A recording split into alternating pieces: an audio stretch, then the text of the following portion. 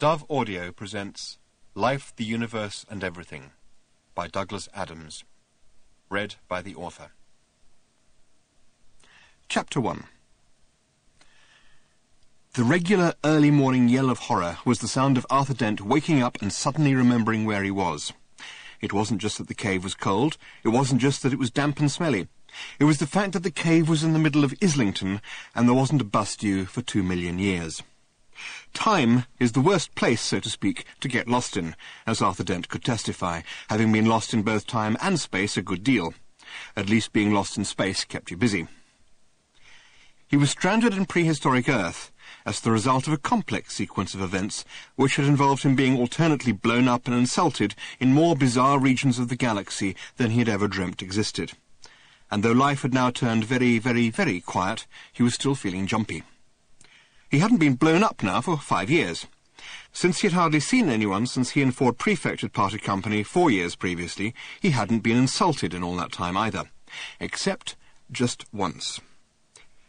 It had happened on a spring evening about 2 years previously.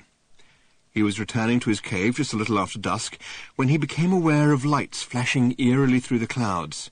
He turned and stared, with hope suddenly clambering through his heart. Rescue, escape, the castaway's impossible dream, a ship! And as he watched, as he stared in wonder and excitement, a long silver ship descended through the warm evening air, quietly, without fuss, its long legs unlocking in a smooth ballet of technology. It alighted gently on the ground, and what little hum it had generated died away as if lulled by the evening calm. A ramp extended itself. Light streamed out. A tall figure appeared silhouetted in the hatchway. It walked down the ramp and stood in front of Arthur. "You're a jerk, Dent," it said simply. It was alien, very alien.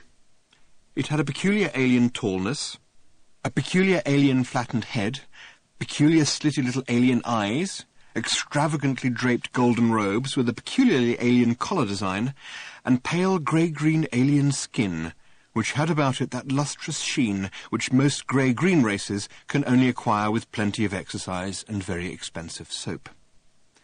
Arthur boggled at it. It gazed levelly at him. Arthur's first sensations of hope and trepidation had instantly been overwhelmed by astonishment, and all sorts of thoughts were battling for the use of his vocal cords at this moment. "Wh?" he said. He added. "Who?" he managed finally to say, and lapsed into a frantic kind of silence. He was feeling the effects of having not said anything to anybody for as long as he could remember. The alien creature frowned briefly and consulted what appeared to be some species of clipboard, which he was holding in his thin and spindly alien hand. "Arthur Dent," it said. Arthur nodded helplessly. "Arthur Philip Dent," pursued the alien in a kind of efficient yap. Yes, confirmed Arthur. "You're a jerk," repeated the alien, "a complete arsehole." The creature nodded to itself, made a peculiar alien tick on its clipboard, and turned briskly back towards its ship.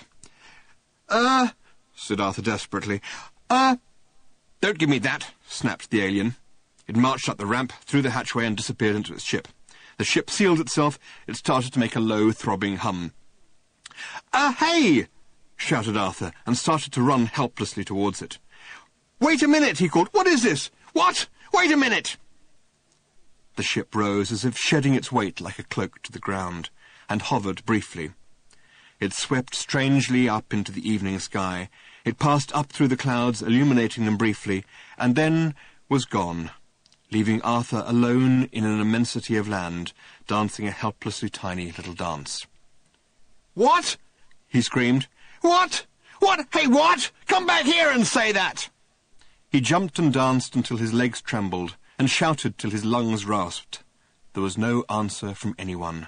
There was no one to hear him or speak to him. The alien ship was already thundering towards the upper reaches of the atmosphere, on its way out into the appalling void which separates the very few things there are in the universe from each other.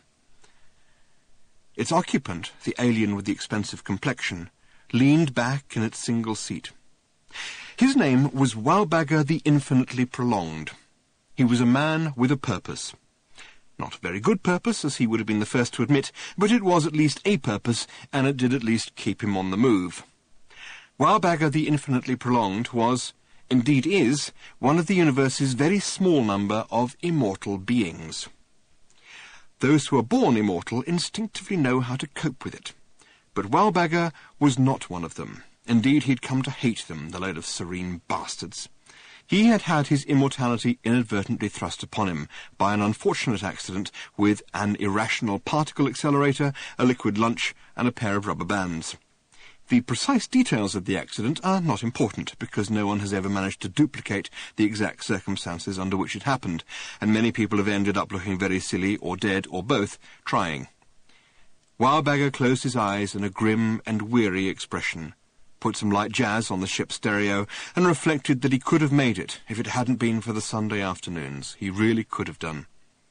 To begin with, it was fun. He had a ball, living dangerously, taking risks, cleaning up on high-yield long-term investments, and just generally outliving the hell out of everybody.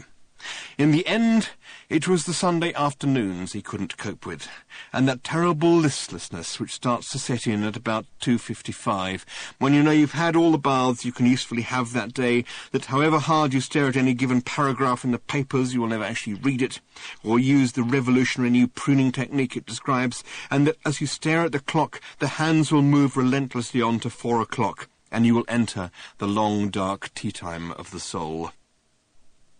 So things began to pall for him. The merry smiles he used to wear at other people's funerals began to fade. He began to despise the universe in general, and everybody in it in particular. This was the point at which he conceived his purpose, the thing that would drive him on, and which, as far as he could see, would drive him on forever.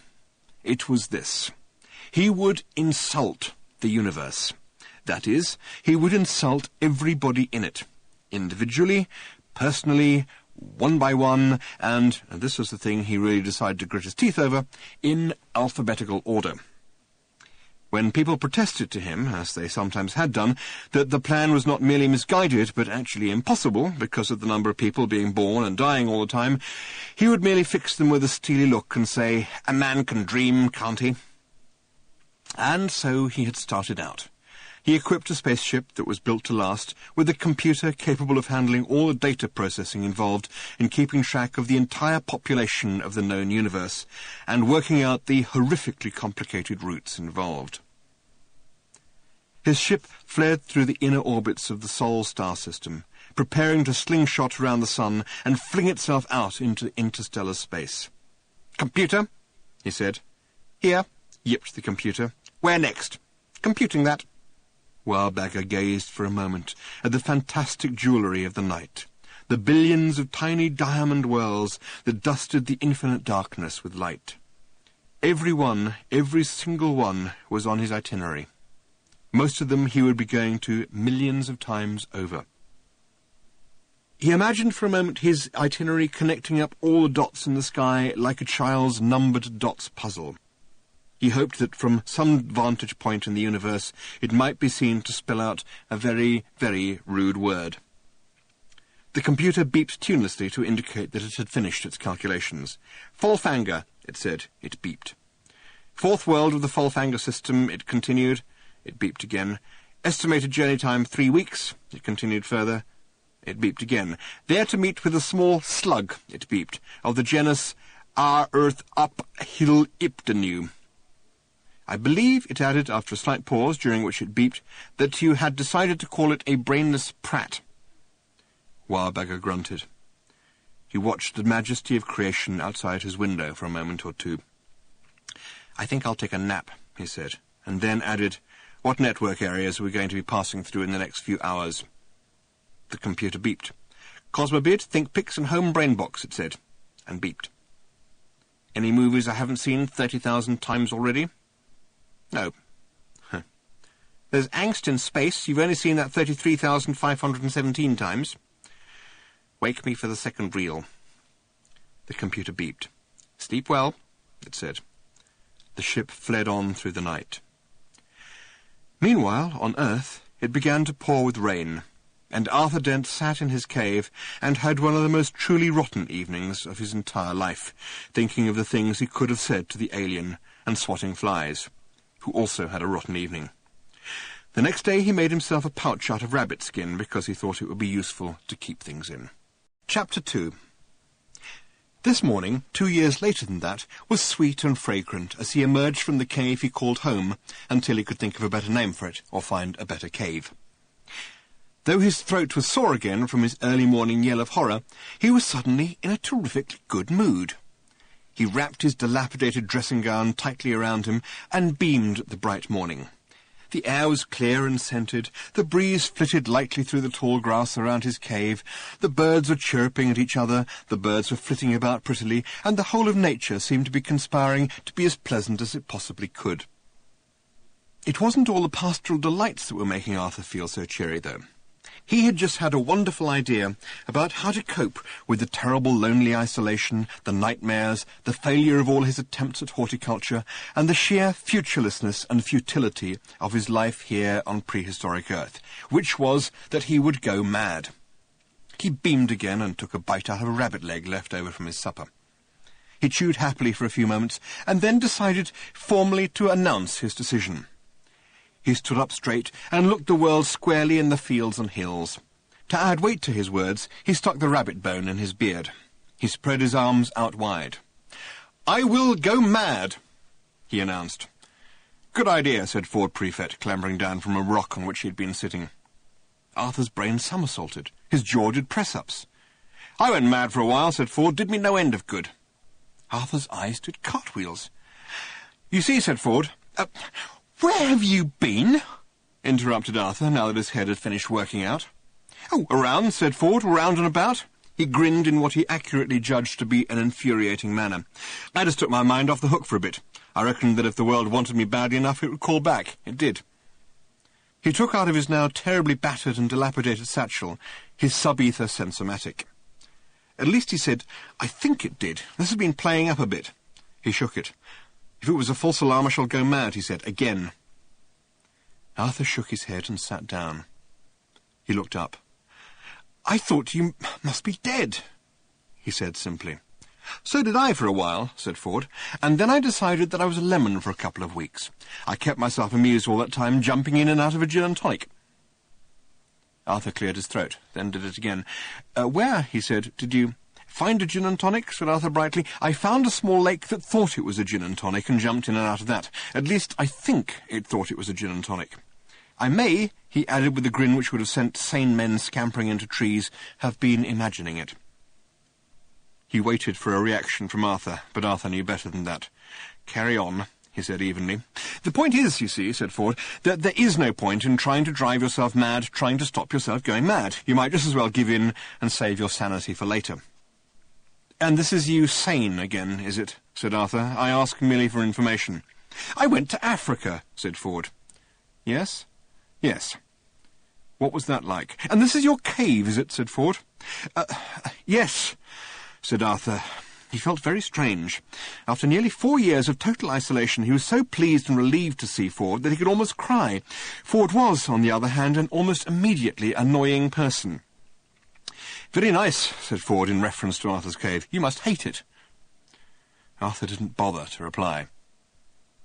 "Africa was very interesting," said Ford. "I behaved very oddly there." He gazed thoughtfully into the distance. "I took up being cruel to animals," he said airily, "but only," he added, "as a hobby." "Oh, yes?" said Arthur warily. Yes," Ford assured him. "I won't disturb you with the details, because they would—" "What?" "Disturb you. But you may be interested to know that I am single-handedly responsible for the evolved shape of the animal you came to know in later centuries as a giraffe. And I tried to learn to fly, do you believe me?"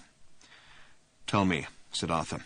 "I'll tell you later. I'll just mention that the guide says—" The guide, the Hitchhiker's Guide to the Galaxy, you remember?" "Yes, I remember throwing it into the river."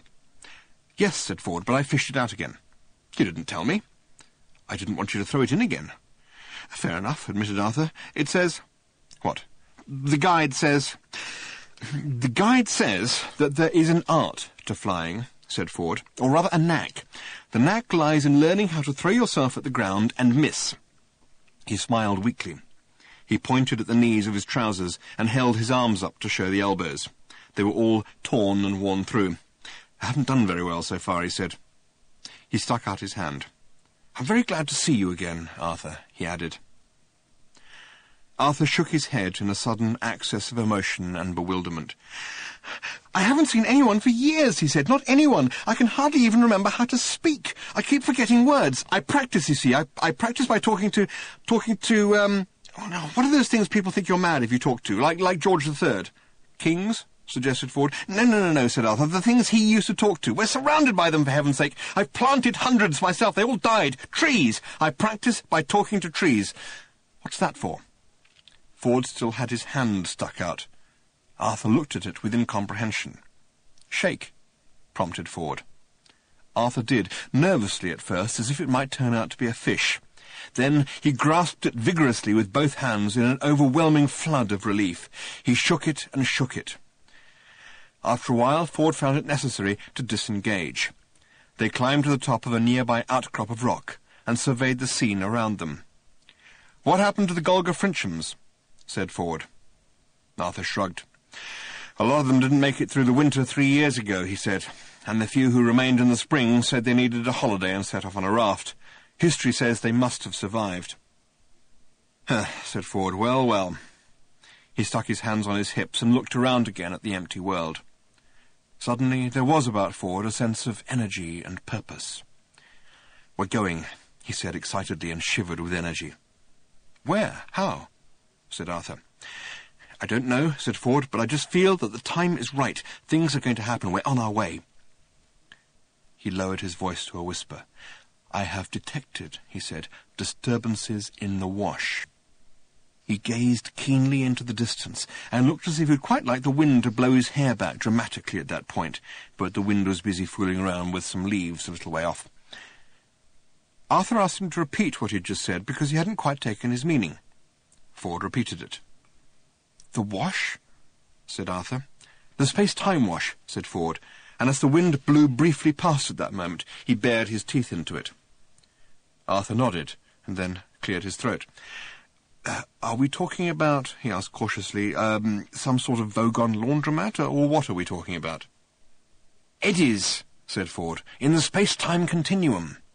"Ah," nodded Arthur. Is he? He pushed his hands into the pocket of his dressing gown and looked knowledgeably into the distance. "What?"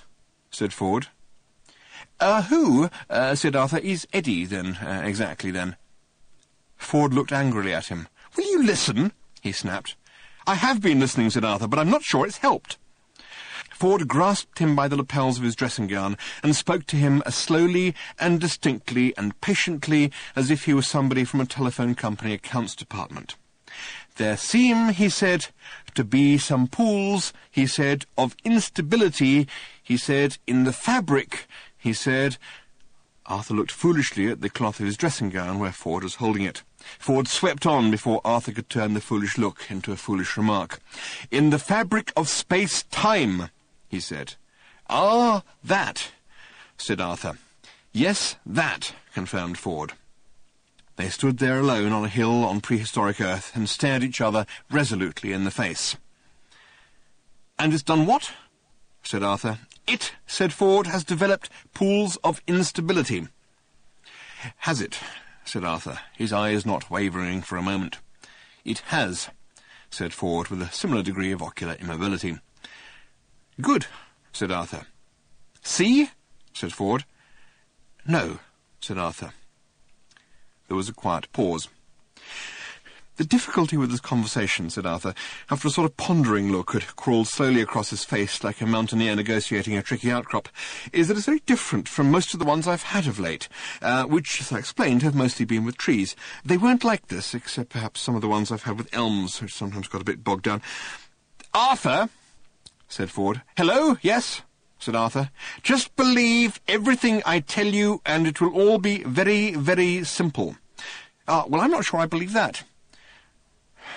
They sat down and composed their thoughts. Ford got out his sub-ether sensomatic. It was making vague humming noises, and a tiny light on it was flickering faintly. "Flat battery?" said Arthur. "No," said Ford. "There is a moving disturbance in the fabric of space-time, an eddy, a pool of instability, and it's somewhere in our vicinity." "Where?" Ford moved the device in a slow, lightly bobbing semicircle. Suddenly, the light flashed. "There!" said Ford, shooting out his arm. "There, behind that sofa!" Arthur looked. Much to his surprise, there was a velvet, paisley-covered Chesterfield sofa in the field in front of them. He boggled intelligently at it. Shrewd questions sprang into his mind. "Why," he said, "is there a sofa in that field?" "I told you," shouted Ford, leaping to his feet. "Eddies in the space-time continuum."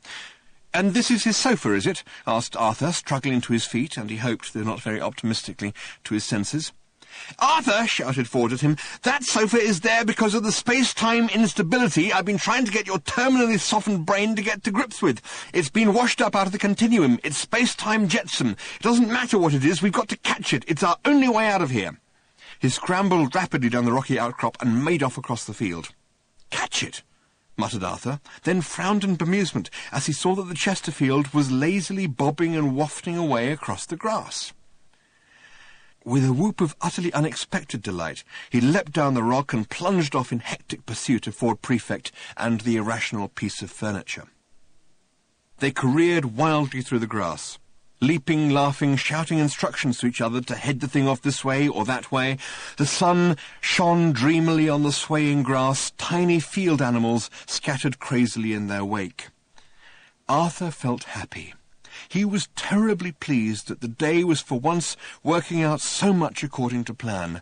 Only 20 minutes ago he had decided that he would go mad, and now here he was already chasing a Chesterfield sofa across the fields of prehistoric Earth.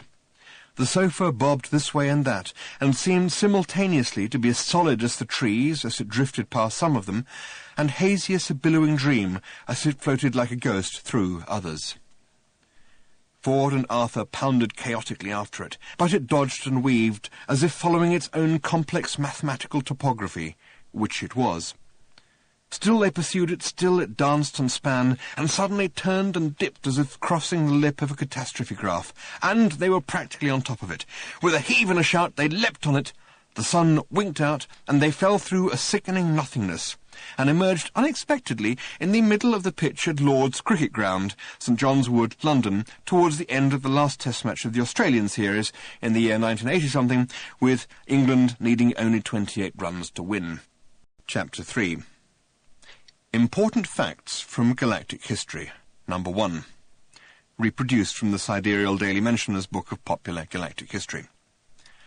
The night sky over the planet Cricket is the least interesting sight in the entire universe.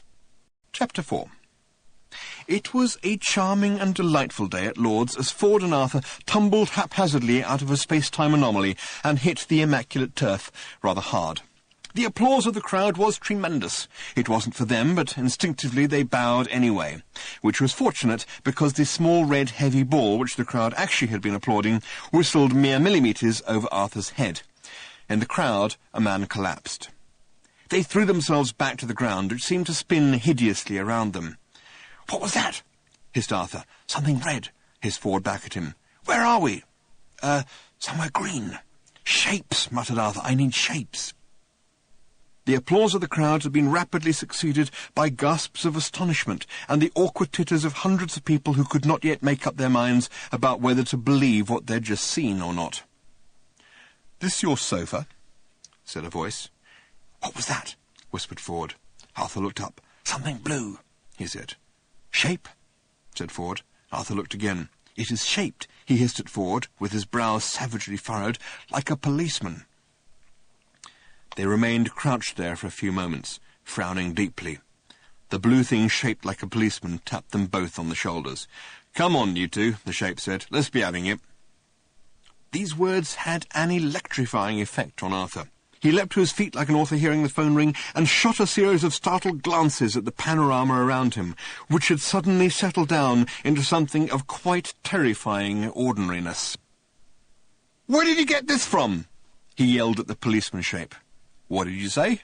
said the startled shape. "This is Lord's cricket ground, isn't it?" snapped Arthur.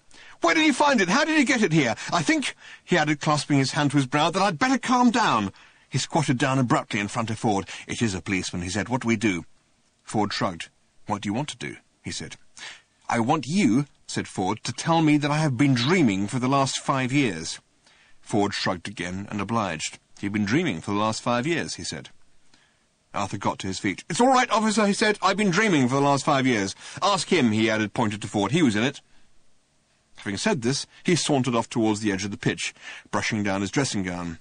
He then noticed his dressing gown and stopped. He stared at it. He flung himself at the policeman. "So where did I get these clothes from?" he howled. He collapsed and lay twitching on the grass. Ford shook his head. "He's had a bad 2 million years," he said to the policeman.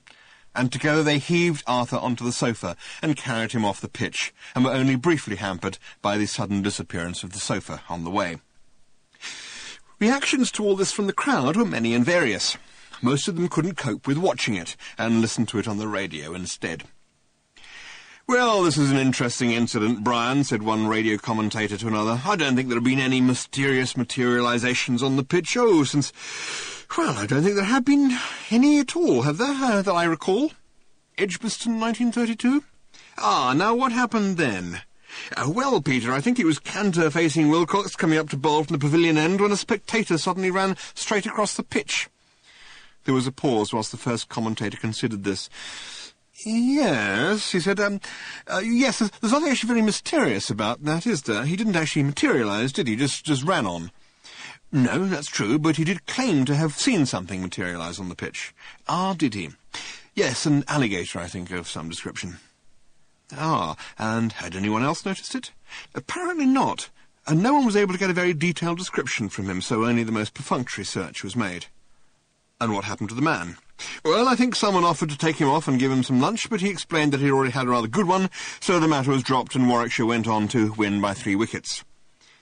So, not very like this current instance. For those of you who just tuned in, you may be interested to know that 2 men, 2 rather scruffily attired men, and indeed a sofa, a Chesterfield, I think, yes, a Chesterfield, have just materialised here in the middle of Lord's cricket ground, but I don't think they meant any harm. They've been very good-natured about it, and, sorry, can I interrupt you for a moment, Peter, and say that the sofa has just vanished? So it has. Well, that's one mystery less. Still, it's definitely one for the record books, I think, particularly carrying at this dramatic moment in play. England now needing only 24 runs to win the series. The men are leaving the pitch in the company of a police officer, and I think everyone's settling down now, and play is about to resume. "Now, sir," said the policeman, after they had made a passage through the curious crowd and laid Arthur's peacefully inert body on a blanket, "perhaps you'd care to tell me who you are, where you came from, and what that little scene was all about." Ford looked at the ground for a moment, as if steadying himself for something. Then he straightened up and aimed a look at the policeman, which hit him with the full force of every inch of the 6 light-years distance between Earth and Ford's home near Beetlejuice. "All right," said Ford very quietly, "I'll tell you." "Yes, well, that won't be necessary," said the policeman hurriedly. "Just don't let whatever it was happen again." The policeman turned round and wandered off in search of anyone who wasn't from Beetlejuice. Fortunately, the ground was full of them. Arthur's consciousness approached his body as if from a great distance, and reluctantly. It had had some bad times in there. Slowly, nervously, it entered, and settled down into its accustomed position. Arthur sat up. "Where am I?" he said. "Lord's cricket ground," said Ford. "Fine," said Arthur, and his consciousness stepped out again for a quick breather. His body flopped back on the grass. 10 minutes later, hunched over a cup of tea in the refreshment tent, the colour started to come back to his haggard face. "How are you feeling?" said Ford. "I'm home," said Arthur hoarsely. He closed his eyes and greedily inhaled the steam from his tea as if it was, well, as far as Arthur was concerned, as if it was tea, which it was. "I'm home," he repeated. "Home. It's England. It's today. The nightmare is over." He opened his eyes again and smiled serenely. "I'm where I belong," he said in an emotional whisper. "There are 2 things I feel I should tell you," said Ford, tossing a copy of The Guardian over the table at him. "I'm home," said Arthur. "Yes," said Ford. "One is," he said, pointing at the date at the top of the paper, "that the Earth will be demolished in 2 days' time." "I'm home," said Arthur. "Tea," he said. "Cricket," he added with pleasure. Mown grass, wooden benches, white linen jackets, beer cans. Slowly he began to focus on the newspaper. He cocked his head on one side with a slight frown. "I've seen that one before," he said. His eyes wandered slowly up to the date, which Ford was idly tapping at. His face froze for a second or two, and then began to do that terribly slow crashing trick which Arctic ice floes do so spectacularly in the spring. "And the other thing," said Ford, "is that you appear to have a bone in your beard." He tossed back his tea. Outside the refreshment tent, the sun was shining on a happy crowd. It shone on white hats and red faces. It shone on ice lollies and melted them. It shone on the tears of small children whose ice lollies had just melted and fallen off the stick. It shone on the trees. It flashed off whirling cricket bats. It gleamed off the utterly extraordinary object which was parked behind the sight screens, and which nobody appeared to have noticed. It beamed on Ford and Arthur as they emerged blinking from the refreshment tent and surveyed the scene around them. Arthur was shaking. "Perhaps," he said, "I should—" "No," said Ford sharply. "What?" said Arthur. "Don't try and phone yourself up at home." "How did you know?" Ford shrugged. "But why not?" said Arthur.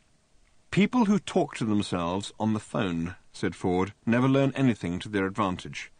"But look," said Ford. He picked up an imaginary phone and dialed an imaginary dial. "Hello," he said into the imaginary mouthpiece. "Is that Arthur Dent?" "Ah, hello, yes. This is Arthur Dent speaking. Don't hang up." He looked at the imaginary phone in disappointment. He hung up, he said, shrugged, and put the imaginary phone neatly back on its imaginary hook. "This is not my first temporal anomaly," he added. A glummer look replaced the already glum look on Arthur Dent's face. "So we're not home and dry," he said. "We could not even be said," replied Ford, "to be home and vigorously toweling ourselves off." The game continued. The bowler approached the wicket at a lope, a trot, and then a run. He suddenly exploded in a flurry of arms and legs, out of which flew a ball. The batsman swung and thwacked it behind him over the sight screens. Ford's eyes followed the trajectory of the ball and jogged momentarily. He stiffened. He looked along the flight path of the ball again, and his eyes twitched again. "This isn't my towel," said Arthur, who was rummaging in his rabbit-skin bag. "Shh," said Ford. He screwed his eyes up in concentration. "I had a Golgafrinchen jogging towel," continued Arthur. "It was blue with yellow stars on it. This isn't it." "Shh," said Ford again. He covered one eye and looked with the other. "This one's pink," said Arthur. "It isn't yours, is it?" "I would like you to shut up about your towel," said Ford. "It isn't my towel," insisted Arthur. "That is the point I'm trying to—" "And the time at which I would like you to shut up about it," continued Ford in a low growl, "is now." "All right," said Arthur, starting to stuff it back into the primitively stitched rabbit-skin bag. "I realise that it is probably not important in the cosmic scale of things. It's just odd, that's all. A pink towel suddenly, instead of a blue one with yellow stars." Ford was beginning to behave rather strangely. Or rather, not actually beginning to behave strangely, but beginning to behave in a way that was strangely different from the other strange ways in which he more regularly behaved. What he was doing was this. Regardless of the bemused stares it was provoking from his fellow members of the crowd gathered round the pitch, he was waving his hands in sharp movements across his face, ducking down behind some people, leaping up behind others, then standing still and blinking a lot. After a moment or two of this, he started to stalk forward slowly and stealthily, wearing a puzzled frown of concentration, like a leopard that is not sure whether it's just seen a half-empty tin of cat food half a mile away across a hot and dusty plain. "This isn't my bag, either," said Arthur suddenly. Ford's spell of concentration was broken. He turned angrily on Arthur. "I wasn't talking about my towel," said Arthur. "We've established that that isn't mine. It's just that the bag into which I was putting the towel, which is not mine, is also not mine, though it is extraordinarily similar. Now, personally, I think that that is extremely odd, especially as the bag was one I'd made myself on prehistoric Earth. These are also not my stones," he added, pulling a few flat grey stones out of the bag. "I was making a collection of interesting stones, and these are clearly very dull ones." A roar of excitement thrilled through the crowd and obliterated whatever it was that Ford said in reply to this piece of information. The cricket ball, which had excited this reaction, fell out of the sky and dropped neatly into Arthur's mysterious rabbit-skin bag. Now, I would say that was also a very curious event, said Arthur, rapidly closing the bag and pretending to look for the ball on the ground.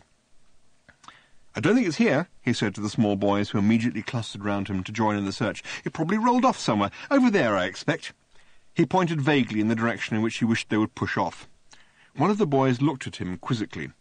You all right? Said the boy. No, said Arthur. Then why have you got a bone in your beard? Said the boy. I'm training it to like being wherever it's put. Arthur prided himself on saying this. It was, he thought, exactly the sort of thing that would entertain and stimulate young minds. Oh, said the small boy, putting his head on one side and thinking about it. What's your name? Dent, said Arthur. Arthur Dent. You're a jerk, Dent, said the boy. Complete arsehole. The boy looked past him at something else to show that he wasn't in any particular hurry to run away, and then wandered off scratching his nose. Suddenly Arthur remembered that the earth was going to be demolished again in 2 days' time, and just this once didn't feel too bad about it.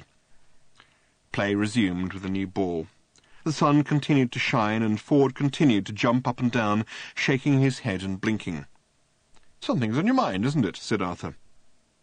I think, said Ford, in a tone of voice which Arthur now recognised as one which presaged something utterly unintelligible, that there's an SEP over there. He pointed. Curiously enough, the direction he pointed in was not the one in which he was looking. Arthur looked in the one direction, which was towards the sight screens, and in the other, which was at the field of play. He nodded. He shrugged. He shrugged again. What? He said. An SEP. An S what? E-P. And what's that? Somebody else's problem, said Ford. Ah, good, said Arthur, and relaxed. He had no idea what that was all about, but at least it seemed to be over. It wasn't. Over there, said Ford, again pointing at the sight screens and looking at the pitch. Where? Said Arthur. There, said Ford. I see, said Arthur, who didn't. You do? Said Ford. What? Said Arthur. Can you see, said Ford patiently, the SEP? I thought you said that was someone else's problem. That's right. Arthur nodded slowly, carefully, and with an air of immense stupidity. And I want to know, said Ford, if you can see it. You do? Yes. What, said Arthur, does it look like? Well, how should I know, you fool, shouted Ford. If you can see it, you tell me. Arthur experienced that dull throbbing sensation just behind the temples, which was a hallmark of so many of his conversations with Ford. His brain lurked like a frightened puppy in its kennel. Ford took him by the arm. An SEP, he said, is something we can't see or don't see, or our brain doesn't let us see because we think that it's somebody else's problem. That's what SEP means. Somebody else's problem. The brain just edits it out. It's like a blind spot. If you look at it directly, you won't see it unless you know precisely what it is. Your only hope is to catch it by surprise out of the corner of your eye. Ah, said Arthur. Then that's why... Yes, said Ford, who knew what Arthur was going to say. You've been jumping up and... Yes, down and blinking. Yes, and I think you've got the message. I can see it, said Arthur. It's a spaceship. For a moment, Arthur was stunned by the reaction this revelation provoked. A roar erupted from the crowd, and from every direction people running, shouting, yelling, tumbling over each other in a tumult of confusion. He stumbled back in astonishment and glanced fearfully around. And he glanced around again in even greater astonishment. Exciting, isn't it? Said an apparition. The apparition wobbled in front of Arthur's eyes, though the truth of the matter is probably that Arthur's eyes were wobbling in front of the apparition. His mouth wobbled as well. His mouth said, I think your team has just won, said the apparition. Repeated Arthur, and punctuated each wobble with a prod at Ford Prefect's back. Ford was staring at the tumult and trepidation. You are English, aren't you? Said the apparition. Yes, said Arthur. Well, your team, must I say, have just won the match. It means they retain the Ashes. You must be very pleased. I must say I'm rather fond of cricket, though I wouldn't like anyone else outside this planet to hear me saying that. Oh dear, no. The apparition gave what looked as if it might have been a mischievous grin, but it was hard to tell because the sun was directly behind him, creating a blinding halo around his head and illuminating his silver hair and beard in a way which was awesome, dramatic, and hard to reconcile with mischievous grins. "Still," he said, "it'll all be over in a couple of days, won't it? Though, as I said to you when we last met, I was very sorry about it. Still, whatever will have been, will have been." Arthur tried to speak, but gave up the unequal struggle. He prodded Ford again. "I thought something terrible had happened," said Ford, "but it's just the end of the game. We ought to get out. Oh, hello, Slarty Bartfast. What are you doing here?" "Oh, pottering, said the old man gravely. "That your ship? Can you give us a lift anywhere?" Patience, the old man admonished. "OK," said Ford, "it's just that this planet's going to be demolished pretty soon." "I know that," said Slarty Bartfast, "and, well, I just wanted to make that point," said Ford. "The point is taken. And if you feel that you really want to hang around a cricket pitch at this point—" "I do." "Then it's your ship." "It is." "I suppose." Ford turned away sharply at this point. "Hello, Slarty Bartfast," said Arthur at last. "Hello, Earthman," said Slarty Bartfast. "After all," said Ford, "we can only die once." The old man ignored this and stared keenly onto the pitch, with eyes which seemed alive with expressions that had no apparent bearing on what was happening out there. What was happening was that the crowd was gathering itself into a wide circle around the centre of the pitch. What Slarty Bartfast saw in it, he alone knew. Ford was humming irritably. "It's just," he burst out at last, "that if we don't go soon, we might get caught up in the middle of it all again, and there's nothing that depresses me more than seeing a planet being destroyed, except possibly still being on it when it happens. Or," he added in an undertone, "hanging around cricket matches." "Patience," said Slarty Bartfast again. "Great things are afoot." "That's what you said last time we met," said Arthur. "They were," said Slarty Bartfast. "Well, yes, that's true," admitted Arthur. All, however, that seemed to be afoot was a ceremony of some kind.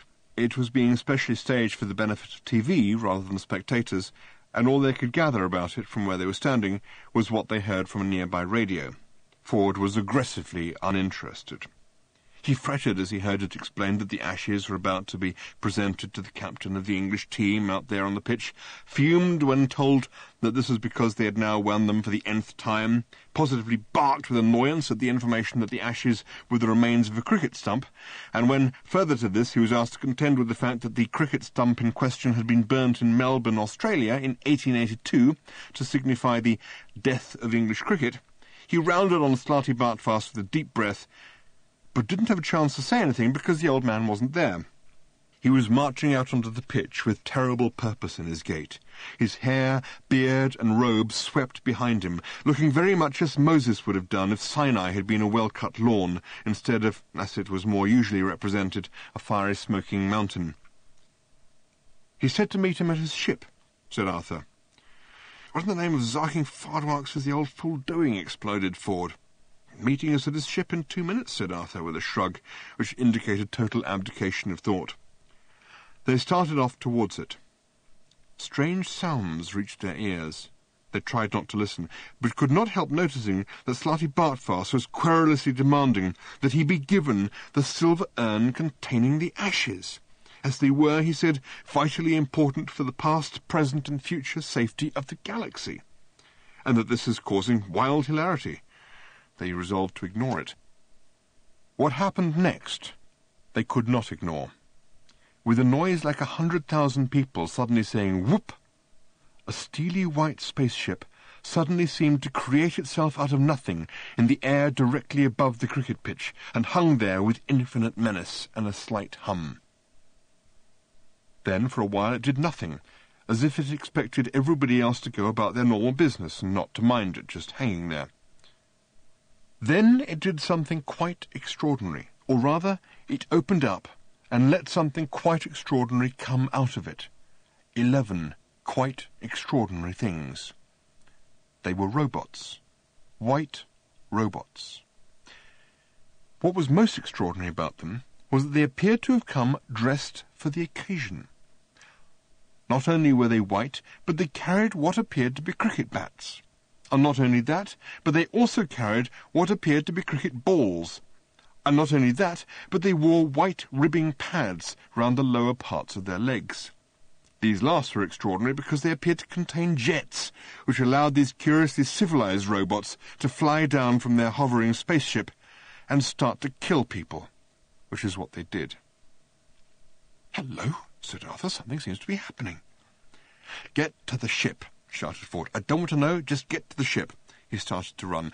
"I don't want to know, I don't want to see, I don't want to hear," he yelled as he ran. "This is not my planet, I didn't choose to be here, I don't want to be involved. Just get me out of here and get me to a party with people I can relate to."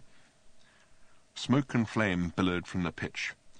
"Well, the supernatural brigade certainly seems to be out in force here today," burbled a radio happily to itself. "What I need," shouted Ford, by way of clarifying his previous remarks, "is a strong drink and a peer group." He continued to run, pausing only for a moment to grab Arthur's arm and drag him along with him. Arthur had adopted his normal crisis role, which was to stand with his mouth hanging open and let it all wash over him. "They're playing cricket," muttered Arthur, stumbling along after Ford. I swear they're playing cricket. I do not know why they're doing this, but that is what they're doing. They're not just killing people, they're sending them up." He shouted, "Ford, they're sending us up!" It would have been hard to disbelieve this without knowing a great deal more about galactic history than Arthur had so far managed to pick up in his travels. The ghostly but violent shapes that could be seen moving within the thick pall of smoke seemed to be performing a series of bizarre parodies of batting strokes, the difference being that every ball they struck with their bats exploded wherever it landed. The very first one of these had dispelled Arthur's initial reaction that the whole thing might just be a publicity stunt by Australian margarine manufacturers. And then, as suddenly as it had all started, it was over. The 11 white robots ascended through the seething cloud in a tight formation, and with a few last flashes of flame entered the bowels of their hovering white ship, which, with the noise of 100,000 people saying "Foop," promptly vanished into the thin air out of which it had whooped. For a moment there was a terrible stunned silence, and then out of the drifting smoke emerged the pale figure of Slarty Bartfast, looking even more like Moses, because in spite of the continued absence of the mountain, he was at least now striding across a fiery and smoking, well-mown lawn. He stared wildly about him until he saw the hurrying figures of Arthur Dent and Ford Prefect forcing their way through the frightened crowd, which was for the moment busy stampeding in the opposite direction. The crowd was clearly thinking to itself about what an unusual day this is turning out to be, and not really knowing which way, if any, to turn. Slarty Bartfast was gesticulating urgently at Ford and Arthur and shouting at them as the three of them gradually converged on his ship, still parked behind the sight screens, and still apparently unnoticed by the crowd stampeding past it, who presumably had enough of their own problems to cope with at that time. "They've gobble, wobble, wobble," shouted Slarty Bartfast in his thin, tremulous voice. "What did he say?" panted Ford as he elbowed his way onwards. Arthur shook his head. "They've something or other," he said. "They've table, wobble, wobble," shouted Slarty Bartfast again. Ford and Arthur shook their heads at each other. "It sounds urgent," said Arthur. He stopped and shouted. "What?" "They've gobble, wobble, fashes," cried Slarty Bartfast, still waving at them. "He says," said Arthur, "they've taken the ashes. That is what I think he says." They ran on. "The," said Ford. "Ashes," said Arthur tersely. "The burnt remains of a cricket stump. It's a trophy that," he was panting, is apparently what they have come and taken." He shook his head very slightly, as if he was trying to get his brain to settle down lower in his skull. "Strange thing to want to tell us," snapped Ford. "Strange thing to take. Strange ship." They had arrived at it. The second strangest thing about the ship was watching the somebody else's problem field at work. They could now clearly see the ship for what it was, simply because they knew it was there. It was quite apparent, however, that nobody else could. It wasn't because it was actually invisible or anything hyper-impossible like that. The technology involved in making anything invisible is so infinitely complex that 999,999,999,999 times out of a billion, it is much simpler and more effective just to take the thing away and do without it. The ultra-famous sciento-magician Ephrafax of Wug once bet his life that, given a year, he could render the great mega-mountain Magramal entirely invisible. Having spent most of the year juggling around with immense luxo valves and refracto nullifiers and spectrum bypass-o-matics, he realized with 9 hours to go that he wasn't going to make it. So he and his friends, and his friends' friends, and his friends' friends' friends, and his friends' friends' friends' friends, and some rather less good friends of theirs who happen to own a major stellar trucking company, put in what is now widely recognized as being the hardest night's work in history, and sure enough, on the following day, Magramal was no longer visible. Ephrafax lost his bet, and therefore his life, simply because some pedantic adjudicating official noticed A, that when walking around the area that Magramal ought to be, he didn't trip over or break his nose on anything, and B, a suspicious-looking extra moon. The somebody else's problem field is much simpler and more effective, and what is more, can be run for over 100 years on a single torch battery. This is because it relies on people's natural predisposition not to see anything they don't want to, weren't expecting, or can't explain. If Ephrafax had painted the mountain pink and erected a cheap and simple somebody else's problem field on it, then people would have simply walked past the mountain, around it, even over it, and would simply never have noticed that the thing was there. And this is precisely what was happening with Slartibartfast's ship.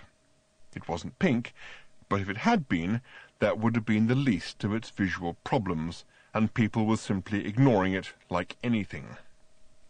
The most extraordinary thing about it was that it looked only partly like a spaceship with guidance fins, rocket engines, and escape hatches and so on, and a great deal like a small upended Italian bistro. Ford and Arthur gazed at it with wonderment and deeply offended sensibilities. "Yes, I know," said Slartibartfast, hurrying up to them at that point, breathless and agitated. "But there is a reason. Come, we must go. The ancient nightmare is come again. Doom confronts us all. We must leave at once." "I fancy somewhere sunny," said Ford. Ford and Arthur followed Slartibartfast into the ship, and were so perplexed by what they saw inside it that they were totally unaware of what happened next outside. A spaceship, yet another one, but this one sleek and silver, descended from the sky onto the pitch, quietly, without fuss, its long legs unlocking in a smooth ballet of technology. It landed gently. It extended a short ramp. A tall, grey-green figure marched briskly out and approached the small knot of people who were gathered at the centre of the pitch, tending to the casualties of the recent bizarre massacre. It moved people aside with quiet, understated authority, and came at last to a man lying in a desperate pool of blood, clearly now beyond the reach of any earthly medicine, breathing, coughing his last. The figure knelt down quietly beside him. "Arthur Philip Deodat?" asked the figure. The man, with horrified confusion in his eyes, nodded feebly. "You're a no-good Dumbo nothing," whispered the creature. "I thought you should know that before you went." Chapter 5. Important Facts from Galactic History No. 2, reproduced from the Sidereal Daily Mentioner's Book of Popular Galactic History. Since this galaxy began, vast civilization have risen and fallen, risen and fallen, risen and fallen so often that it's quite tempting to think that life in the galaxy must be A, something akin to seasick, space-sick, time-sick, history-sick, or some such thing, and B, stupid. Chapter 6. It seemed to Arthur as if the whole sky suddenly just stood aside and let them through. It seemed to him that the atoms of his brain and the atoms of the cosmos were streaming through each other. It seemed to him that he was blown on the wind of the universe, and that the wind was him. It seemed to him that he was one of the thoughts of the universe, and that the universe was a thought of his. It seemed to the people at Lord's Cricket Ground that another North London restaurant had just come and gone, as they so often do, and that this was somebody else's problem. "What happened?" whispered Arthur in considerable awe. "We took off," said Slarty Bartfast. Arthur lay in startled stillness on the acceleration couch. He wasn't certain whether he had just got space sickness or religion. "Nice mover," said Ford, in an unsuccessful attempt to disguise the degree to which he had been impressed by what Slarty Bartfast's ship had just done. "Shame about the decor." For a moment or two the old man didn't reply. He was staring at the instruments with the air of one who is trying to convert Fahrenheit to centigrade in his head while his house is burning down. Then his brow cleared, and he stared for a moment at the wide panoramic screen in front of him, which displayed a bewildering complexity of stars streaming like silver threads around them. His lips moved as if he was trying to spell something. Suddenly his eyes darted in alarm back to his instruments, but then his expression merely subsided into a steady frown. He looked back up at the screen. He felt his own pulse. His frown deepened for a moment. Then he relaxed. "It's a mistake to try and understand machines," he said. "They only worry me. What did you say?" Decor, said Ford. "Pity about it."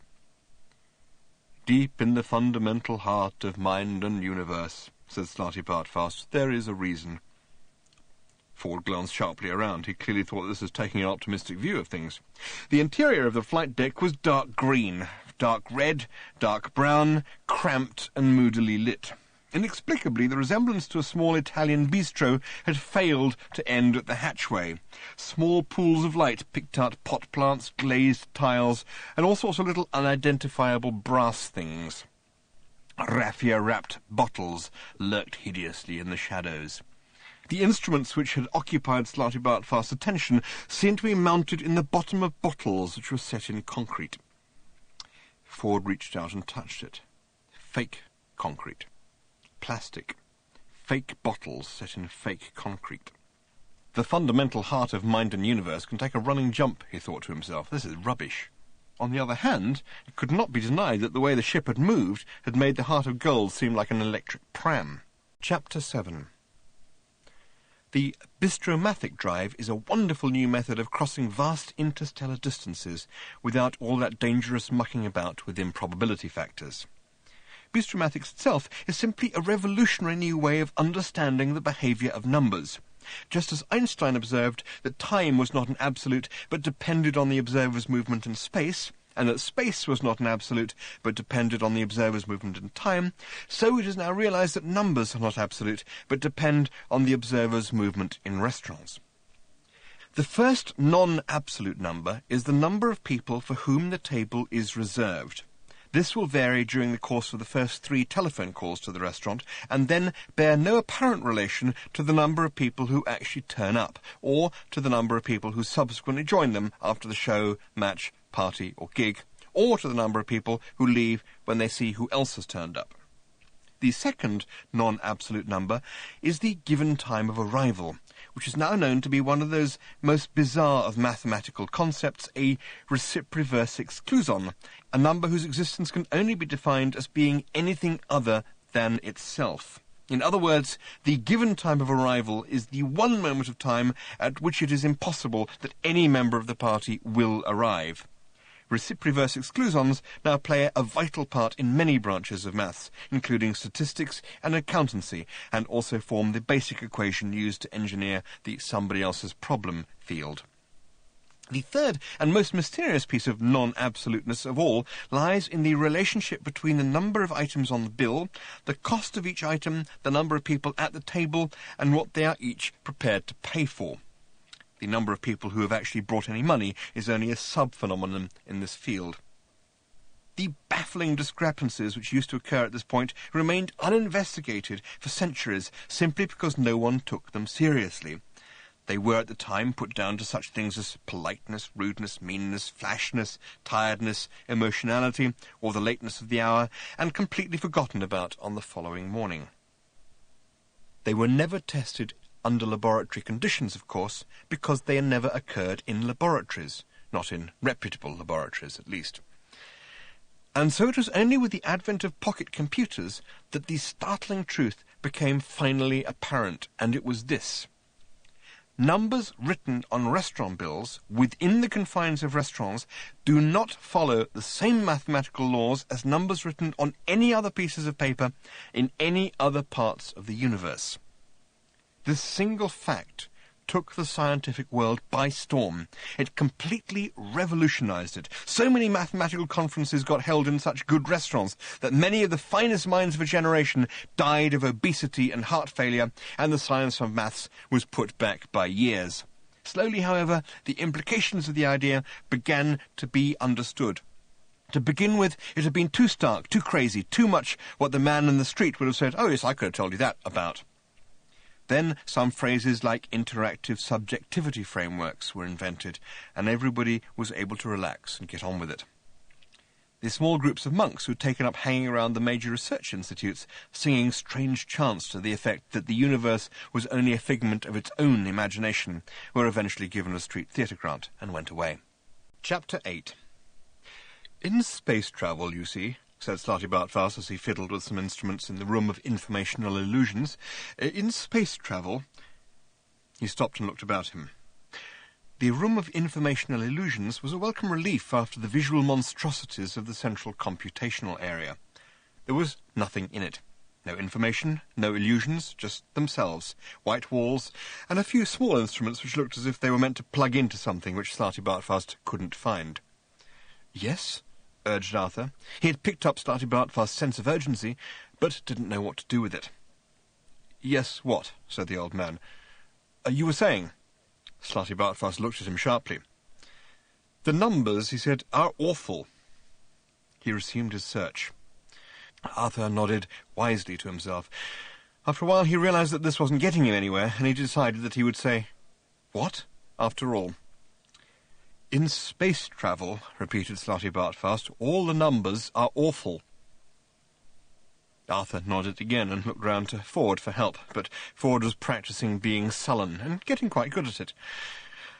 "I was only," said Slarty Bartfast with a sigh, "trying to save you the trouble of asking me why all the ship's computations were being done on a waiter's bill pad." Arthur frowned. "Why," he said, "were all the ship's computations being done on a He stopped. Slarty Bartfast said, "Because in space travel all the numbers are awful." He could tell that he wasn't getting his point across. "Listen," he said, "on a waiter's bill pad numbers dance. You must have encountered the phenomenon." "Well, on a waiter's bill pad," said Slarty Bartfast, "reality and unreality collide on such a fundamental level that each becomes the other and anything is possible within certain parameters." "What parameters?" "It's impossible to say," said Slarty Bartfast. "That's one of them. Strange, but true. At least I think it's strange," he added, "and I am assured that it's true." At that moment he located the slot in the wall for which he had been searching, and clicked the instrument he was holding into it. "Do not be alarmed," he said, and then suddenly darted an alarmed look at it himself and lunged back. "It's—" They didn't hear what he said, because at that moment the ship winked out of existence around them, and a star battleship the size of a small Midlands industrial city plunged out of the sundered night towards them, star lasers ablaze. A nightmare storm of blistering light seared through the blackness and smacked a fair bit off the planet directly behind them. They gaped, pop-eyed, and were unable to scream. Chapter 9. Another world, another day, another dawn. The early morning's thinnest sliver of light appeared silently. Several billion trillion tons of super-hot exploding hydrogen nuclei rose slowly above the horizon and managed to look small, cold, and slightly damp. There is a moment in every dawn when light floats. There is the possibility of magic. Creation holds its breath. The moment passed, as it regularly did on Squanchula Seta, without incident. The mist clung to the surface of the marshes. The swamp trees were grey with it, the tall reeds indistinct. It hung motionless like held breath. Nothing moved. There was silence.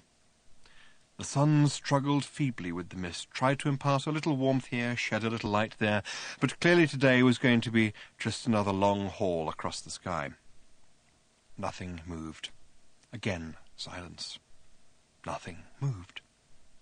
Silence. Nothing moved. Very often on Squanchula Zeta, whole days would go on like this, and this was indeed going to be one of them. 14 hours later, the sun sank hopelessly beneath the opposite horizon with a sense of totally wasted effort. And a few hours later it reappeared, squared its shoulders, and started on up the sky again. This time, however, something was happening. A mattress had just met a robot. "Hello, robot," said the mattress. "Bleh," said the robot, and continued what it was doing, which was walking round very slowly in a very tiny circle. "Happy?" said the mattress. The robot stopped and looked at the mattress. It looked at it quizzically. It was clearly a very stupid mattress. It looked back at him with wide eyes. After what it had calculated to 10 significant decimal places as being the precise length of pause most likely to convey a general contempt for all things mattressy, the robot continued to walk round in tight circles. "We could have a conversation," said the mattress. "Would you like that?" It was a large mattress, and probably one of quite high quality. Very few things actually get manufactured these days, because in an infinitely large universe, such as, for instance, the one in which we live, most things one could possibly imagine, and a lot of things one would rather not, grow somewhere. A forest was discovered recently in which most of the trees grew ratchet screwdrivers as fruit. The life cycle of a ratchet screwdriver is quite interesting. Once picked, it needs a dark, dusty drawer in which it can lie undisturbed for years. Then one night it suddenly hatches, discards its outer skin, which crumbles into dust, and emerges as a totally unidentifiable little metal object with flanges at both ends and a sort of ridge and a sort of hole for a screw. This, when found, will get thrown away. No one knows what it is supposed to gain from this. Nature, in her infinite wisdom, is presumably working on it. No one really knows what mattresses are meant to gain from their lives either. They are large, friendly, pocket-sprung creatures which live quiet, private lives in the marshes of Squanchula Zeta. Many of them get caught, slaughtered, dried out, shipped out, and slept on. None of them seem to mind this, and all of them are called Zem. "No," said Marvin. "My name," said the mattress, "is Zem. We could discuss the weather a little." Marvin paused again in his weary circular plod. "The dew," he observed, "has clearly fallen with a particularly sickening thud this morning." He resumed his walk, as if inspired by this conversational outburst to fresh heights of gloom and despondency. He plodded tenaciously. If he had had teeth, he would have gritted them at this point. He hadn't. He didn't. The mere plod said it all. The mattress flopped around. This is a thing that only live mattresses in swamps are able to do, which is why the word is not in more common usage. It flopped in a sympathetic sort of way, moving a fairish body of water as it did so. It blew a few bubbles up through the water engagingly. Its blue and white stripes glistened briefly in a sudden feeble ray of sun that had unexpectedly made it through the mist, causing the creature to bask momentarily. Marvin plodded. "You have something on your mind, I think," said the mattress floopily. "More than you can possibly imagine," dreared Marvin. "My capacity for mental activity of all kinds is as boundless as the infinite reaches of space itself, except, of course, for my capacity for happiness." Stomp, stomp, he went. "My capacity for happiness," he added, "you could fit into a matchbox without taking out the matches first." The mattress globbered. This is the noise made by a live, swamp-dwelling mattress that is deeply moved by a story of personal tragedy. The word can also, according to the ultra-complete Maximegalon dictionary of every language ever, mean the noise made by the Lord High Sanvalvwag of Hollop on discovering that he has forgotten his wife's birthday for the second year running. Since there was only ever one Lord High Sanvalvwag of Hollop and he never married, the word is only ever used in a negative or speculative sense, and there is an ever-increasing body of opinion which holds that the ultra-complete Maximegalon dictionary is not worth the fleet of lorries it takes to cart its micro-stored edition around in. Strangely enough, the dictionary omits the word floopily, which simply means in the manner of something which is floopy. The mattress globbered again. "I sense a deep dejectedness in your diodes," it volubed. for the meaning of the word volue, buy a copy of Squanchula's Swamp Talk at any remaindered bookshop, or alternatively, buy the ultra-complete Max Megalon dictionary, as the university will be very glad to get it off their hands and regain some valuable parking lots.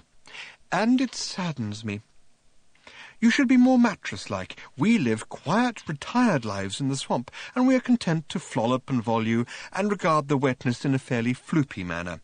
Some of us are killed, but all of us are called Zem, so we never know which. And globbering is thus kept to a minimum. Why are you walking in circles? Because my leg is stuck, said Marvin simply. It seems to me, said the mattress, eyeing it compassionately, that it is a pretty poor sort of leg. You are right, said Marvin. It is. Voon, said the mattress. I expect so, said Marvin, and I also expect that you find the idea of a robot with an artificial leg pretty amusing. You should tell your friends Zem and Zem when you see them later. They'll laugh if I know them, which of course I don't, except insofar as I know all organic life forms, which is much better than I would wish to. But my life is but a box of worm gears. He stomped around again in his tiny circle, around his thin steel peg-leg, which revolved in the mud but seemed otherwise stuck. But why do you just keep walking round and round? Said the mattress. Just to make the point, said Marvin, and continued round and round. Consider it made, my dear friend, flurbled the mattress. Consider it made. Just another 1,000,000 years, said Marvin. Just another quick 1,000,000. Then I might try it backwards, just for the variety, you understand. The mattress could feel in his innermost spring pockets that the robot dearly wished to be asked how long he had been trudging around in this futile and fruitless manner, and with another quiet flurble he did so. Oh, just over the 1.5 million mark, just over, said Marvin airily. Ask me if I ever get bored. Go on, ask me. The mattress did. Marvin ignored the question and merely trudged with added emphasis. I gave a speech once, he said suddenly and apparently unconnectedly. You may not instantly see why I bring the subject up, but that is because my mind works so phenomenally fast, and I am at a rough estimate 30 billion times more intelligent than you. Let me give you an example. Think of a number, any number. 5, said the mattress. Wrong, said Marvin. You see? The mattress was much impressed by this, and realized that it was in the presence of a not unremarkable mind. It willemed along its entire length, sending excited little ripples through its shallow, algae-covered pool. It gupped. Tell me, it urged, of the speech you once made. I long to hear it. It was received very badly, said Marvin, for a variety of reasons. I delivered it, he added, pausing to make an awkward humping sort of gesture with his not exactly good arm, but his arm which was better than the other one, which was dishearteningly welded to his left side. Over there, about a mile distance. He was pointing, as well as he could manage, and he obviously wanted to make it totally clear that this was as well as he could manage, through the mist, over the reeds, to a part of the marsh which looked exactly the same as every other part of the marsh. There, he repeated. I was somewhat of a celebrity at the time. Excitement gripped the mattress. It had never heard of speeches being delivered on Squanchula's Zeta, and certainly not by celebrities. Water splattered off it as a thrill glurried across its back. It did something which mattresses very rarely bother to do. Summoning every bit of its strength, it reared its oblong body, heaved it up into the air, and held it quivering there for a few seconds, whilst it peered through the mist over the reeds at the part of the marsh which Marvin had indicated, observing without disappointment that it was exactly the same as every other part of the marsh. The effort was too much, and it flodged back into its pool, deluging Marvin with smelly mud, moss, and weeds. I was a celebrity, droned the robot sadly, for a short while on account of my miraculous and bitterly resented escape from a fate almost as good as death in the heart of a blazing sun. You can guess from my condition, he added, how narrow my escape was. I was rescued by a scrap metal merchant. Imagine that. Here I am, brain the size of... Oh, never mind. He trudged savagely for a few seconds. He it was who fixed me up with this leg. Hateful, isn't it? He sold me to a mind zoo. I was the star exhibit. I had to sit on a box and tell my story, whilst people told me to cheer up and think positive. "Give us a grin, little robot," they would shout at me. "Give us a little chuckle." I would explain to them that to get my face to grin would take a good couple of hours in a workshop with a wrench, and that went down very well. "The speech," urged the mattress. "I long to hear of the speech you gave in the marshes." There was a bridge built across the marshes, a cyber-structured hyper-bridge, hundreds of miles in length, to carry iron buggies and freighters over the swamp. "A bridge?" quirrelled the mattress. "Here in the swamp?" "A bridge," confirmed Marvin, "here in the swamp. It was going to revitalize the economy of the Squanchula system. They spent the entire economy of the Squanchula system building it. They asked me to open it. Poor fools." It began to rain a little. A fine spray slid through the mist. I stood on the platform. For hundreds of miles in front of me, and hundreds of miles behind me, the bridge stretched. "Did it glitter?" enthused the mattress. It glittered. "Did it span the miles majestically?" It spanned the miles majestically. "Did it stretch like a silver thread far out into the invisible mist?" "Yes," said Marvin. "Do you want to hear the story?" "I want to hear your speech," said the mattress. This is what I said. I said, "I would like to say that it is a very great pleasure, honour and privilege for me to open this bridge, but I can't because my lying circuits are all out of commission. I hate and despise you all. I now declare this hapless cyberstructure open to the unthinking abuse of all who wantonly cross her." And I plugged myself into the opening circuits. Marvin paused, remembering the moment. The mattress flirred and glurried. It flolloped and gupped and willomed, doing this last in a particularly floopy way. "Voon!" it wherfed at last. "And was it a magnificent occasion?" "Reasonably magnificent. The entire 1,000-mile-long bridge spontaneously folded up its glittering spans and sank weeping into the mire, taking everybody with it." There was a sad and terrible pause at this point in the conversation, during which 100,000 people seemed unexpectedly to say whoop, and a team of white robots descended from the sky, like dandelion seeds drifting on the wind in tight military formation. For a sudden, violent moment, they were all there, in the swamp, wrenching Marvin's false leg off, and then they were gone again in their ship, which said foop. "You see the sort of thing I have to contend with," said Marvin to the gobbering mattress. Suddenly, a moment later, the robots were back again for another violent incident, and this time when they left, the mattress was alone in the swamp. He flopped around in astonishment and alarm. He almost lurgled in fear. He reared himself up to see over the reeds, but there was nothing to see. No robot, no glittering bridge, no ship, just more reeds. He listened, but there was no sound on the wind beyond the now familiar sound of half-crazed etymologists calling distantly to each other across the sullen mire. Chapter 10. The body of Arthur Dent span. The universe shattered into a million glittering fragments around it, and each particular shard span silently through the void, reflecting on its silver surface some single searing holocaust of fire and destruction. And then the blackness behind the universe exploded, and each particular piece of blackness was the furious smoke of hell.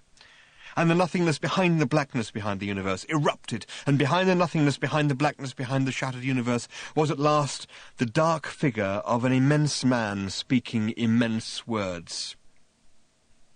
"These, then," said the figure, speaking from an immensely comfortable chair, "were the cricket wars, the greatest devastation ever visited upon our galaxy.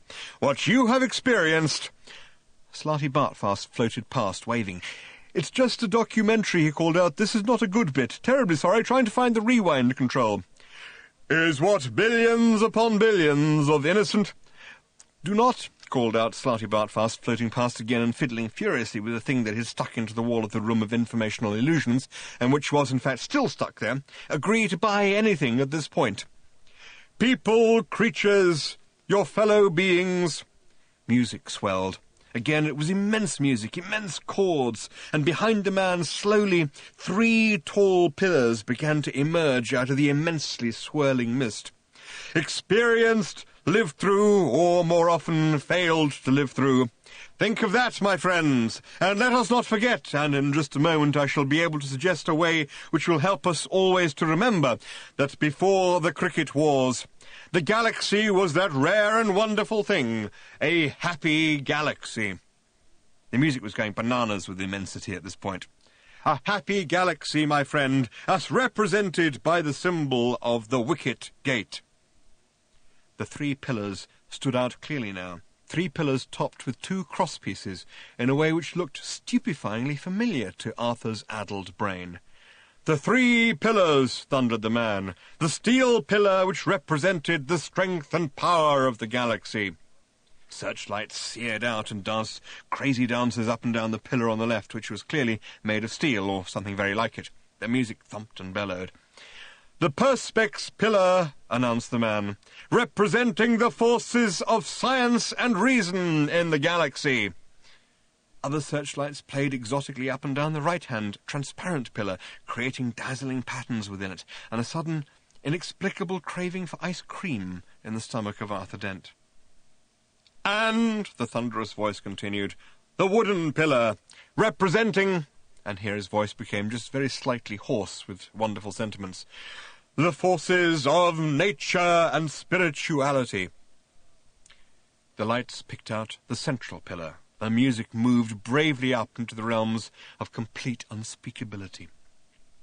Between them supporting, the voice rolled on, approaching its climax, the golden bale of prosperity and the silver bale of peace. The whole structure was now flooded with dazzling lights, and the music had now, fortunately, gone far beyond the limits of the discernible. At the top of the 3 pillars, the 2 brilliantly gleaming bales sat and dazzled. There seemed to be girls sitting on top of them, and maybe they were meant to be angels. Angels are usually represented as wearing more than that, though. Suddenly, there was a dramatic hush in what was presumably meant to be the cosmos, and a darkening of the lights. There is not a world, thrilled the man's expert voice, not a civilized world in the galaxy where this symbol is not revered even today. Even in primitive worlds, it persists in racial memories. This is what the forces of cricket destroyed, and this it is that now locks their world away till the end of eternity. And with a flourish, the man produced in his hands a model of the wicket gate. Scale was terribly hard to judge in this whole extraordinary spectacle, but the model looked as if it must have been about 3 feet high. Not the original key, of course. That, as everyone knows, was destroyed, blasted into the ever-whirling eddies of the space-time continuum, and lost forever. This is a remarkable replica, hand-tooled by skilled craftsmen, lovingly assembled using ancient craft secrets into a memento you will be proud to own, in memory of those who fell, and in tribute to the galaxy, our galaxy, which they died to defend. Slotty Bartfast floated past again at this moment. Found it, he said. We can lose all this rubbish, just don't nod, that's all. Now let us all bow our heads in payment, intoned the voice, and then said it again, much faster and backwards. Lights came and went. The pillars disappeared. The man gabbled himself backwards into nothing. The universe snappily reassembled itself around them. You get the gist, said Slotty Bartfast. I'm astonished, said Arthur, and bewildered. I was asleep, said Ford, who floated into view at this point. Did I miss anything? They found themselves once again teetering rather rapidly on the edges of an agonizingly high cliff. The wind whipped out from their faces, and across a bay on which the remains of one of the greatest and most powerful space battle fleets ever assembled in the galaxy was briskly burning itself back into existence. The sky was a sullen pink, darkening via a rather curious colour to blue and upwards to black. Smoke billowed down out of it at an incredible lick.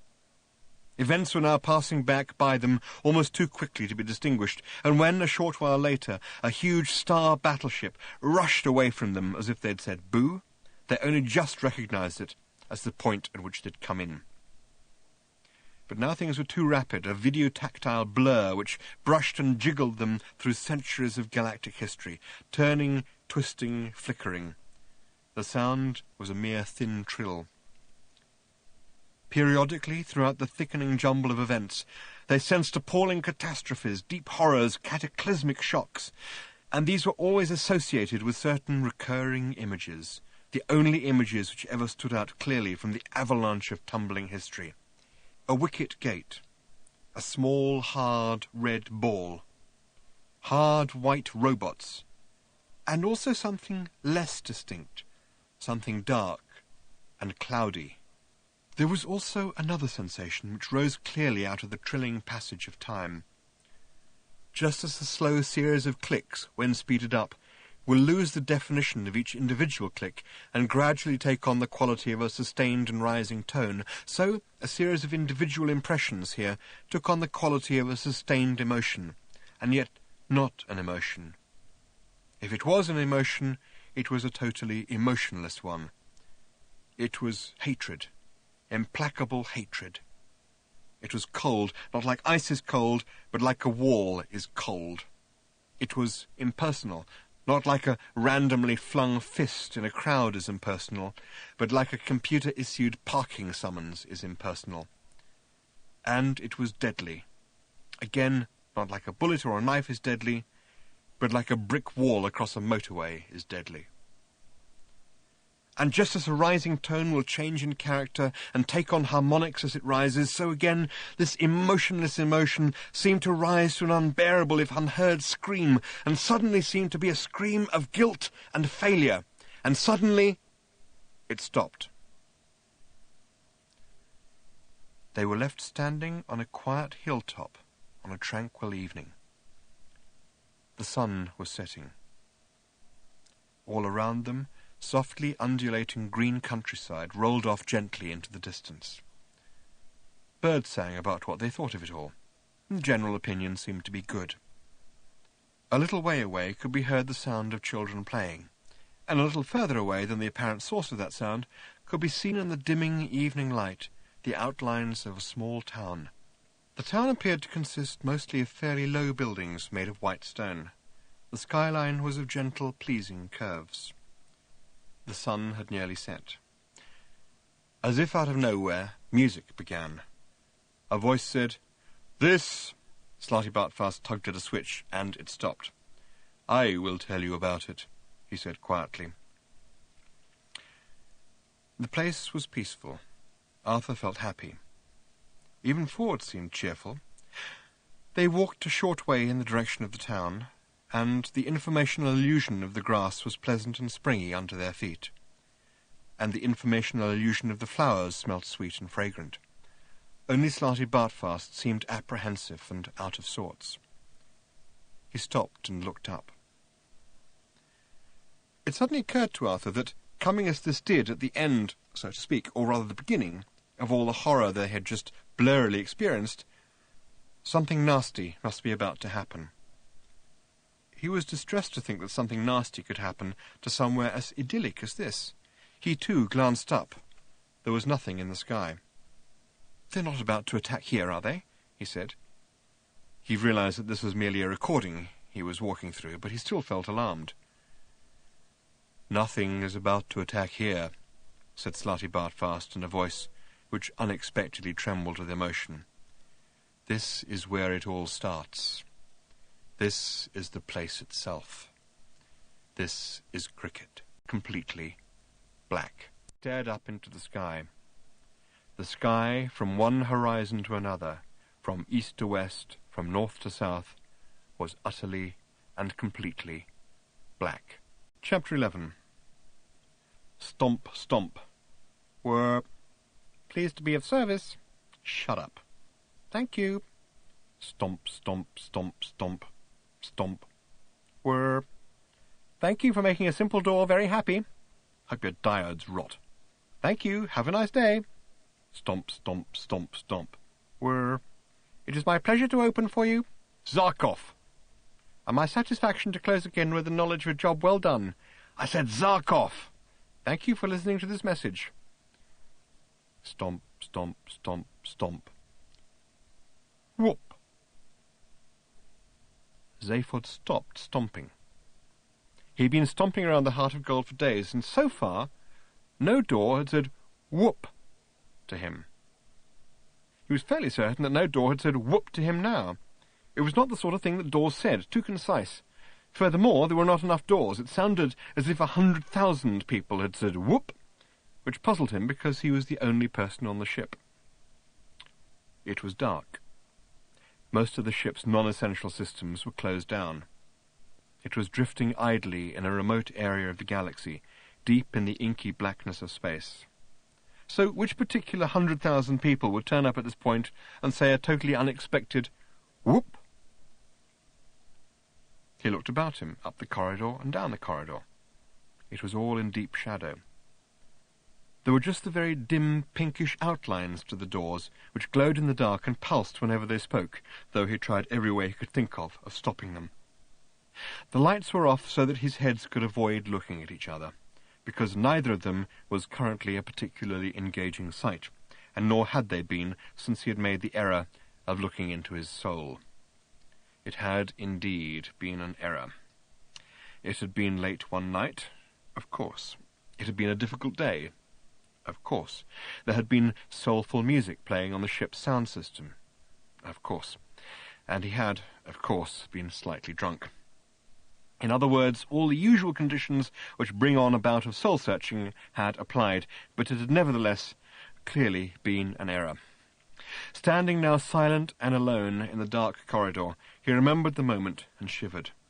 His one head looked one way and his other the other, and each decided that the other was the way to go.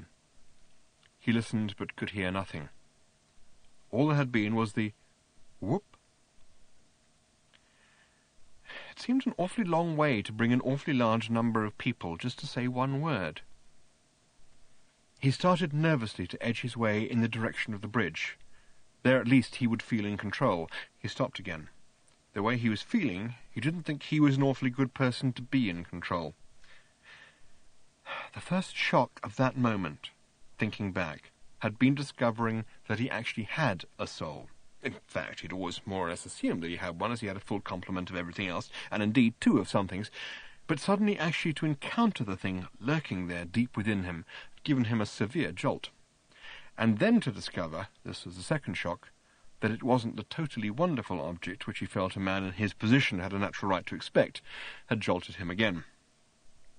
Then he had thought about what his position actually was, and the renewed shock had nearly made him spill his drink. He drained it quickly before anything serious happened to it.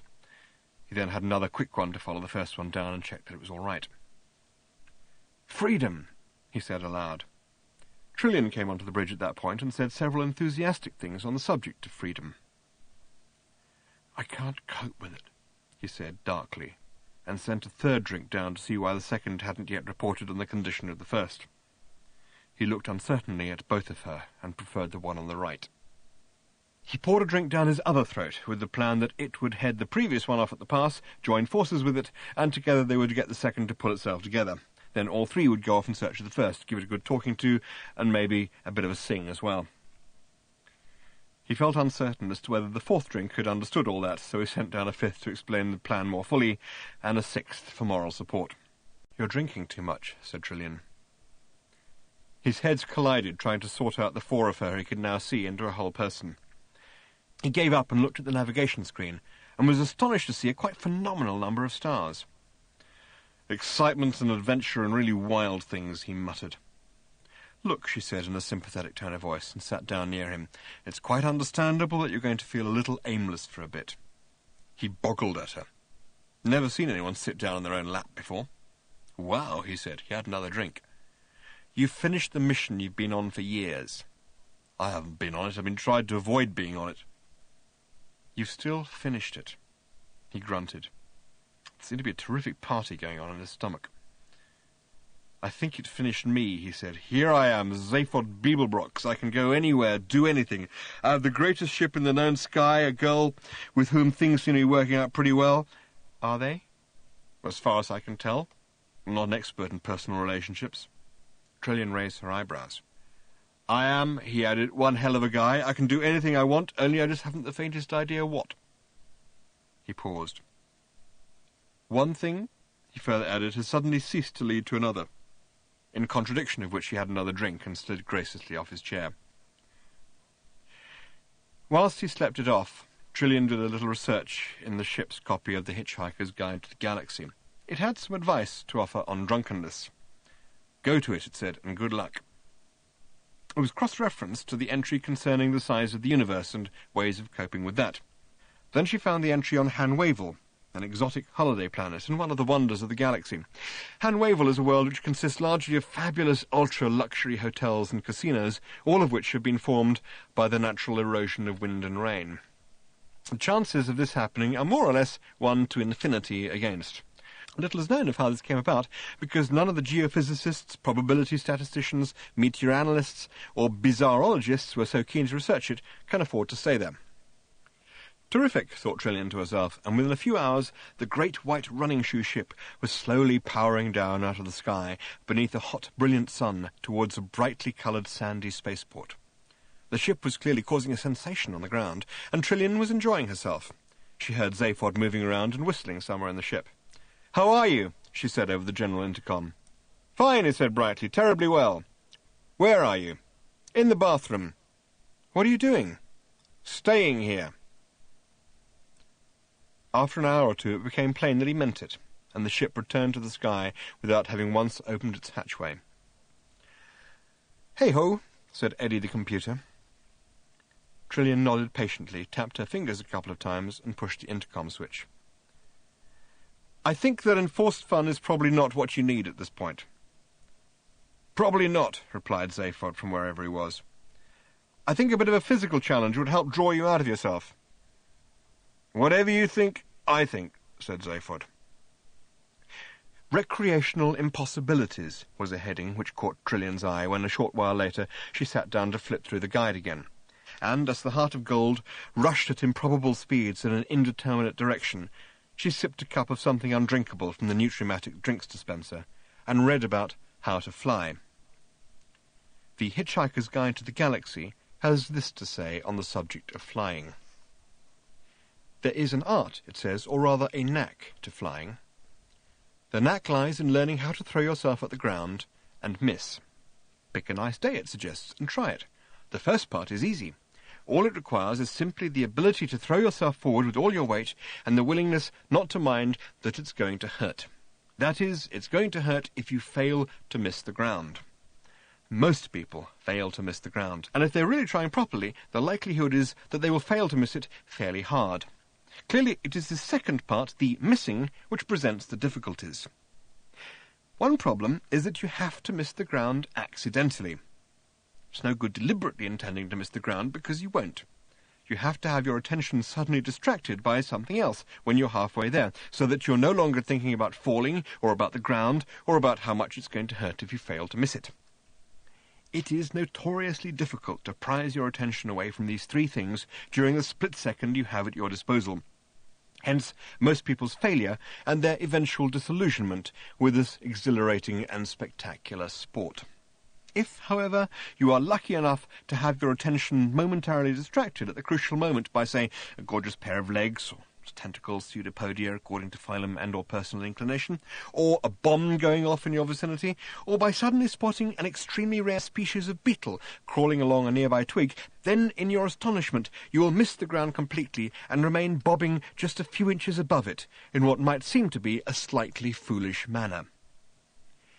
This is a moment for superb and delicate concentration. Bob and float, float and bob.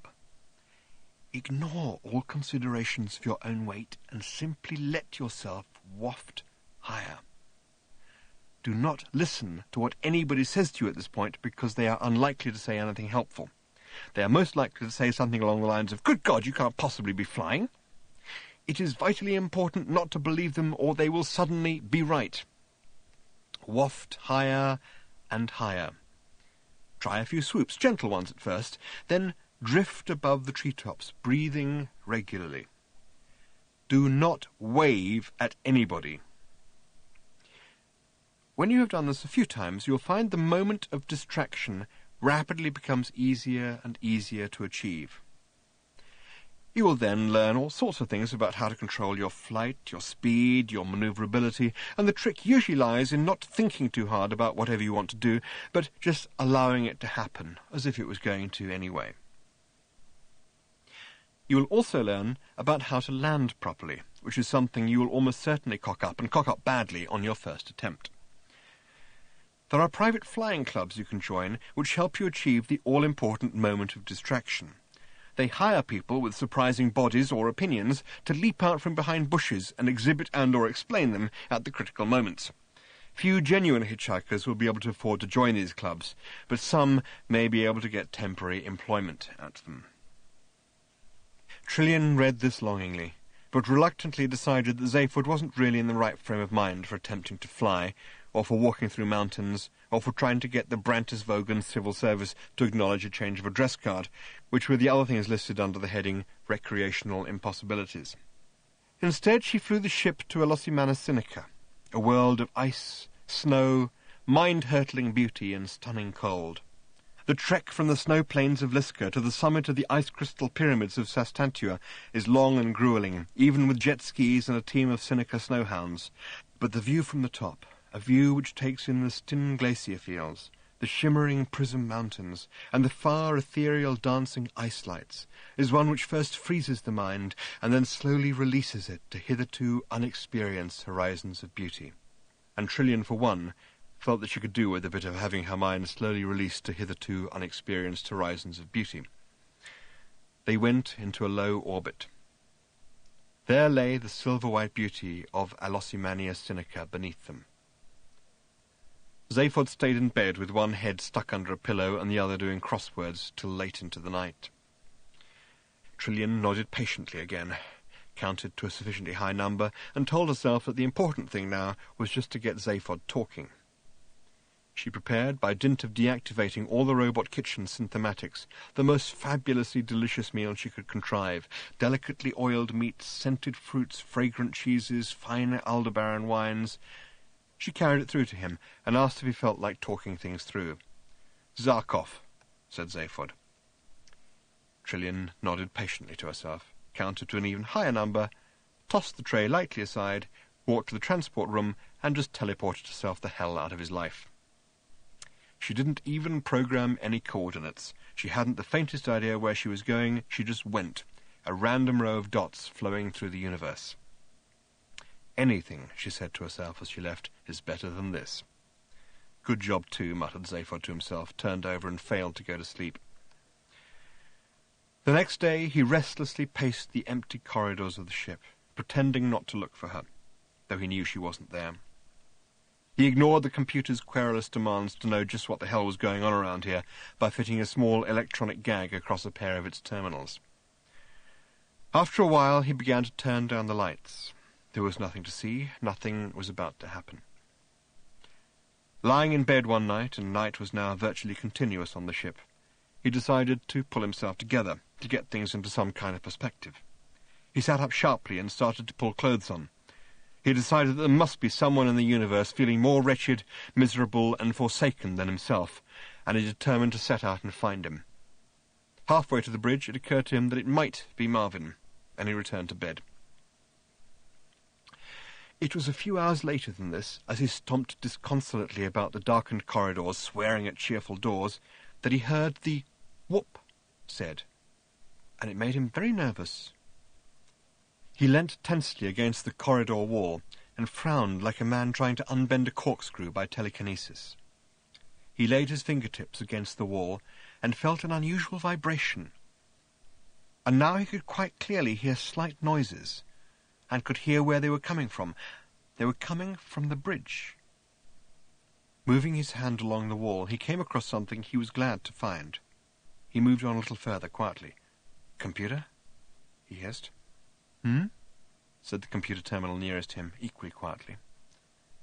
"Is there someone on the ship?" "Hmm," said the computer. "Who is it?" Said the computer. "What?" Zaphod buried one of his faces in two of his hands. "Oh, Zarquon," he muttered to himself. Then he stared up the corridor towards the entrance to the bridge in the dim distance, from which more and purposeful noises were coming, and in which the gagged terminals were situated. "Computer," he hissed again. "Hmm? When I ungag you, remind me to punch myself in the mouth." "Mm-hmm. Either one. Now just tell me this. 1 for yes, 2 for no. Is it dangerous?" "It is?" "You didn't just go, twice." He inched his way up the corridor, as if he would rather be yarding his way down it, which was true. He was within 2 yards of the door to the bridge, when he suddenly realized to his horror that it was going to be nice to him, and he stopped dead. He hadn't been able to turn off the door's courtesy voice circuits. This doorway to the bridge was concealed from view within it because of the excitingly chunky way in which the bridge had been designed to curve round, and he'd been hoping to enter unobserved. He leant despondently back against the wall again, and said some words which his other head was quite shocked to hear. He peered at the dim pink outline of the door, and discovered that in the darkness of the corridor he could just about make out the sensor field, which extended out into the corridor, and told the door when there was someone there for whom it must open, and to whom it must make a cheery and pleasant remark. He pressed himself hard back against the wall, and edged himself towards the door, flattening his chest as much as he possibly could to avoid brushing against the very, very dim perimeter of the field. He held his breath, and congratulated himself on having lain in bed sulking for the last few days, rather than trying to work out his feelings on chest expanders in the ship's gym. He then realized he was going to have to speak at this point. He took a series of very shallow breaths, and then said as quickly and as quietly as he could, "Door, if you can hear me, say so very, very quietly." Very, very quietly, the door murmured, "I can hear you." "Good. Now, in a moment, I'm going to ask you to open. When you open, I do not want you to say that you enjoyed it, okay? Okay? And I don't want you to say to me that I have made a simple door very happy, or that it is your pleasure to open for me and your satisfaction to close again with the knowledge of a job well done, okay? Okay? And I do not want you to ask me to have a nice day. Understand? I understand." "Okay," said Zaphod, tensing himself. "Open now." The door slid open quietly. Zaphod slipped quietly through. The door closed quietly behind him. "Is that the way you like it, Mr. Beeblebrox?" said the door out loud. "I want you to imagine," said Zaphod to the group of white robots who swung around to stare at him at that point, "that I have an extremely powerful kilo-zap blaster pistol in my hand." There was an immensely cold and savage silence. The robots regarded him with hideously dead eyes. They stood very still. There was something intensely macabre about their appearance, especially to Zaphod, who had never seen one before or ever known anything about them. The cricket wars belonged to the ancient past of the galaxy, and Zaphod had spent most of his early history lessons plotting how he was going to have sex with the girl in the cyber cubicle next to him, and since his teaching computer had been an integral part of this plot, it had eventually had all its history circuits wiped and replaced with an entirely different set of ideas, which had then resulted in it being scrapped and sent to a home for degenerate cybermats, whither it was followed by the girl who had inadvertently fallen deeply in love with the unfortunate machine, with the result, A, that Zaphod never got near her, and B, that he missed out on a period of ancient history that would have been of inestimable value to him at this moment. He stared at them in shock. It was impossible to explain why, but their smooth and sleek white bodies seemed to be the utter embodiment of clean, clinical evil. From their hideously dead eyes to their powerful, lifeless feet, they were clearly the calculated product of a mind that wanted simply to kill. Zaphod gulped in cold fear. They had been dismantling part of the rear bridge wall, and had forced a passage through some of the vital innards of the ship.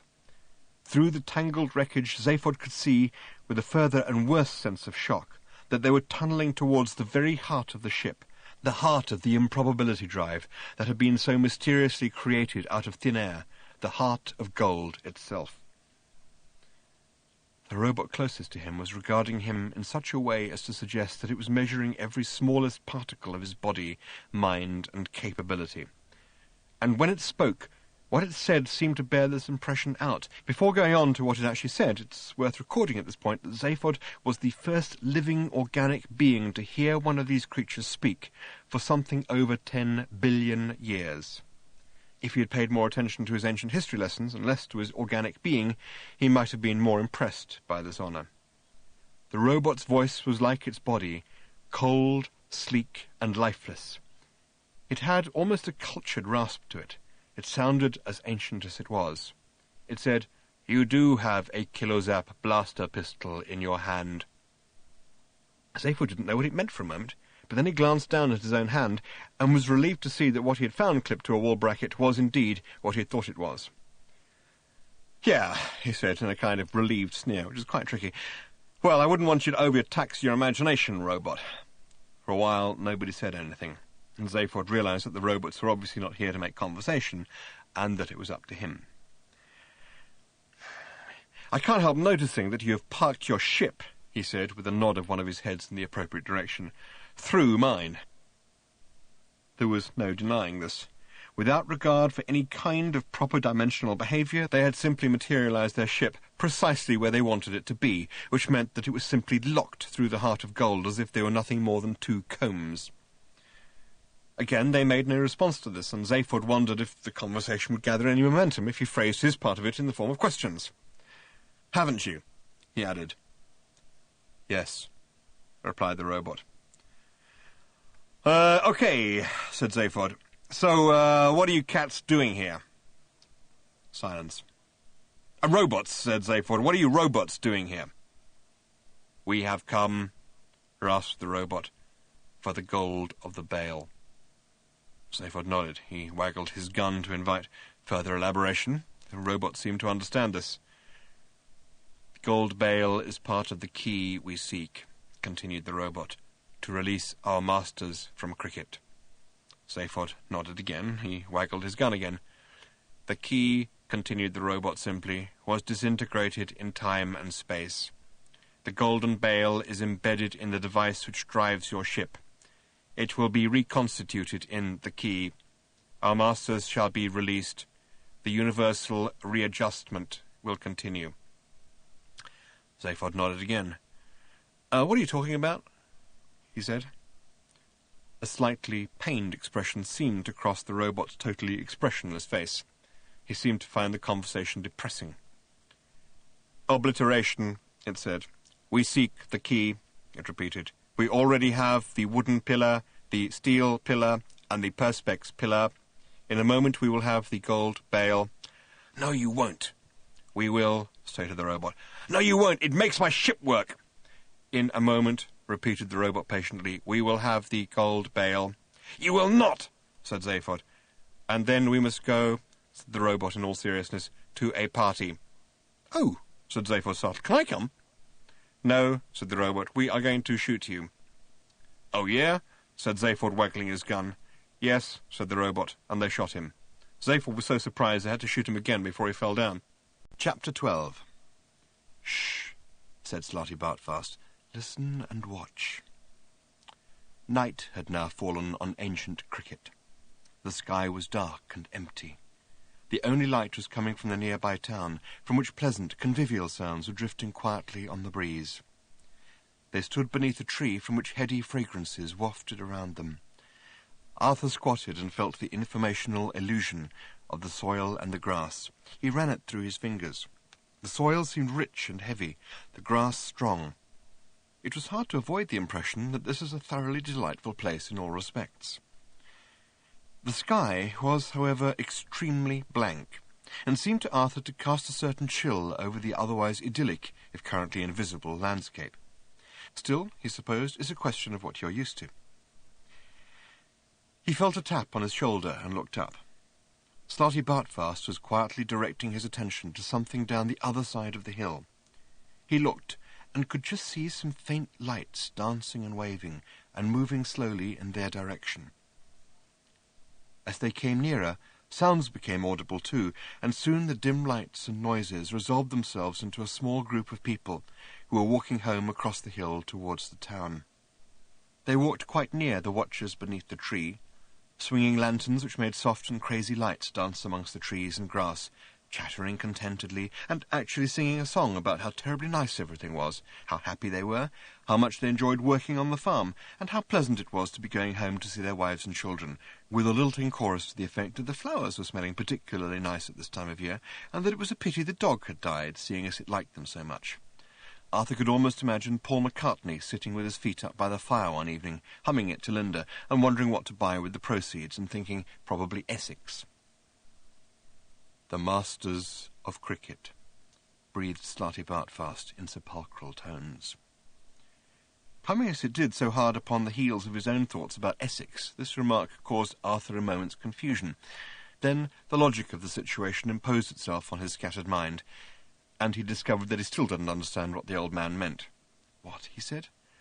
"The masters of cricket," said Slarty Bartfast again, and if his breathing had been sepulchral before, this time he sounded like someone in Hades with bronchitis. Arthur peered at the group and tried to make sense of what little information he had at his disposal at this point. The people in the group were clearly alien, if only because they seemed a little tall, thin, angular, and almost as pale as to be white, but otherwise they appeared remarkably pleasant, a little whimsical perhaps. One wouldn't necessarily want to spend a long coach journey with them, but the point was that if they deviated in any way from being good, straightforward people, it was in being perhaps too nice rather than not nice enough.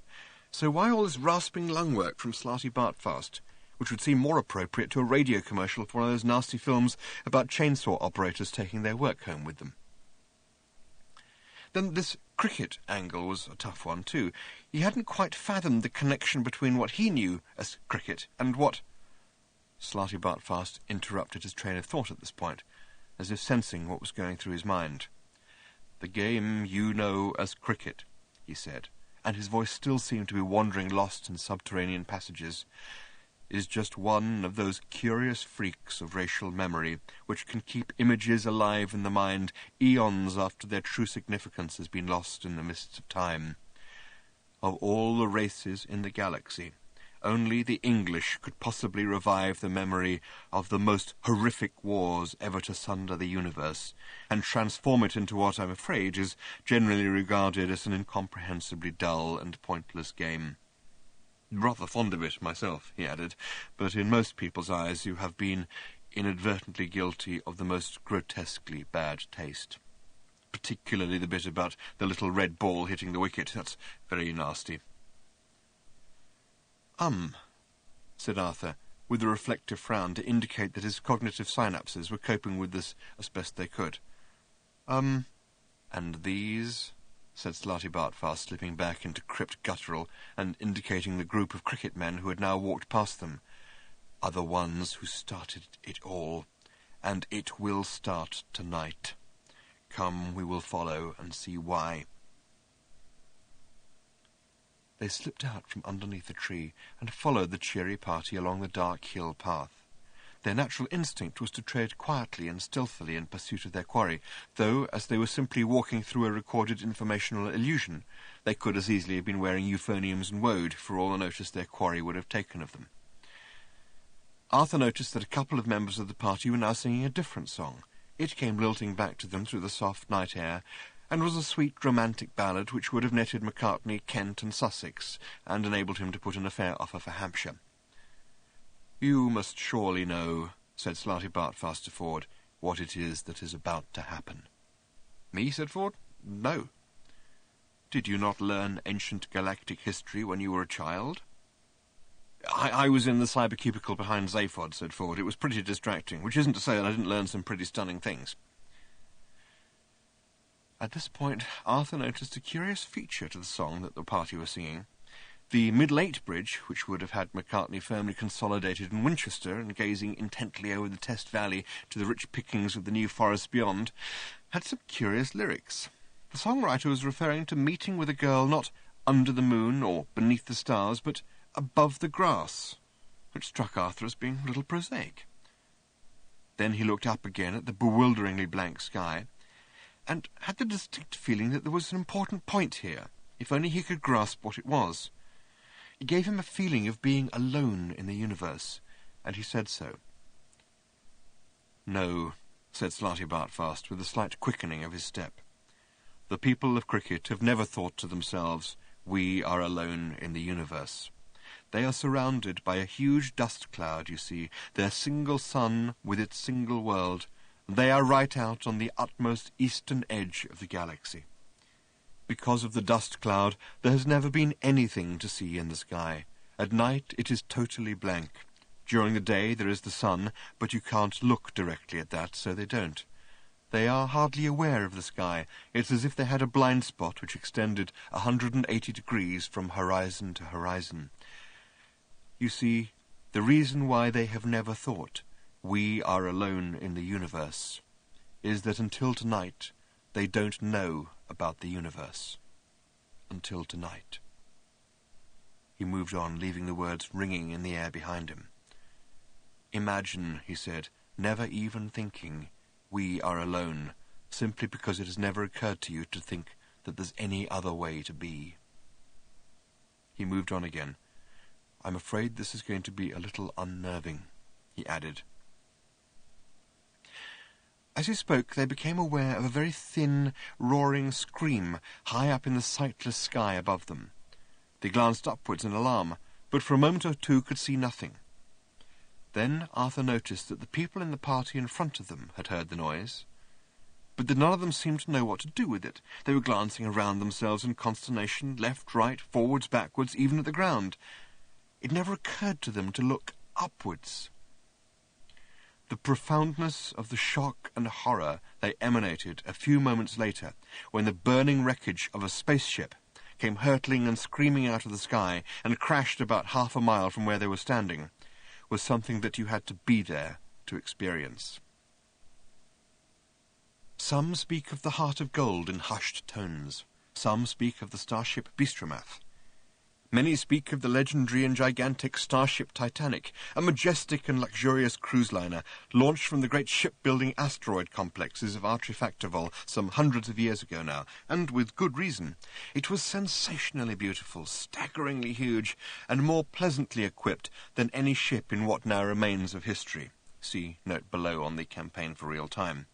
But it had the misfortune to be built in the very earliest days of improbability physics, long before this difficult and cussed branch of knowledge was fully, or at all, understood. The designers and engineers decided, in their innocence, to build a prototype improbability field into it, which was meant, supposedly, to ensure that it was infinitely improbable that anything would ever go wrong with any part of the ship.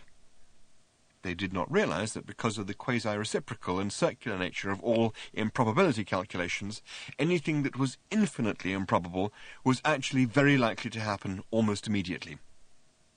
The starship Titanic was a monstrously pretty sight, as it lay beached like a silver Arcturian megavoid whale, amongst the laser-lit tracery of its construction gantries, a brilliant cloud of pins and needles of light against the deep interstellar blackness.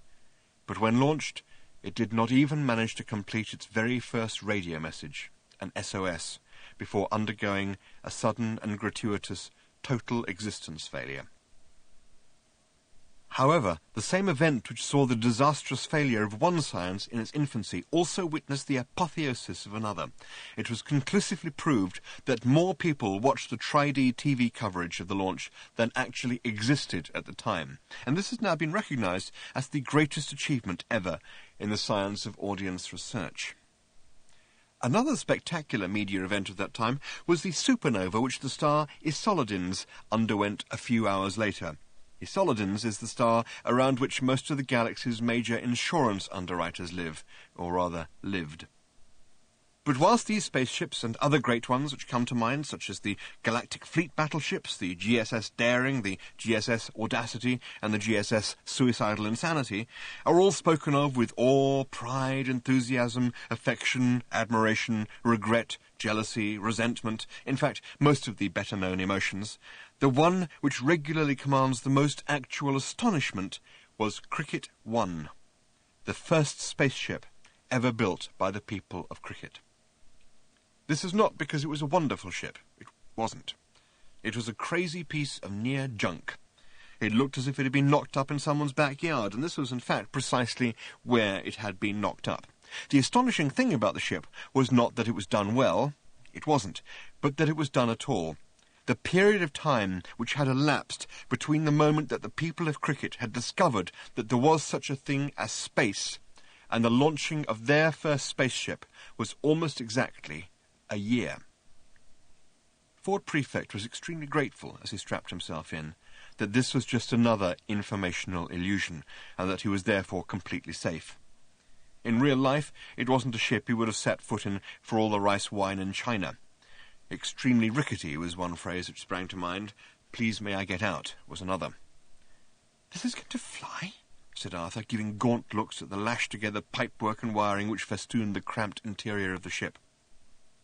Slarty Bartfast assured him that it would, that they were perfectly safe, and that it was all going to be extremely instructive and not a little harrowing. Ford and Arthur decided just to relax and be harrowed. Why not, said Ford, go mad.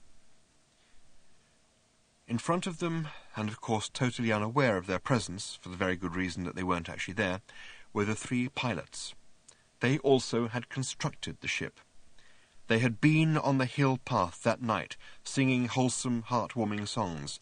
Their brains had been very slightly turned by the nearby crash of the alien spaceship. They had spent weeks stripping every tiniest last secret out of the wreckage of that burnt-up spaceship, all the while singing lilting spaceship-stripping ditties. They had then built their own ship. And this was it. This was their ship, and they were currently singing a little song about that too, expressing the twin joys of achievement and ownership. The chorus was a little poignant and told of their sorrow that their work had kept them such long hours in the garage, away from the company of their wives and children, who had missed them terribly but had kept them cheerful by bringing them continual stories of how nicely the puppy was growing up. Pow! They took off. They roared into the sky like a ship that knew precisely what it was doing. "No way," said Ford a while later, after they had recovered from the shock of acceleration and were climbing up out of the planet's atmosphere. "No way," he repeated, "does anyone design and build a ship like this in a year, no matter how motivated. I don't believe it. Prove it to me and I still won't believe it." He shook his head thoughtfully and gazed out of a tiny port at the nothingness outside it. The trip passed uneventfully for a while, and Slarty Bartfast fast wound them through it. Very quickly, therefore, they arrived at the inner perimeter of the hollow spherical dust cloud which surrounded their sun and home planet, occupying, as it were, the next orbit out. It was more as if there was a gradual change in the texture and consistency of space. The darkness seemed now to thrum and ripple past them. It was very cold darkness, a very blank and heavy darkness. It was the darkness of the night sky of Cricket. The coldness and heaviness and blankness of it took a slow grip on Arthur's heart, and he felt acutely aware of the feelings of the Cricket pilots, which hung in the air like a thick static charge. They were now on the very boundary of the historical consciousness of their race. This was the very limit beyond which none of them had ever speculated, or even known that there was any speculation to be done. The darkness of the cloud buffeted at the ship. Inside was the silence of history. Their historic mission was to find out if there was anything or anywhere on the other side of the sky from which the wrecked spaceship could have come, another world maybe, strange and incomprehensible though this thought was to the enclosed minds of those who had lived beneath the sky of Cricket.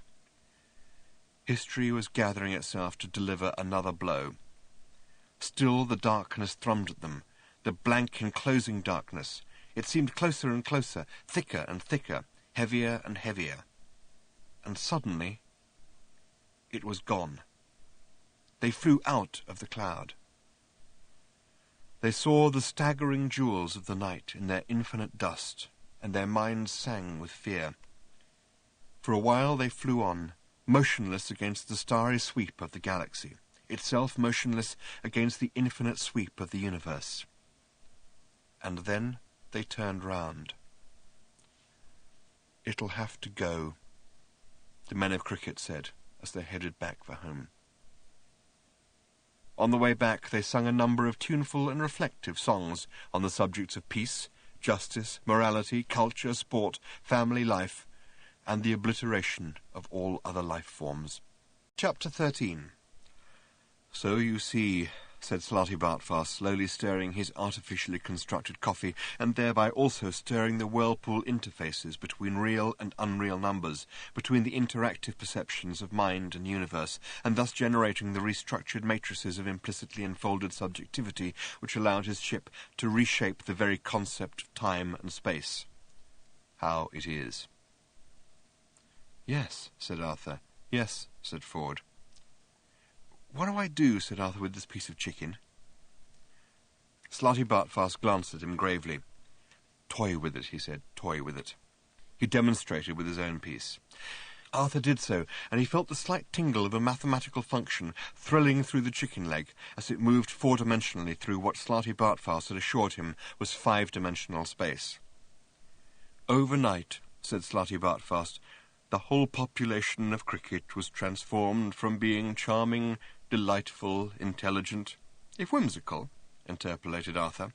Ordinary people, said Slarty Bartfast, into charming, delightful, intelligent, whimsical, manic xenophobes.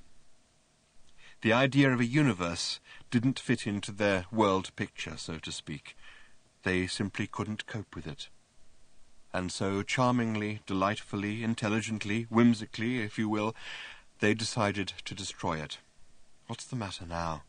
I don't like this wine very much, said Arthur, sniffing it. Well, send it back. It's all part of the mathematics of it. Arthur did so. He didn't like the topography of the way to smile, but he'd never liked graphs anyway. Where are we going? Said Ford. Back to the room of informational illusions, said Slarty Bartfast, rising and patting his mouth with the mathematical representation of a paper napkin, for the second half. Chapter 14. The people of cricket, said His High Judgmental Supremacy Judiciary Pag, LIVR, the learned, impartial and very relaxed, chairman of the Board of Judges at the Cricket War Crimes Trial. Well, they're just a bunch of real sweet guys, who just happen to want to kill everybody. Hell, I feel the same way some mornings. Shit. Okay, he continued, swinging his feet up onto the bench in front of him and pausing a moment to pick a thread off his ceremonial beach loafers. So you wouldn't want to necessarily share a galaxy with these guys. This was true.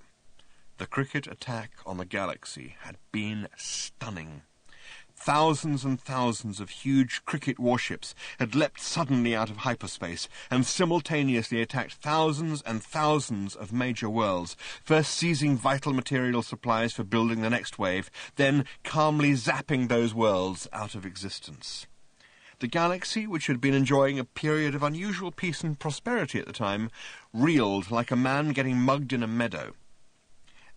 I mean, continued Judiciary Pag, gazing around the ultra-modern, this was 10 billion years ago, when ultra-modern meant a lot of stainless steel and brushed concrete, and huge courtroom, these guys are just obsessed. This, too, was true, and is the only explanation anyone has yet managed to come up with for the unimaginable speed with which the people of cricket had pursued their new and absolute purpose, the destruction of everything that wasn't cricket. It was also the only explanation for their bewilderingly sudden grasp of all the hyper-technology involved in building their thousands of spaceships and their millions of lethal white robots. These had really struck terror into the hearts of everyone who had encountered them. In most cases, however, the terror was extremely short-lived, as was the person experiencing the terror. They were savage, single-minded flying battle machines. They wielded formidable multifunctional battle clubs which, brandished one way, would knock down buildings, and brandished another way, fired blistering omnidestructo zap rays, and brandished a third way, launched a hideous arsenal of grenades, ranging from minor incendiary devices to maxi-slaughter hypernuclear devices, which could take out a major sun. Simply striking the grenades with their battle clubs simultaneously primed them and launched them with phenomenal accuracy over distances ranging from mere yards to hundreds of thousands of miles. "Okay," said Judiciary Pag again. "So we won." He paused and chewed a little gum. "We won," he repeated, "but that's no big deal. I mean, a medium-sized galaxy against one little world, and how long did it take us? Clerk of the court?" "My lud," said the severe little man in black, rising. "How long, kiddo?" It is a trifle difficult, my lud, to be precise in this matter. Time and distance... Ah, relax, Guy. Be vague. I hardly like to be vague, my lud, over such a... Bite the bullet and be it. The clerk of the court blinked at him. It was clear that, like most of the galactic legal profession, he found Judiciary Pag, or Zippo Bibrock 5 times 10 to the 8th, as his private name was known inexplicably to be, a rather distressing figure. He was clearly a bounder and a cad. He seemed to think that the fact that he was the possessor of the finest legal mind ever discovered gave him the right to behave exactly as he liked, and unfortunately he appeared to be right. Well, my lud, very approximately 2,000 years, the clerk murmured unhappily. And how many guys zilched out? 2 grillion, my lud. The clerk sat down. A hydrospeptic photo of him at this point would have revealed that he was steaming slightly. End of side 4. Judiciary Pag gazed once more around the courtroom, wherein were assembled hundreds of the very highest officials of the entire galactic administration, all in their ceremonial uniforms or bodies, depending on metabolism and custom. Behind a wall of zap-proof crystal stood a representative group of the people of Cricket, looking with calm, polite loathing at all the aliens gathered to pass judgment on them. This was the most momentous occasion in legal history, and Judiciary Pag knew it. He took out his chewing gum and stuck it under his chair. "That's a whole lot of stiffs," he said quietly. The grim silence in the courtroom seemed in accord with this view. "So, like I said, these are a bunch of really sweet guys, but you wouldn't want to share a galaxy with them. Not if they're just going to keep at it. Not if they're not going to learn to relax a little. I mean, it's just going to be continual nervous time, isn't it? Right? Pow, pow, pow. When are they next coming at us? Peaceful coexistence is just right out, right? Give me some water, somebody. Thank you." He sat back and sipped reflectively. "Okay," he said, hear me. It's like these guys, you know, are entitled to their own view of the universe. And according to their view, which the universe forced on them, right, they did right. Sounds crazy, but I think you'll agree. They believe in...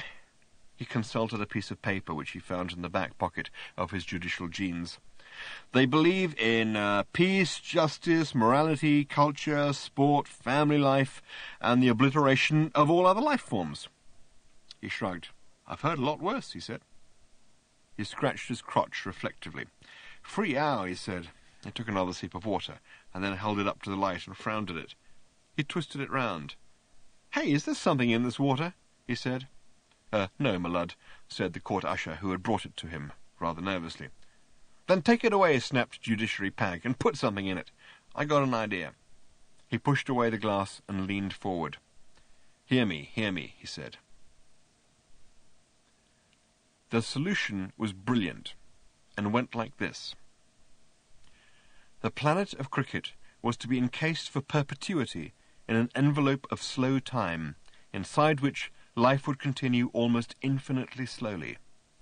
All light would be deflected around the envelope so that it would remain invisible and impenetrable.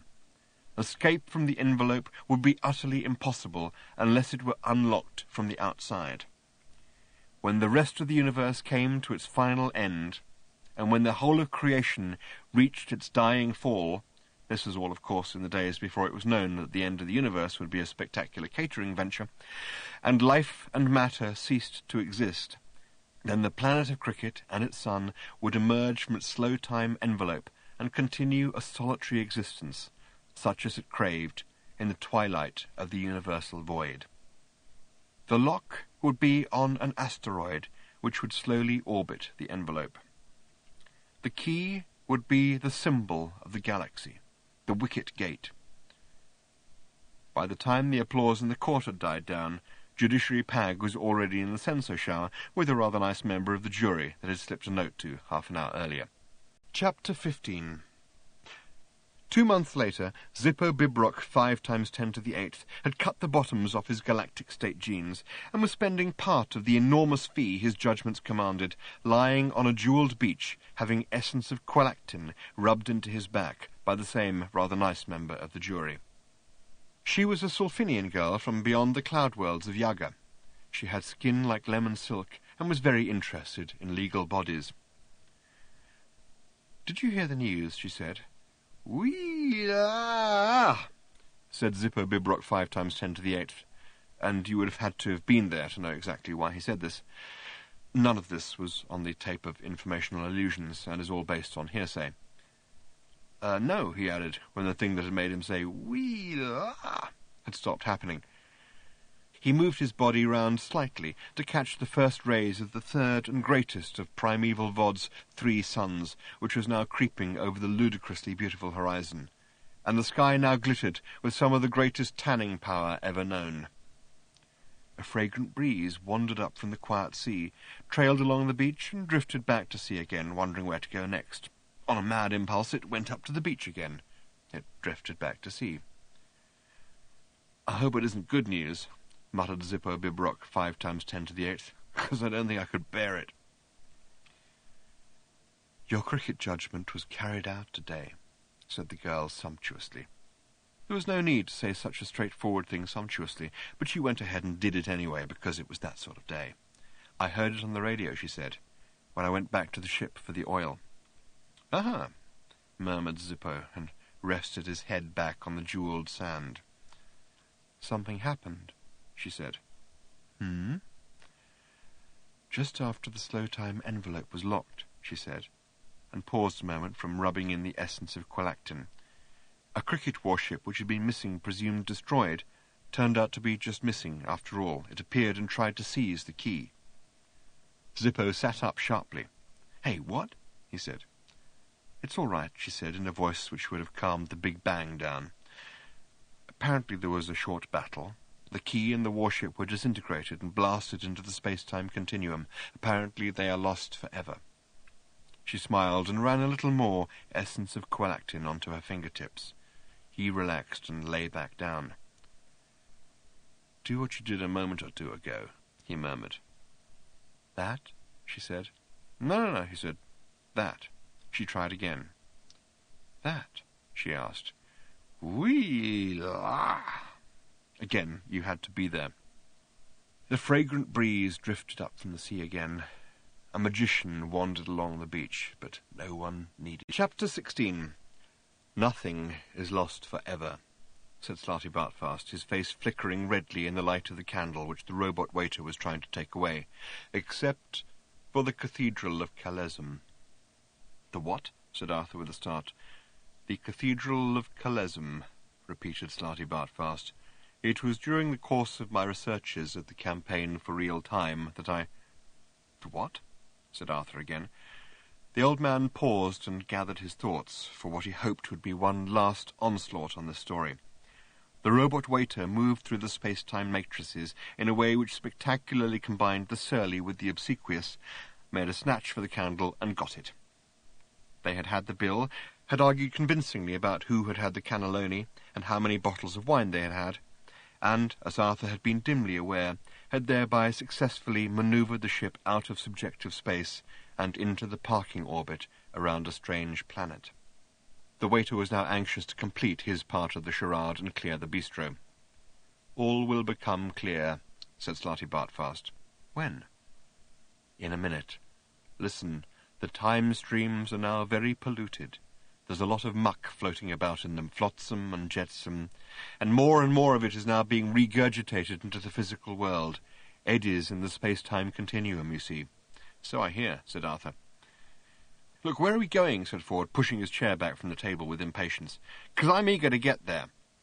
"We are going," said Slarty Bartfast in a slow, measured voice, "to try to prevent the war robots of cricket from regaining the whole of the key they need to unlock the planet of cricket from the slow time envelope and release the rest of their army and their mad masters." "It's just," said Ford, "that you mentioned a party." "I did," said Slarty Bartfast, and hung his head. He realized that it had been a mistake, because the idea seemed to exercise a strange and unhealthy fascination on the mind of Ford Prefect. The more that Slarty Bartfast unravelled the dark and tragic story of cricket and its people, the more Ford Prefect wanted to drink a lot and dance with girls. The old man felt that he should not have mentioned the party until he absolutely had to, But there it was, the fact was out, and Ford Prefect had attached himself to it, in the way an Arcturian megaleech attaches itself to its victim before biting his head off and making off with his spaceship. "When," said Ford eagerly, "do we get there?" "When I've finished telling you why we have to go there." "I know why I'm going," said Ford, and leaned back, sticking his hands behind his head.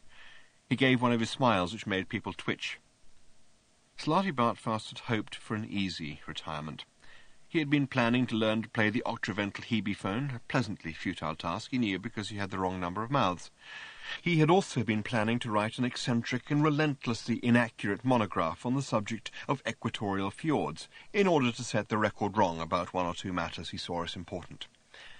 Instead, he had somehow got talked into doing some part-time work for the Campaign for Real Time, and had started to take it all seriously for the first time in his life.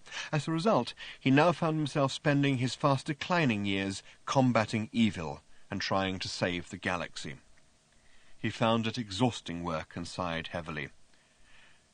"Listen," he said, "at CamTim." "What?" said Arthur. "The Campaign for Real Time, which I will tell you about later.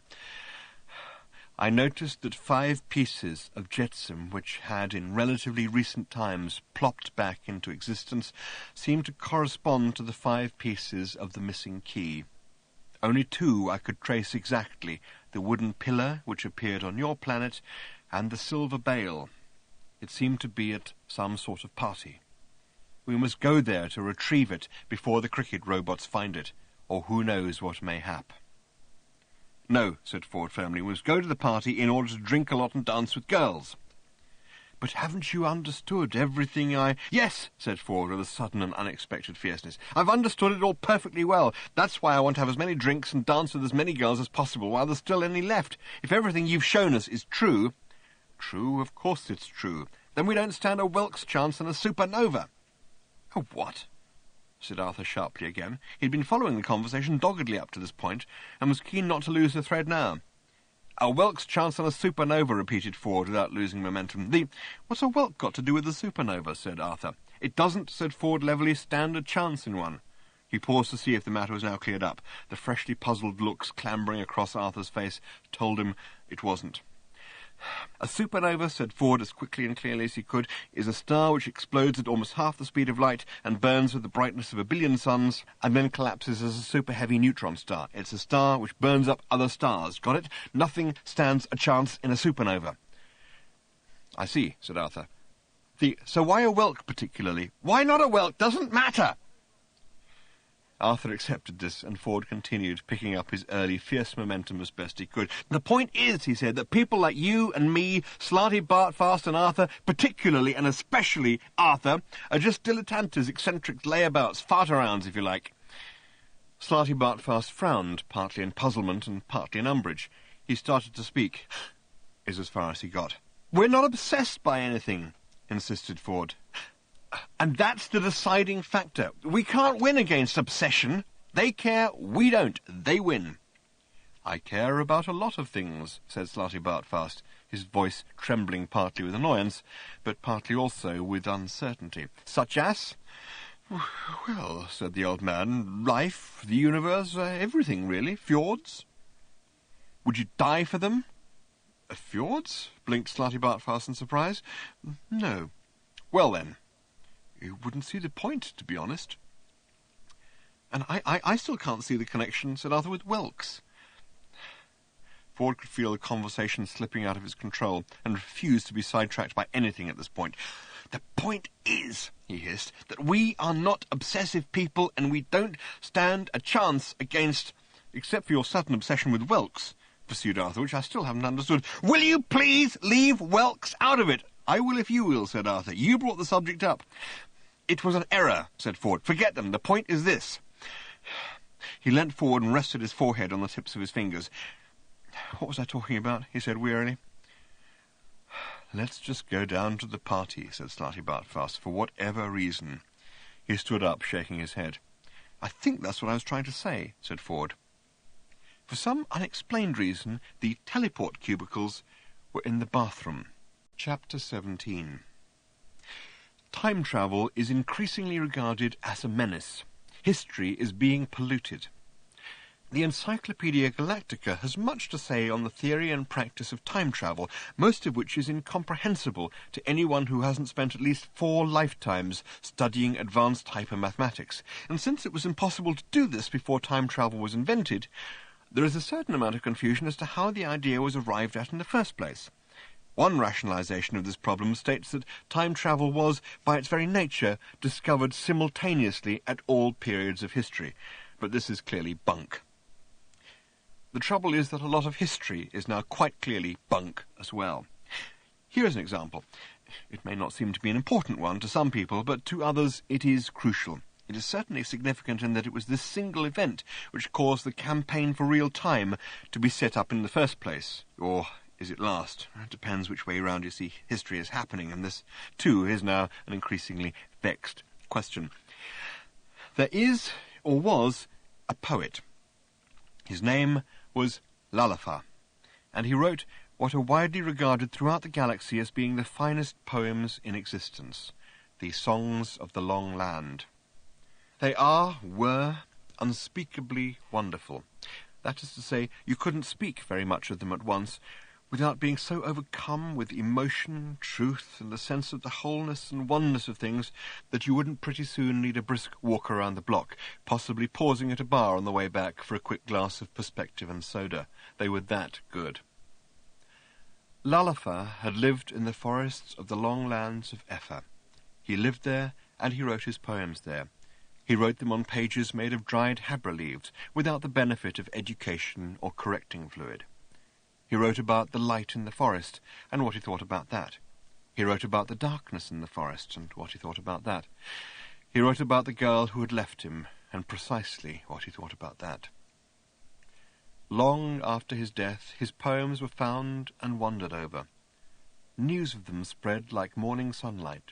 For centuries they illuminated and watered the lives of many people whose lives might otherwise have been darker and drier. Then, shortly after the invention of time travel, some major correcting fluid manufacturers wondered whether his poems might have been better still if he had had access to some high-quality correcting fluid, and whether he might be persuaded to say a few words to that effect. They travelled the time waves, they found him, they explained the situation, with some difficulty, to him, and did indeed persuade him. In fact, they persuaded him to such effect that he became extremely rich at their hands, and the girl about whom he was otherwise destined to write with such precision never got around to leaving him, and in fact they moved out of the forest to a rather nice pad in town, and he frequently commuted to the future to do chat shows, on which he sparkled wittily. He never got around to writing the poems, of course, which was a problem, but an easily solved one. The manufacturers of correcting fluid simply packed him off for a week somewhere with a copy of a later edition of his book and a stack of dried habra leaves to copy them out onto, making the odd deliberate mistake and correction on the way. Many people now say that the poems are suddenly worthless. Others argue that they're exactly the same as they always were, so what's changed? The first people say that that isn't the point. They aren't quite certain what the point is, but they're quite sure that that isn't it. They set up the campaign for real time to try and stop this sort of thing going on.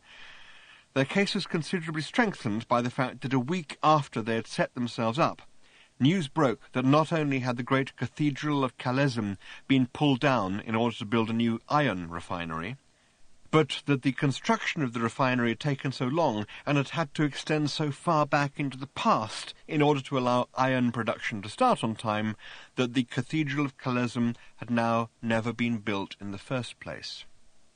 Picture postcards of the cathedral suddenly became immensely valuable. So a lot of history is now gone forever.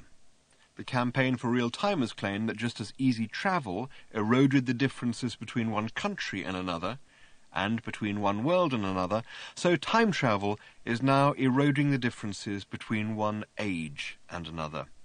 The past, they say, is now truly like a foreign country. They do things exactly the same there. Chapter 18. Arthur materialized, and did so with all the customary staggering about and clasping at his throat, heart, and various limbs, which he still indulged himself in whenever he made any of these hateful and painful materializations that he was determined not to let himself get used to. He looked around for the others. They weren't there. He looked around for the others again. They still weren't there. He closed his eyes. He opened them. He looked around for the others. They obstinately persisted in their absence. He closed his eyes again, preparatory to making this completely futile exercise once more, and because it was only then, whilst his eyes were closed, that his brain began to register what his eyes had been looking at whilst they were open, a puzzled frown crept across his face. So he opened his eyes again to check his facts, and the frown stayed put. If anything, it intensified and got a good firm grip. If this was a party, it was a very bad one, so bad, in fact, that everyone else had left. He abandoned this line of thought as futile. Obviously this wasn't a party. It was a cave or a labyrinth or a tunnel or something. There was insufficient light to tell. All was darkness, a damp, shiny darkness. The only sounds were the echoes of his own breathing, which sounded worried. He coughed very slightly, and then had to listen to the thin, ghostly echo of his cough trailing away amongst winding corridors and sightless chambers, as of some great labyrinth, and eventually returning to him via the same unseen corridors, as if to say, "Yes?" This happened to every slightest noise he made, and it unnerved him. He tried to hum a cheery tune, but by the time it returned to him, it was a hollow dirge, and he stopped. His mind was suddenly full of images from the story that Slarty Bartfast had been telling him. He half expected suddenly to see lethal white robots step silently from the shadows and kill him. He caught his breath. They didn't. He let it go again. He didn't know what he did expect. Someone or something, however, seemed to be expecting him. For at that moment there lit up suddenly in the dark distance an eerie green neon sign. It said, silently, "You have been diverted." The sign flicked off again in a way that Arthur was not at all certain he liked. It flicked off with a sort of contemptuous flourish. Arthur then tried to assure himself that this was just a ridiculous trick of his imagination. A neon sign is either on or off, depending on whether it has electricity running through it or not. There was no way, he told himself, that it could possibly affect the transition from one state to the other with a contemptuous flourish. He hugged himself tightly in his dressing gown and shivered, nevertheless. The neon sign in the depths now suddenly lit up, bafflingly, with just 3 dots and a comma, like this. Dot, dot, dot, comma. Only in green neon. It was trying, Arthur realized, after staring at this perplexedly for a second or two, to indicate that there was more to come, that the sentence was not complete, trying with almost superhuman pedantry, he further reflected, or at least inhuman pedantry. The sentence then completed itself with these 2 words. Arthur Dent. He reeled. He steadied himself to have another clear look at it. It still said Arthur Dent, so he reeled again. Once again the sign flicked off and left him blinking in the darkness with just the dim red image of his name jumping on his retina. "Welcome," the sign now suddenly said. After a moment it added, "I don't think." The stone-cold fear, which had been hovering around Arthur all this time, waiting for its moment, recognized that its moment had now come, and pounced on him. He tried to fight it off. He dropped into a kind of alert crouch that he'd once seen somebody do on television, but it must have been someone with stronger knees. He peered huntedly into the darkness. Hello?" he said. He cleared his throat and said it again, more loudly and without the At some distance down the corridor, it seemed suddenly as if someone started to beat on a bass drum. He listened to it for a few seconds and realized that it was just his heart beating. He listened for a few seconds more and realized that it wasn't his heart. It was somebody down the corridor beating on a bass drum. Beads of sweat formed on his brow, tensed themselves and leapt off. He put out a hand onto the floor to steady his alert crouch, which wasn't holding up very well. The sign changed itself again. It said, "Do not be alarmed." After a pause it added, "Be very, very frightened, Arthur Dent." Once again it flicked off. Once again it left him in darkness.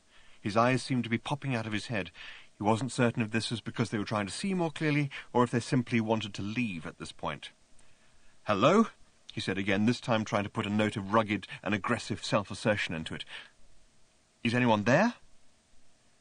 There was no reply. Nothing. This unnerved Arthur even more than a reply would have done, and he began to back away from the scary nothingness. And the more he backed away, the more scared he became. After a while, he realized that the reason for this was because of all the films he had seen, in which the hero backs further and further away from some imagined terror in front of him, only to bump into it coming up from behind. Just then it suddenly occurred to him to turn around rather quickly. There was nothing there, just blackness. This really unnerved him, and he started to back away from that, back the way he had come. After doing this for a short while, it suddenly occurred to him that he was now backing towards whatever it was he'd been backing away from in the first place. This, he couldn't help thinking, must be a foolish thing to do. He decided to be better off backing the way he'd first been backing, and turned around again. It turned out at this point that his second impulse had been the correct one, because there was an indescribably hideous monster standing quietly behind him. Arthur yawed wildly as his skin tried to jump one way and his skeleton the other, whilst his brain tried to work out which of his ears it most wanted to crawl out of. "Bet you weren't expecting to see me again," said the monster, which Arthur couldn't help thinking was a strange remark for it to make, seeing that he had never met the creature before. He could tell that he hadn't met the creature before from the simple fact that he was able to sleep at nights. It was... Arthur blinked at it. It stood very still. It did look a little familiar. A terrible cold calm came over him as he realized that what he was looking at was a 6-foot-high hologram of a housefly. He wondered why anybody would be showing him a 6-foot-high hologram of a housefly at this time. He wondered whose voice he had heard. It was a terribly realistic hologram. It vanished. "Or perhaps you remember me better," said the voice suddenly, and it was a deep, hollow, malevolent voice that sounded like molten tar glurping out of a drum with evil on its mind. "Ask the rabbit." With a sudden ping, there was a rabbit there in the black labyrinth with him, a huge, monstrously, hideously soft and lovable rabbit. An image again, but one on which every single soft and lovable hair seemed like a real and single thing growing in its soft and lovable coat. Arthur was startled to see his own reflection in its soft and lovable, unblinking and extremely huge brown eye. "Born in darkness," rumbled the voice, "raised in darkness. One morning I poked my head out for the first time into the bright new world and got it split open by what felt like some primitive instrument made of flint. Made by you, Arthur Dent, and wielded by you. Rather hard, as I recall. You turned my skin into a bag for keeping interesting stones in. I happen to know that because in my next life I came back as a fly again and you swatted me, again. Only this time you swatted me with the bag you'd made of my previous skin. Arthur Dent, you are not merely a cruel and heartless man, you are also staggeringly tactless." The voice paused while Arthur gawked. "I see you have lost the bag," said the voice. "Probably got bored with it, did you?"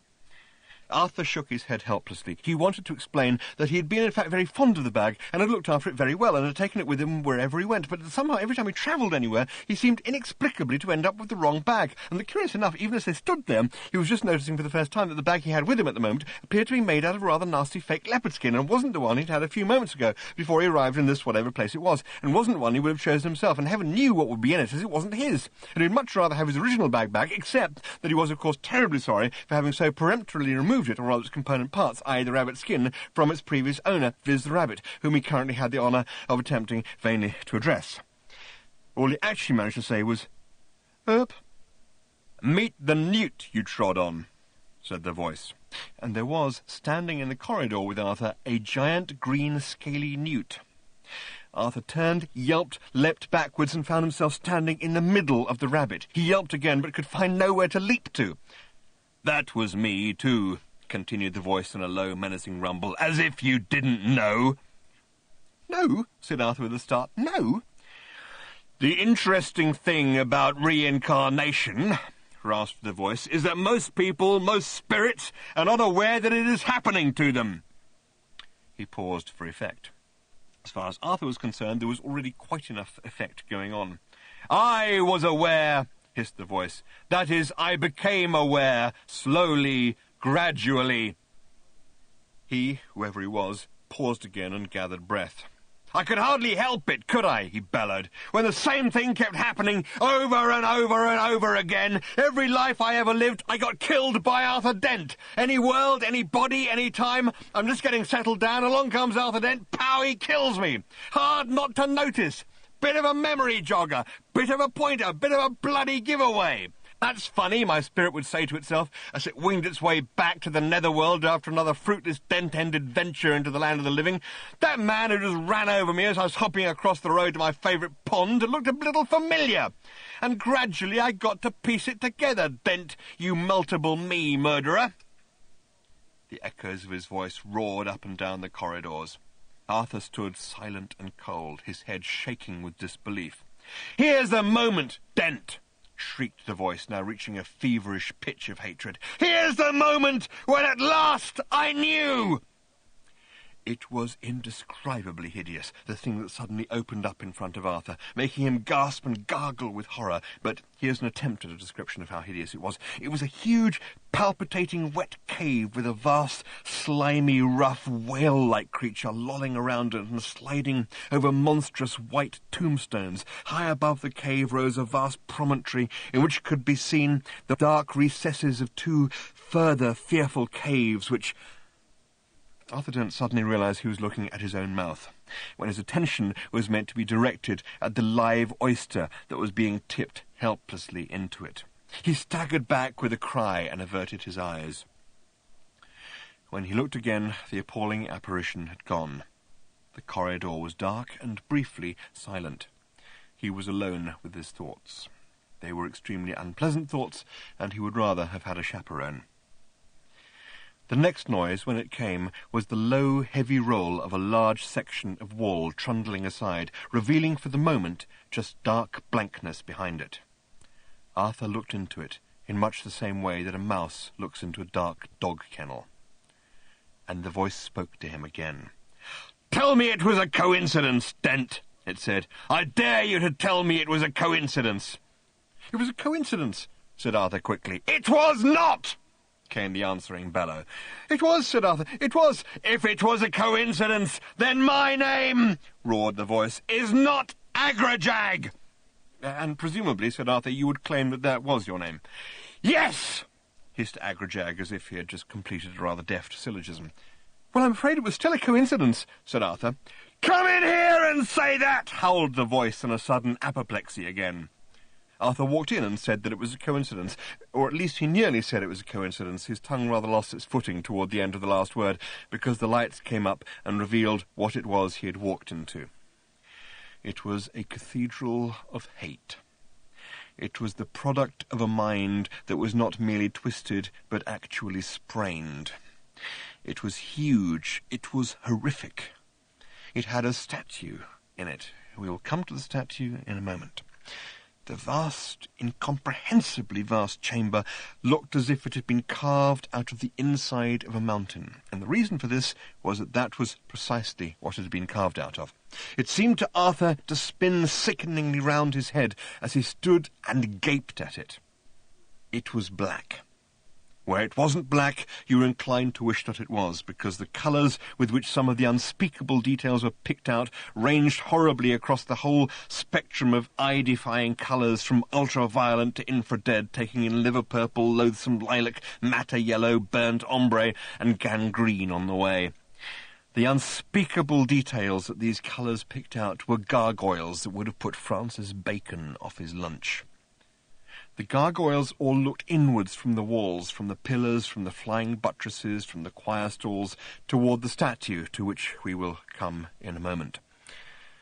And if the gargoyles would have put Francis Bacon off his lunch, then it was clear from the gargoyles' faces that the statue would have put them off theirs, had they been alive to eat it, which they weren't, and had anybody tried to serve them some, which they wouldn't. Around the monumental walls were vast engraved stone tablets in memory of those who had fallen to Arthur Dent. The names of some of those commemorated were underlined and had asterisks against them. So, for instance, the name of a cow that had been slaughtered and of which Arthur had happened to eat a fillet steak would have had the plainest engraving, whereas the name of a fish that Arthur had himself caught and then decided he didn't like and left on the side of the plate had a double underlining, 3 sets of asterisks and a bleeding dagger added as a decoration just to make the point. And what was most disturbing about all this, apart from the statue, to which we are by degrees coming, was the very clear implication that all these people and creatures were indeed the same person, over and over again.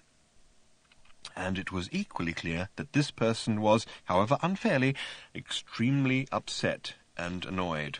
In fact, it would be fair to say that he had reached a level of annoyance the like of which had never been seen in the universe. It was an annoyance of epic proportions, a burning, searing flame of annoyance, an annoyance that now spanned the whole of time and space in its infinite umbrage. And this annoyance had been given its fullest expression in the statue in the centre of all this monstrosity, that was a statue of Arthur Dent, and an unflattering one. 50 feet tall, if it was an inch, there was not an inch of it that wasn't crammed with insult to its subject maker, and 50 feet of that sort of thing will be enough to make any subject feel bad. From the small pimple on the side of his nose to the poorish cut of his dressing gown, there was no aspect of Arthur Dent that wasn't lambasted and vilified by the sculptor. Arthur appeared as a Gorgon, an evil, rapacious, ravening, blooded ogre, slaughtering his way through an innocent one-man universe. With each of the 30 arms that the sculptor, in a fit of artistic fervour, had decided to give him, he was either braining a rabbit, swatting a fly, pulling a wishbone, picking a flea out of his hair, or doing something that Arthur at first couldn't quite identify. His many feet were mostly stamping on ants. Arthur put his hands over his eyes, hung his head, and shook it slowly from side to side, in sadness and horror at the craziness of things. And when he opened his eyes again, there in front of him stood the figure of the man or creature or whatever it was that he had supposedly been persecuting all this time. "Ah!" said Agrajag. He, or it, or whatever, looked like a mad, fat bat. He waddled slowly around Arthur and poked at him with bent claws. "Look," protested Arthur. "Ah!" explained Agrajag, and Arthur reluctantly accepted this on the grounds that he was rather frightened by this hideous and strangely wrecked apparition. Agrajag was black, bloated, wrinkled, and leathery. His bat wings were somehow more frightening for being the pathetic, broken, floundering things they were than if they had been strong, muscular beaters of the air. The most frightening thing was probably the tenacity of his continued existence against all the physical odds. He had the most astounding collection of teeth. They looked as if each came from a completely different animal, and they were ranged around his mouth at such bizarre angles it seemed that he ever actually tried to chew anything, he'd lacerate half his own face along with it, and possibly put out an eye as well. Each of his 3 eyes was small and intense, and looked about as sane as a fish in a privet bush. "I was at a cricket match," he rasped. This seemed on the face of it such a preposterous notion that Arthur practically choked. "Not in this body!" screeched the creature. "Not in this body! This is my last body, my last life! This is my revenge body, my kill Arthur Dent body! My last chance I had to fight to get it, too!" "But I was at," roared Agrajag, "a cricket match. I had a weak heart condition. But what," I said to my wife, "can happen to me at a cricket match? As I'm watching, what happens? 2 people quite maliciously appear out of thin air just in front of me. The last thing I can't help but notice before my poor heart gives out in shock is that one of them is Arthur Dent, wearing a rabbit bone in his beard. Coincidence?" "Yes," said Arthur. "Coincidence!" screamed the creature, painfully thrashing its broken wings and opening a short gash on its right cheek with a particularly nasty tooth. On closer examination, such as he'd been hoping to avoid, Arthur noticed that much of Agrajag's face was covered with ragged strips of black band-aids. He backed away nervously. He tugged at his beard. He was appalled to discover that, in fact, he still had the rabbit bone in it. He pulled it out and threw it away. "Look," he said, "it's just fate playing silly buggers with you, with me, with us. It's a complete coincidence." "What have you got against me, Dent?" snarled the creature, advancing on him in a painful waddle. "Nothing," insisted Arthur. "Honestly, nothing." Agrajag fixed him with a beady stare. "Seems a strange way to relate to somebody you've got nothing against, killing them all the time. Very curious piece of social interaction, I would call that. I would also call it a lie." "But look," said Arthur, "I'm very sorry. There's been a terrible misunderstanding. I've got to go. Have you got a clock? I'm meant to be helping save the universe." He backed away still farther. Agrajag advanced still further. "At one point," he hissed, "at one point I decided to give up. Yes, I would not come back. I would stay in the netherworld. And what happened?" Arthur indicated with random shakes of his head that he had no idea, and didn't want to have one either. He found he had backed up against the cold dark stone that had been carved by who knew what Herculean effort into a monstrous travesty of his bedroom slippers. He glanced up at his own horrendously parodied image towering above him. He was still puzzled as to what one of his hands was meant to be doing. "I got yanked involuntarily back into the physical world," pursued Agrajag, "as a bunch of petunias, in, I might add, a bowl. This particular happy little lifetime started off with me, in my bowl, unsupported, 300 miles above the surface of a particularly grim planet. Not a naturally tenable position for a bowl of petunias, you might think, and you'd be right. That life ended a very short while later, 300 miles lower, in, I might again add, the fresh wreckage of a whale, my spirit brother." He leered at Arthur with renewed hatred. "On the way down," he snarled, "I couldn't help noticing a flashy-looking white spaceship. And looking out of a port on this flashy-looking spaceship was a smug-looking Arthur Dent. Coincidence?" "Yes," yelped Arthur. He glanced up again and realized that the arm that had puzzled him was represented as wantonly calling into existence a bowl of doomed petunias.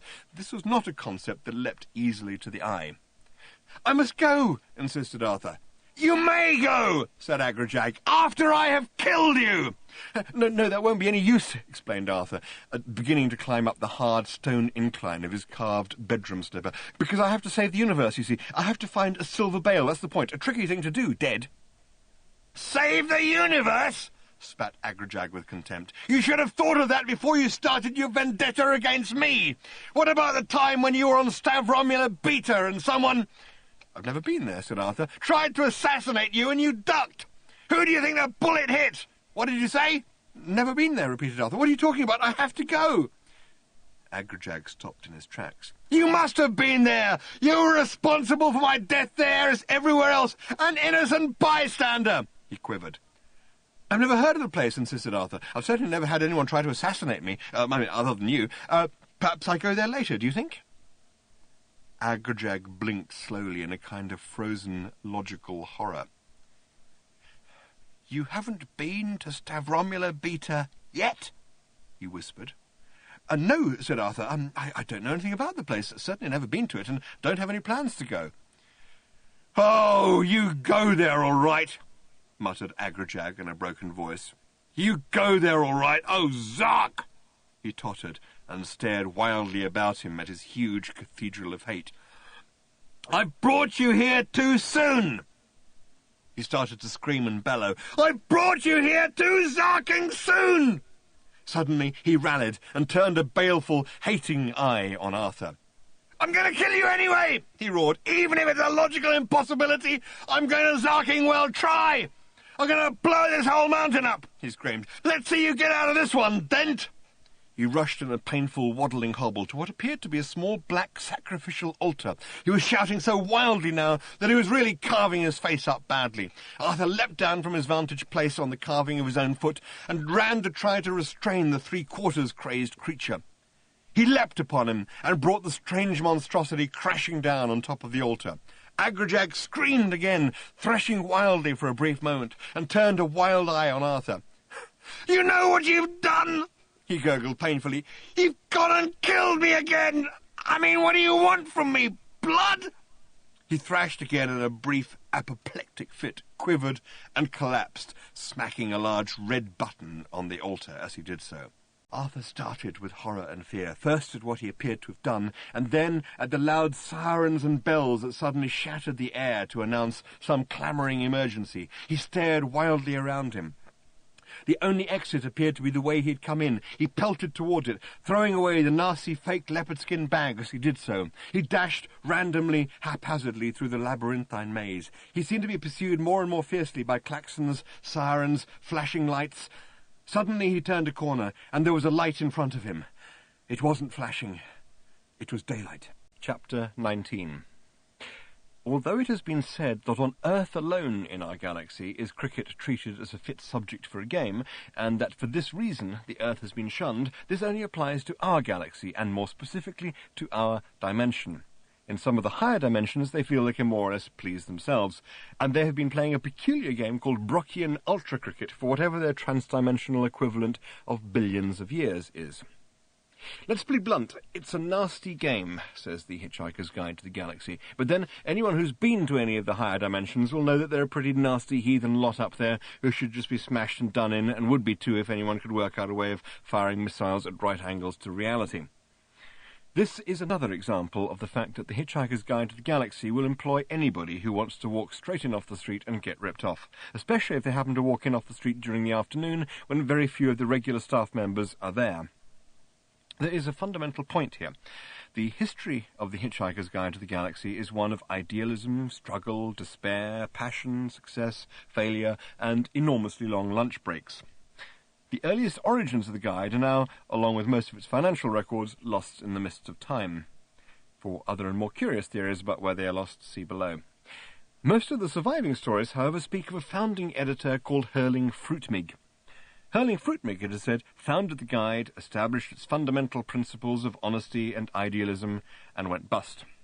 There followed many years of penury and heart-searching, during which he consulted friends, sat in darkened rooms in illegal states of mind, thought about this and that, fooled about with weights, and then, after a chance encounter with the holy lunching friars of Voondoon, who claimed that just as lunch was at the centre of a man's temporal day, and man's temporal day could be seen as an analogy for his spiritual life, so lunch should be A, seen as the centre of man's spiritual life, and B, held in jolly nice restaurants, he refounded the guide, laid down its fundamental principles of honesty and idealism and where you could stuff them both, and led the guide on to its first major commercial success.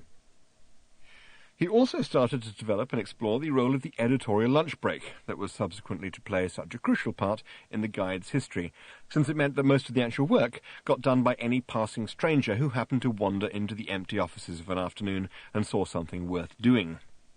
Shortly after this, the guide was taken over by Mega Dodo Publications of Ursa Minor Beta, thus putting the whole thing on a very sound financial footing, and allowing the fourth editor, Ligliori Jr., to embark on lunch breaks of such breathtaking scope that even the efforts of recent editors, who started undertaking sponsored lunch breaks for charity, seem like mere sandwiches in comparison.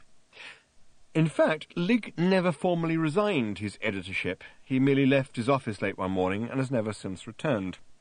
Though well over a century has now passed, many members of the guide staff still retain their romantic notion that he has simply popped out for a ham croissant and will yet return to put in a solid afternoon's work. Strictly speaking, all editors since Ligliori Jr. have therefore been designated acting editors, and Lig's desk is still preserved the way he left it, with the addition of a small sign that says Ligliori Jr., editor, missing, presumed fed. Some very scurrilous and subversive sources hint at the idea that Lig actually perished in the guide's first extraordinary experiments in alternative bookkeeping. Very little is known of this, and still less said. Anyone who even notices, let alone calls attention to the curious but utterly coincidental and meaningless fact that every world on which the guide has ever set up an accounting department has shortly afterwards perished in warfare or some natural disaster, is liable to get sued to smithereens. It is an interesting, though utterly unrelated fact that the 2 or 3 days prior to the demolition of the planet Earth to make way for a new hyperspace bypass saw a dramatic upsurge in the number of UFO sightings there, not only above Lord's Cricket Ground in St John's Wood, London, but also above Glastonbury and Somerset. Glastonbury had long been associated with myths of ancient kings, witchcraft, and wart-curing, and had now been selected as the site of the guide's new financial records office, and indeed 10 years' worth of financial records were transferred to a magic hill just outside the city, mere hours before the Vogons arrived. None of these facts, however strange or inexplicable, is as strange or inexplicable as the rules of the game of Brockian ultra cricket, as played in the higher dimensions. A full set of rules is so massively complicated that the only time they were all bound together in a single volume, they underwent gravitational collapse and became a black hole. A brief summary, however, follows. Rule 1. Grow at least 3 extra legs. You won't need them, but it keeps the crowds amused. Rule 2. Find one extremely good Brockian ultra cricket player. Clone him off a few times. This saves an enormous amount of tedious selection and training. Rule 3. Put your team and the opposing team in a large field and build a high wall around them. The reason for this is that though the game is a major spectator sport, the frustration experienced by the audience at not actually being able to see what's going on leads them to imagine that it's a lot more exciting than it really is. A crowd that has just watched a rather humdrum game experiences far less life affirmation than a crowd that believes it has just missed the most dramatic event in sporting history. Rule 4. Throw lots of assorted items of sporting equipment over the wall for the players. Anything will do. Cricket bats, base cube bats, tennis guns, skis, anything you can get a good swing with. Rule 5. The players should now lay about themselves for all they're worth with whatever they find to hand. Whenever a player scores a hit on another player, he should immediately run away as fast as he can and apologise from a safe distance. Apologies should be concise, sincere, and for maximum clarity and points, delivered through a megaphone. Rule 6. The winning team shall be the first team that wins. Curiously enough, the more the obsession with the game grows in the higher dimensions, the less it is actually played, since most of the competing teams are now in a state of permanent warfare with each other over the interpretation of these rules. This is all for the best, because in the long run a good solid war is less psychologically damaging than a protracted game of Brockian ultra cricket. Chapter 20. As Arthur ran, darting, dashing and panting down the side of the mountain, he suddenly felt the whole bulk of the mountain move very, very slightly beneath him. There was a rumble, a roar, and a slight blurred movement, and a lick of heat in the distance behind and above him. He ran in a frenzy of fear. The land began to slide, and he suddenly felt the force of the word landslide in a way that had never been apparent to him before. It had always just been a word to him, but now he was suddenly and horribly aware that sliding is a strange and sickening thing for land to do. It was doing it with him on it. He felt ill with fear and trembling. The ground slid, the mountain slurred, he slipped, he fell, he stood, he slipped again and ran. The avalanche began. Stones, then rocks, then boulders pranced past him like clumsy puppies, only much bigger, much, much harder and heavier, and almost infinitely more likely to kill you if they fell on you. His eyes danced with them, his feet danced with the dancing ground. He ran as if running were a terrible sweating sickness. His heart pounded to the rhythm of the pounding geological frenzy around him. The logic of the situation, i.e. that he was clearly bound to survive if the next foreshadowed incident in the saga of his inadvertent persecution of Agrajag was to happen, was utterly failing to impinge itself on his mind or exercise any restraining influence on him at this time. He ran with the fear of death in him, under him, over him, and grabbing hold of his hair. And suddenly he tripped again and was hurled forward by his considerable momentum. But just at the moment he was about to hit the ground astoundingly hard, he saw lying directly in front of him a small navy blue holdall that he knew for a fact he had lost in the baggage retrieval system at Athens airport some 10 years previously in his personal timescale, and in his astonishment he missed the ground completely and bobbed off into the air with his brain singing. What he was doing was this. He was flying. He glanced around him in surprise, but there could be no doubt that that was what he was doing. No part of him was touching the ground, and no part of him was even approaching it. He was simply floating there with boulders hurtling through the air around him. He could now do something about that. Blinking with the non-effort of it, he wafted higher into the air, and now the boulders were hurtling through the air beneath him. He looked downward with intense curiosity. Between him and the shivering ground were now some 30 feet of empty air. Empty, that is, if you discounted the boulders that didn't stay in it for long, but bounded on downward in the iron grip of the law of gravity. The same law that seemed all of a sudden to have given Arthur a sabbatical. It occurred to him almost instantly, with the instinctive correctness that self-preservation instills in the mind, that he mustn't try to think about it, that if he did, the law of gravity would suddenly glance sharply in his direction and demand to know what the hell he thought he was doing up there, and all would suddenly be lost. So he thought about tulips. was difficult, but he did. He thought about the pleasing firm roundness of the bottom of tulips. He thought about the interesting variety of colours they came in, and wondered what proportion of the total number of tulips that grew or had grown on the earth would be found within a radius of 1 mile from a windmill. After a while, he got dangerously bored of this train of thought. Felt the air slipping away beneath him, felt that he was drifting down into the paths of the bouncing boulders that he was trying so hard not to think about. So he thought about Athens airport for a bit, and that kept him usefully annoyed for about 5 minutes, at the end of which he was startled to discover that he was now floating about 600 feet above the ground. He wondered for a moment how he was going to get back down to it, but instantly shied away from that area of speculation again and tried to look at the situation steadily. He was flying. What was he going to do about it? He looked back down at the ground. He didn't look at it hard, but did his best just to give it an idle glance, as it were, in passing. There were a couple of things he couldn't help noticing. One was that the eruption of the mountain seemed now to have spent itself. There was a crater just a little way beneath the peak, presumably where the rock had caved in on top of the huge, cavernous cathedral, the statue of himself and the sadly abused figure of Agrajag. The other was his hold-all, the one he'd lost at Athens airport. It was sitting pertly on a piece of clear ground, surrounded by exhausted boulders, but apparently hit by none of them. Why this should be, he could not speculate, but since this mystery was completely overshadowed by the monstrous impossibility of the bag's being there in the first place, it was not a speculation he really felt strong enough for anyway. The thing is, it was there, and the nasty fake leopard-skin bag seemed to have disappeared, which was all to the good, if not entirely to the explicable. He was faced with the fact that he was going to have to pick the thing up. Here he was, flying along 600 feet above the surface of an alien planet, the name of which he couldn't even remember. He could not ignore the plaintive posture of this tiny piece of what used to be his life, here, so many light years from the pulverized remains of his home. Furthermore, he realized the bag, if it was still in the same state in which he'd lost it, would contain a can that would have in it the only Greek olive oil still surviving in the universe. Slowly, carefully, inch by inch, he began to bob downward, swinging gently from side to side like a nervous sheet of paper, feeling its way toward the ground. It went well. He was feeling good. The air supported him, but let him through. 2 minutes later, he was hovering a mere 2 feet above the bag, and was faced with some difficult decisions. He bobbed there lightly. He frowned, but again as lightly as he could. If he picked the bag up, could he carry it? Wouldn't the extra weight pull him straight to the ground?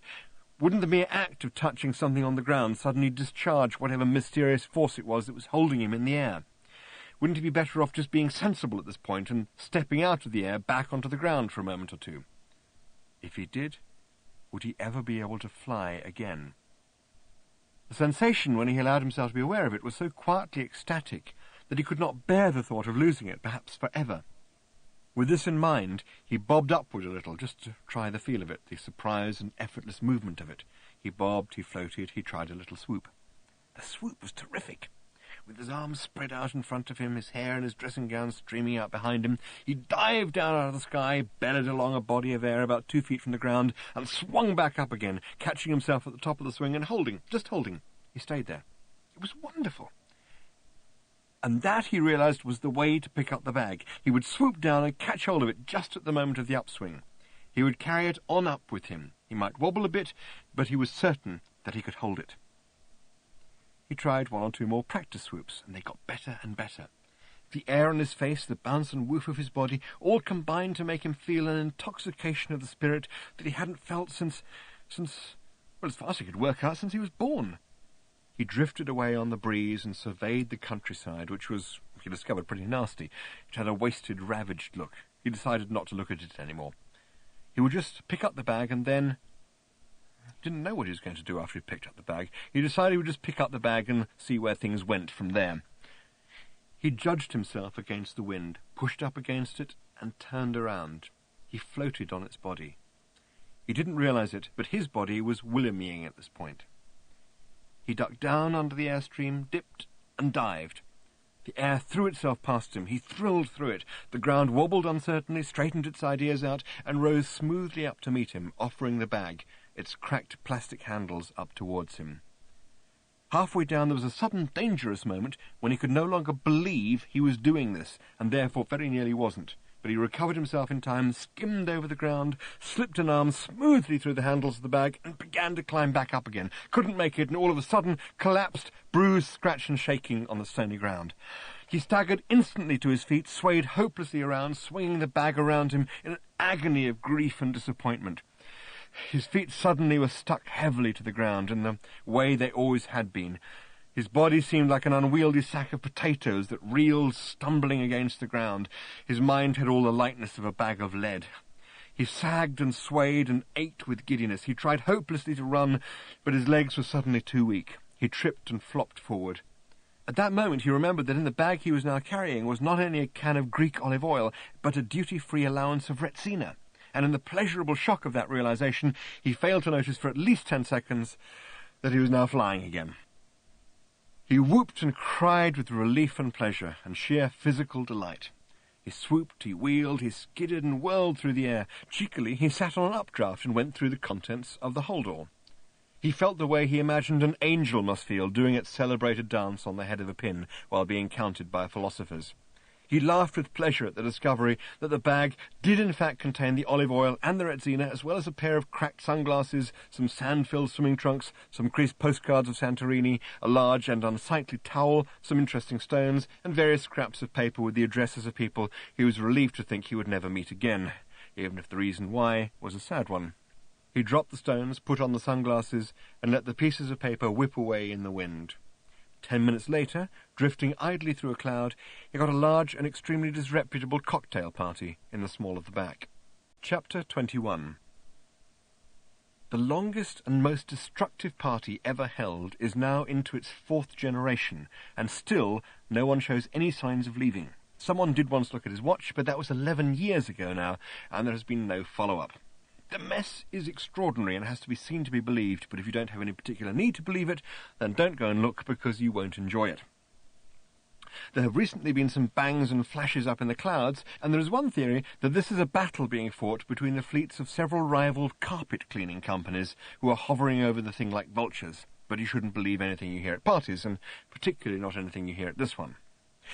One of the problems, and it's one that's obviously going to get worse, is that all the people at the party are either the children or the grandchildren or the great-grandchildren of the people who wouldn't leave in the first place. And because of all the business about selective breeding and recessive genes and so on, it means that all the people now at the party are either absolutely fanatical partygoers or gibbering idiots, or, more and more frequently, both. Either way, it means that, genetically speaking, each succeeding generation is now less likely to leave than the preceding one. So other factors come into operation, like when the drinks are going to run out. Now, because of certain things that have happened that seemed like a good idea at the time, and one of the problems of the party that never stops is that all the things that only seem like a good idea at parties continue to seem like good ideas, that point seems still to be a long way off. One of the things that seemed like a good idea at the time was that the party should fly. Not in the normal sense that parties are meant to fly, but literally. One night, long ago, a band of drunken astro-engineers of the first generation clambered around the building, digging this, fixing that, banging very hard on the other, and when the sun rose the following morning, it was startled to find itself shining on a building full of happy drunken people that was now floating like a young and uncertain bird over the treetops. Not only that, but the flying party had also managed to arm itself rather heavily. If they were going to get involved in any petty arguments with wine merchants, they wanted to make sure they had might on their side.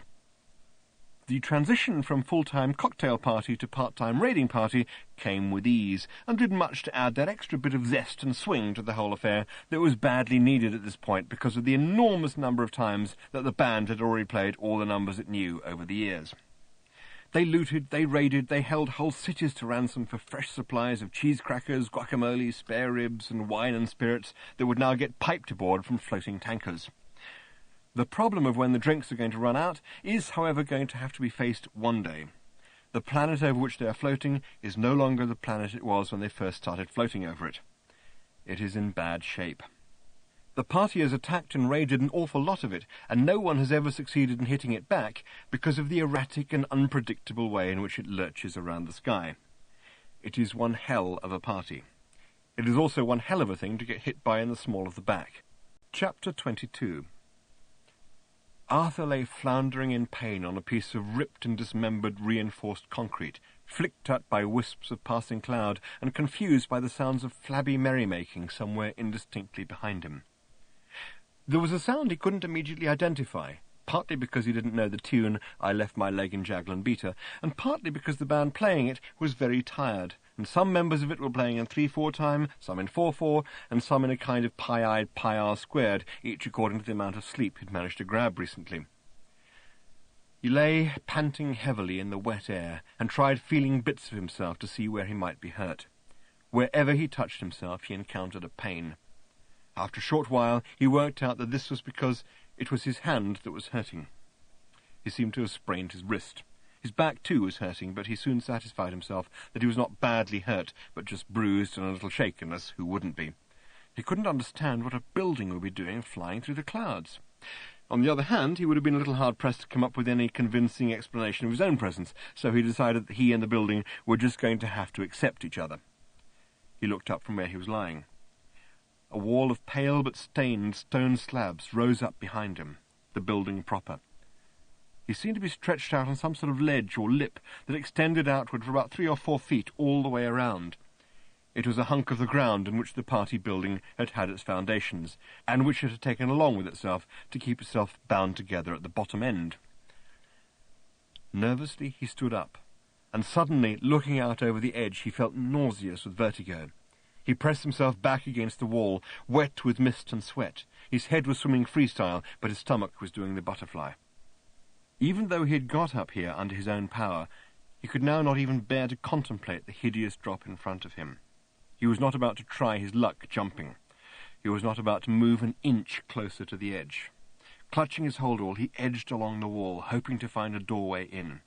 The solid weight of the can of olive oil was a great reassurance to him. He was edging in the direction of the nearest corner, in the hope that the wall around the corner might offer more in the way of entrances than this one, which offered none.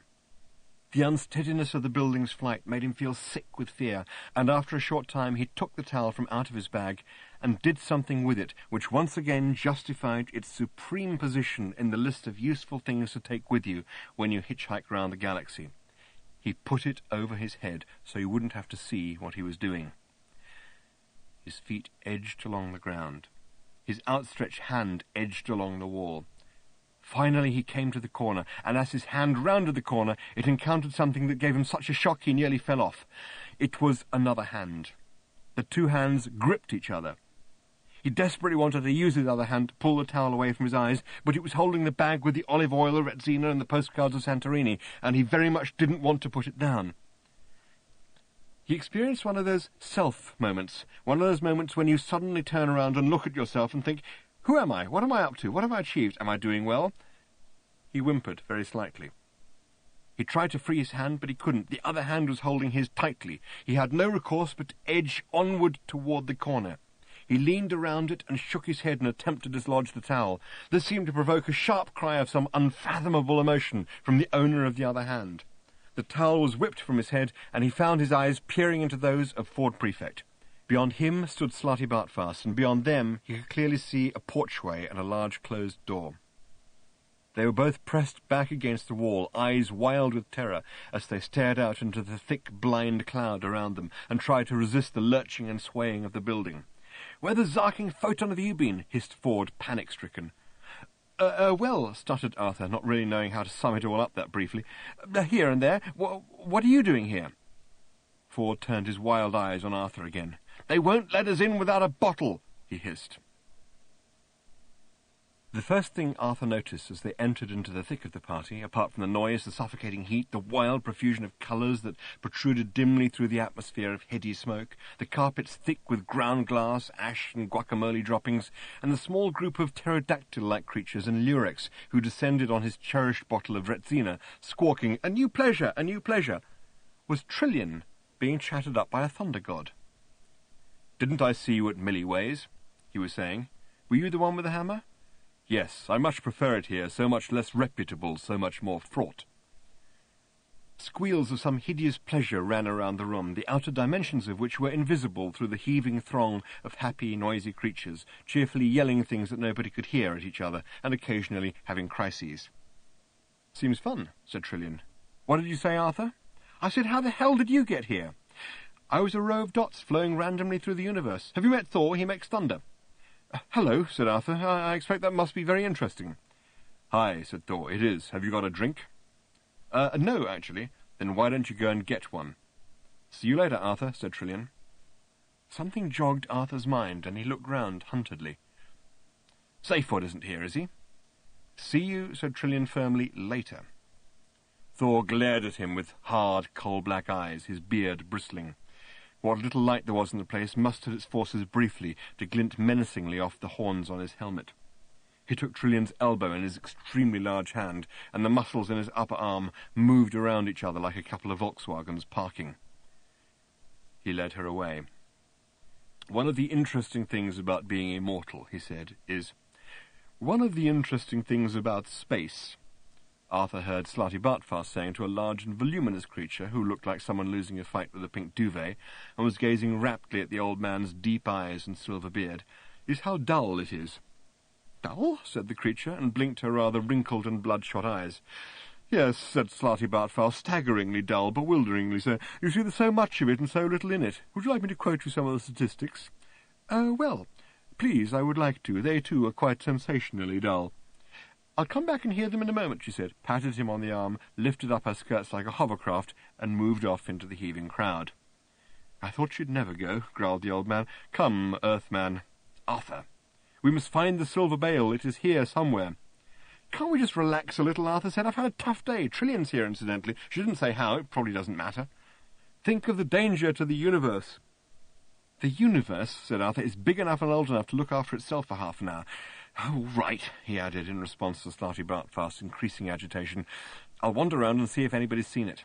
Good, good, said Slarty Bartfast. Good. He plunged into the crowd himself and was told to relax by everybody he passed. Have you seen a bale anywhere? Said Arthur to a little man who seemed to be standing eagerly waiting to listen to somebody. It's made of silver, vitally important for the future safety of the universe, and about this long. No, said the enthusiastically wizened little man, but do have a drink and tell me all about it.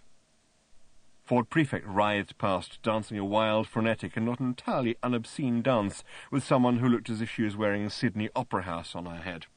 He was yelling a futile conversation at her above the din. I like the hat, he bawled. What? I said I like the hat. I'm not wearing a hat. Well, I like the head, then. What? I said I like the head. Interesting bone structure. What?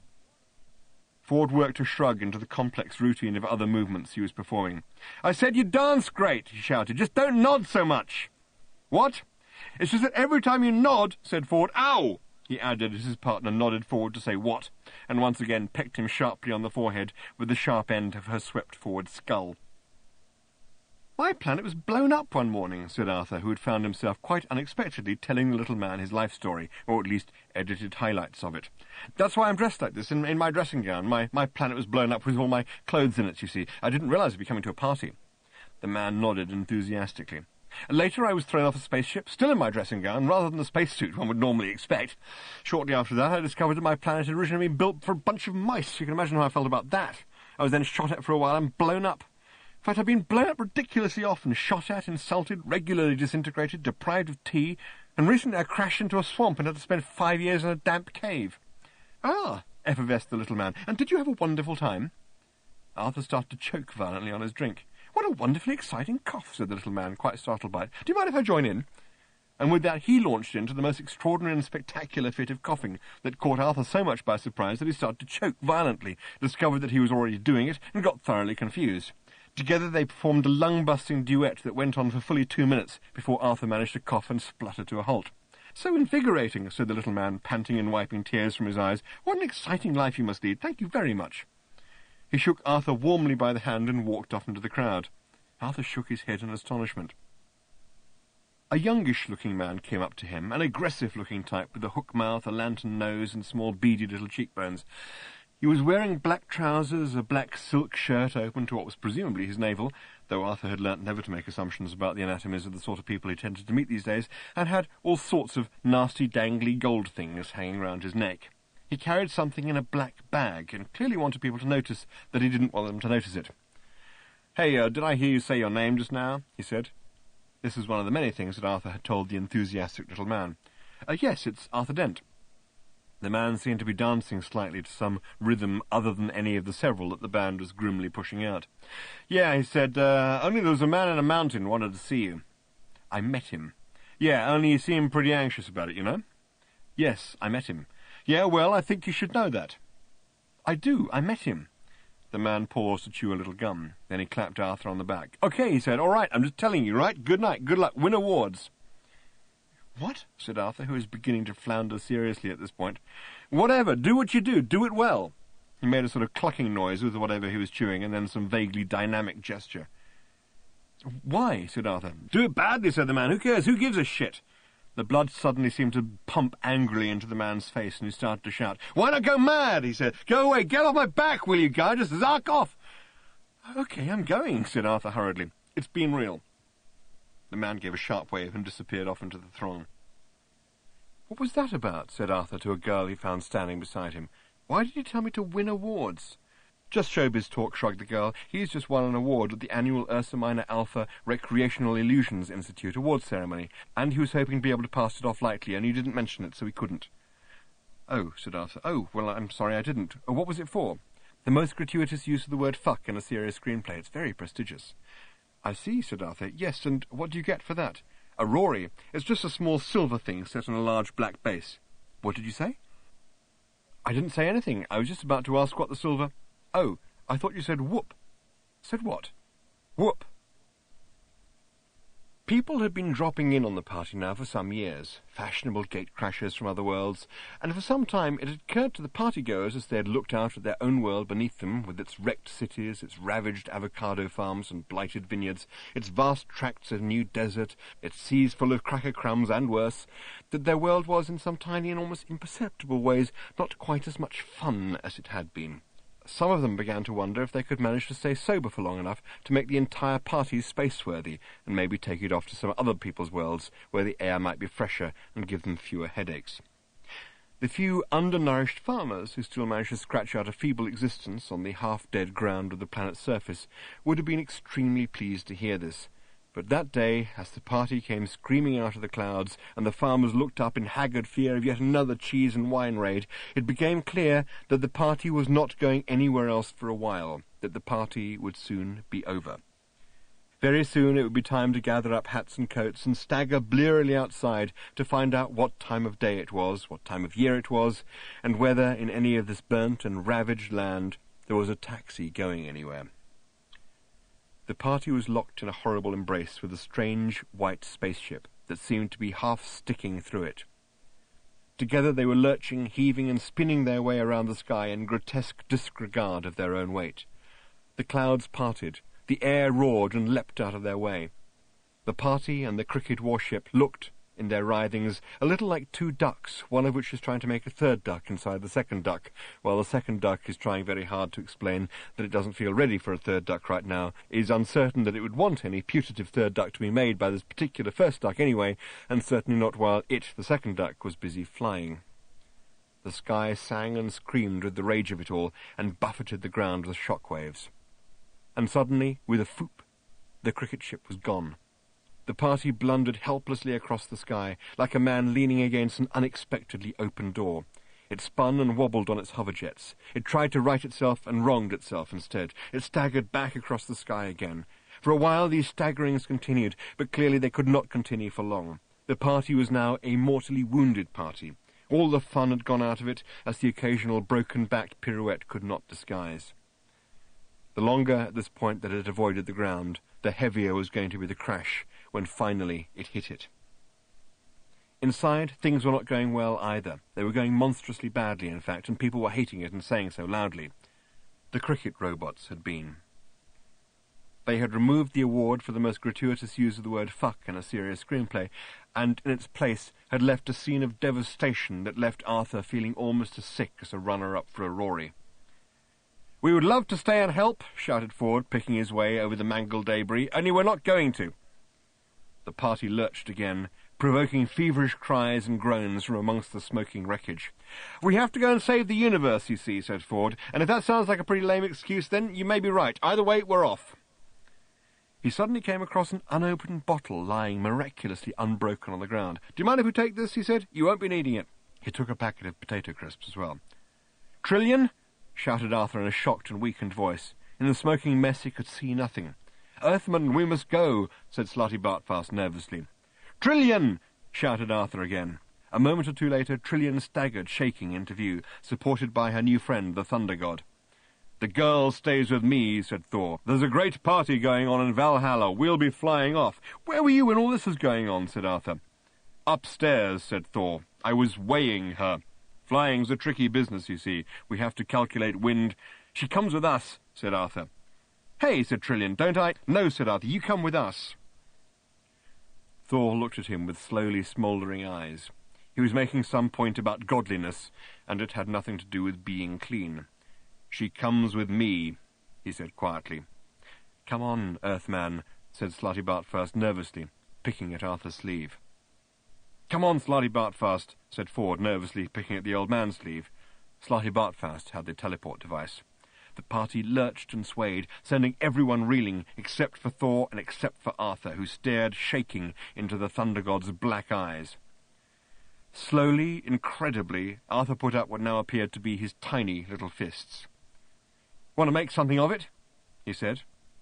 "I beg your minuscule pardon," roared Thor. "I said," repeated Arthur, and he could not keep the quavering out of his voice, "do you want to make something of it?"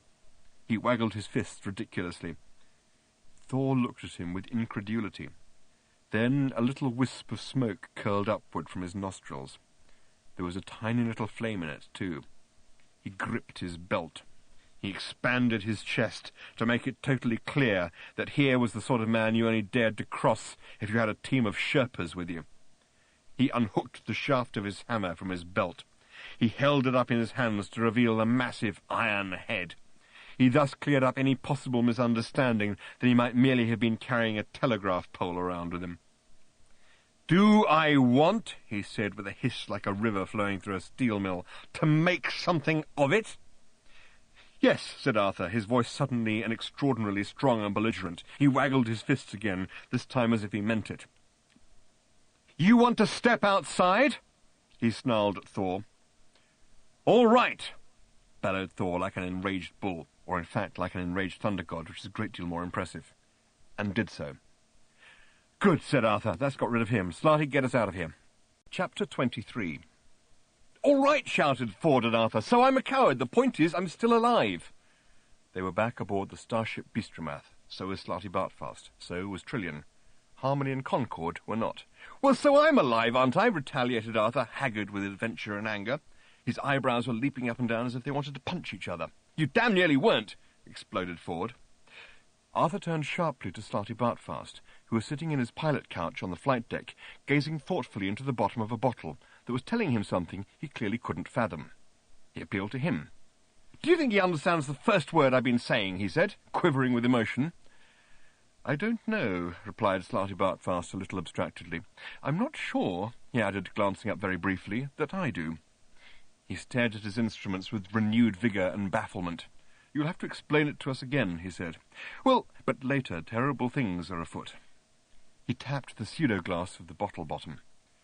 "We fared rather pathetically at the party, I'm afraid," he said, "and our only hope now is to try and prevent the robots from using the key in the lock. How in heaven we do that, I don't know," he muttered. "Just have to go there, I suppose. Can't say I like the idea at all. Probably end up dead." "Where is Trillion, anyway?" said Arthur with a sudden affectation of unconcern.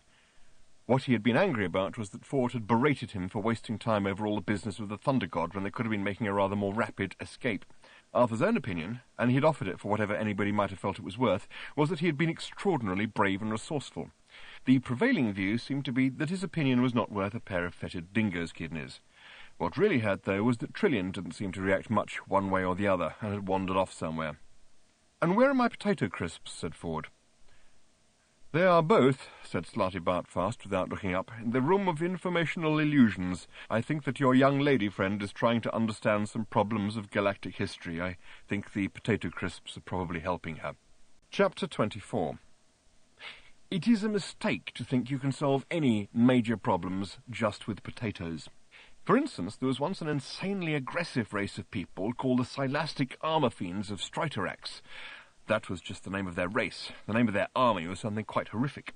Luckily, they lived even farther back in galactic history than anything we have so far encountered, 20 billion years ago, when the galaxy was young and fresh, and every idea worth fighting for was a new one.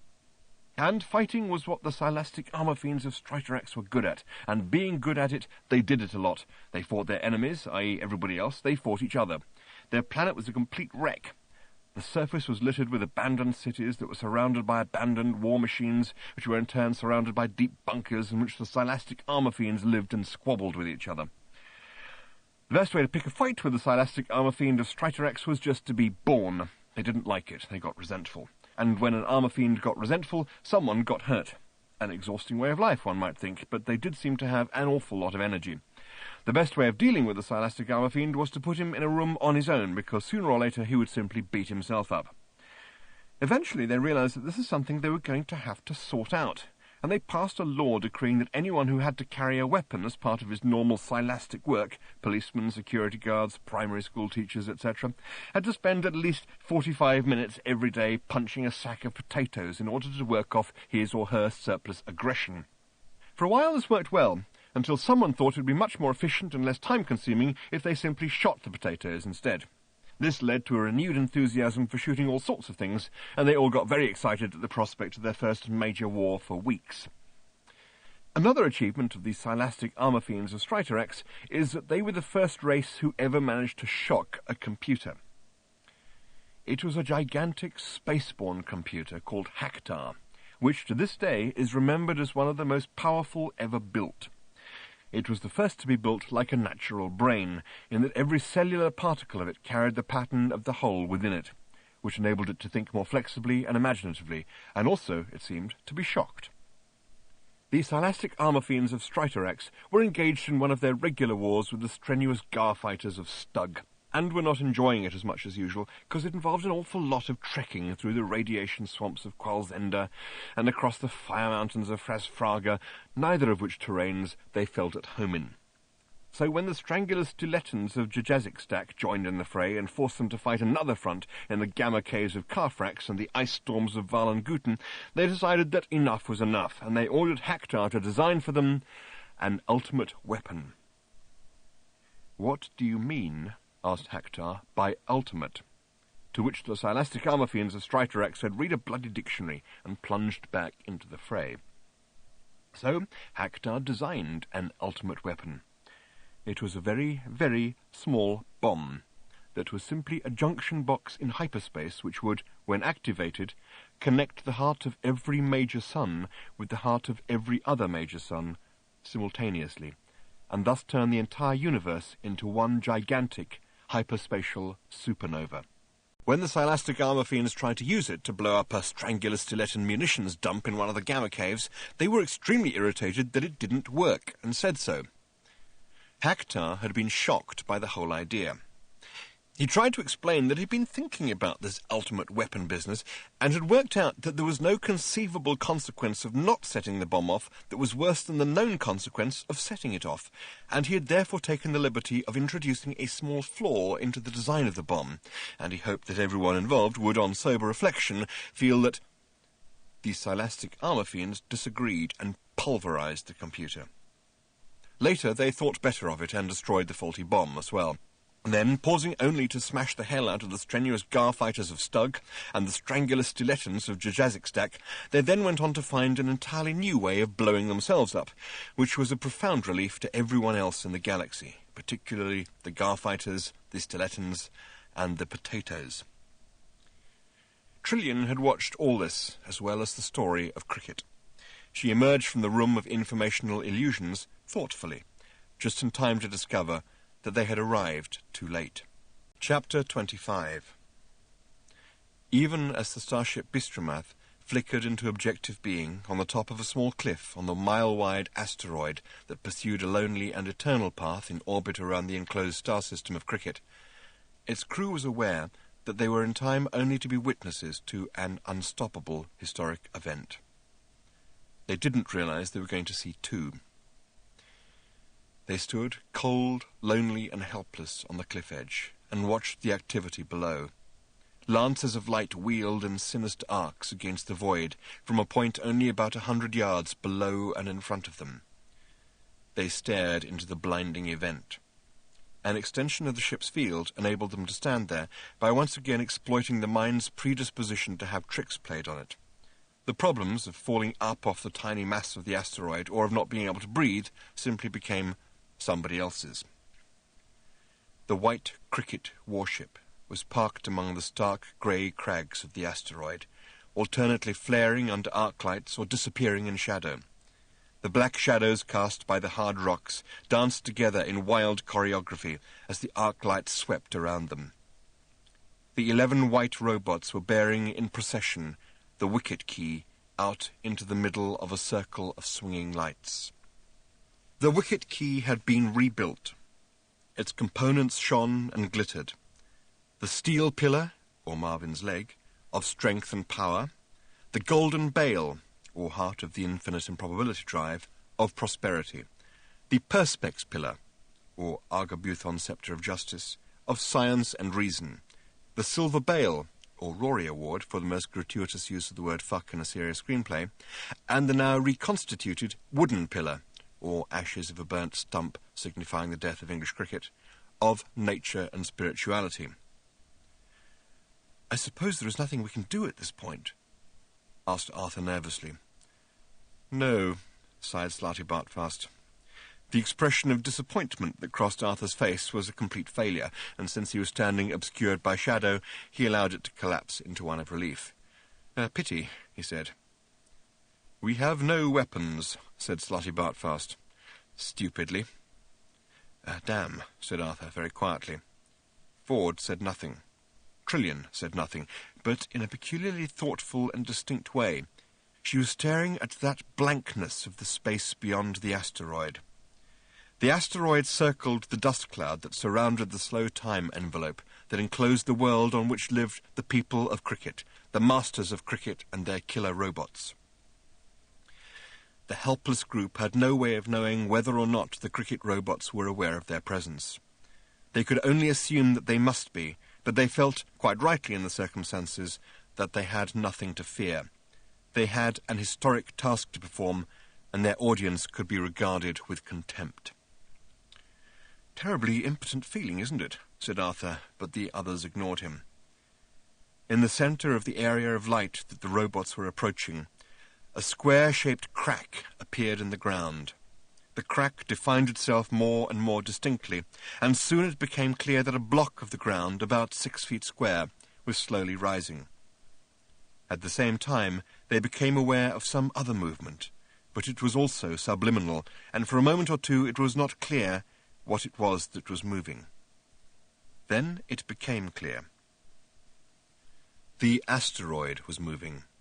It was moving in toward the dust cloud, as if being hauled inexorably by some celestial angler in its depths. They were to make in real life the journey through the cloud that they had already made in the room of informational illusions. They stood frozen in silence. Trillian frowned.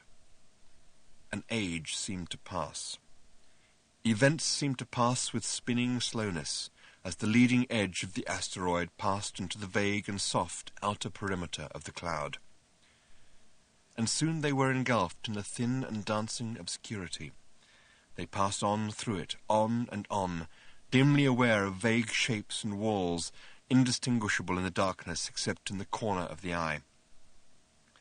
The dust dimmed the shafts of brilliant light.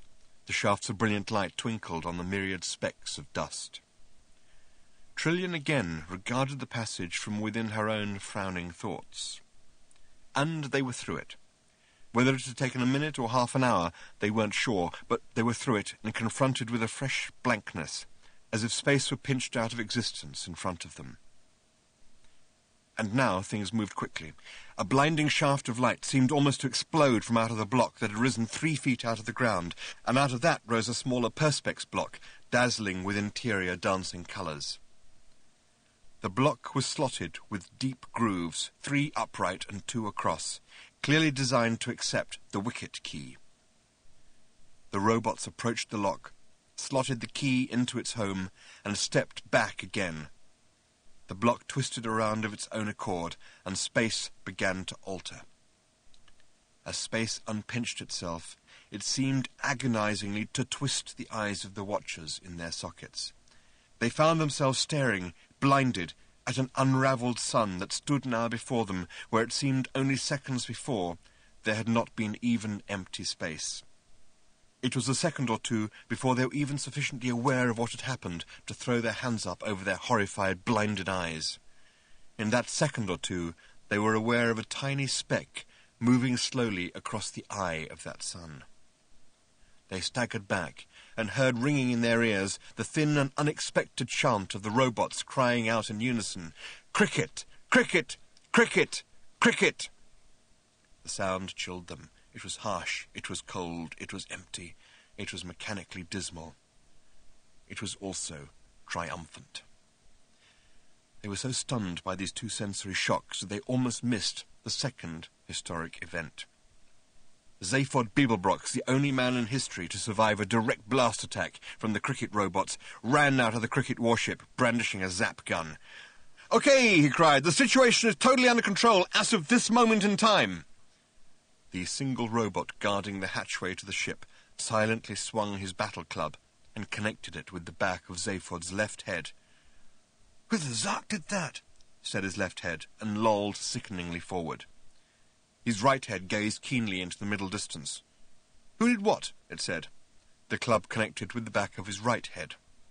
Zaphod measured his length and rather strange shape on the ground. Within a matter of seconds the whole event was over. A few blasts from the robot were sufficient to destroy the lock forever. It split and melted, and splayed its contents brokenly, and the robots marched grimly and, it almost seemed, in a slightly disheartened manner, back into their warship, which, with a whoop, was gone. Trillian and Ford ran hectically around and down the steep incline to the dark, still body of Zaphod Beeblebrox. Chapter 26. "I dunno," said Zaphod, for what seemed to him like the 37th time. "They could have killed me, but they didn't. Maybe they just thought I was a kind of wonderful guy or something. I could understand that." The others silently registered their opinions of this theory.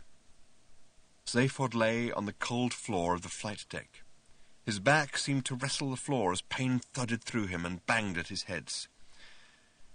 "I think," he whispered, "that there's something wrong with those anodized dudes, something fundamentally weird."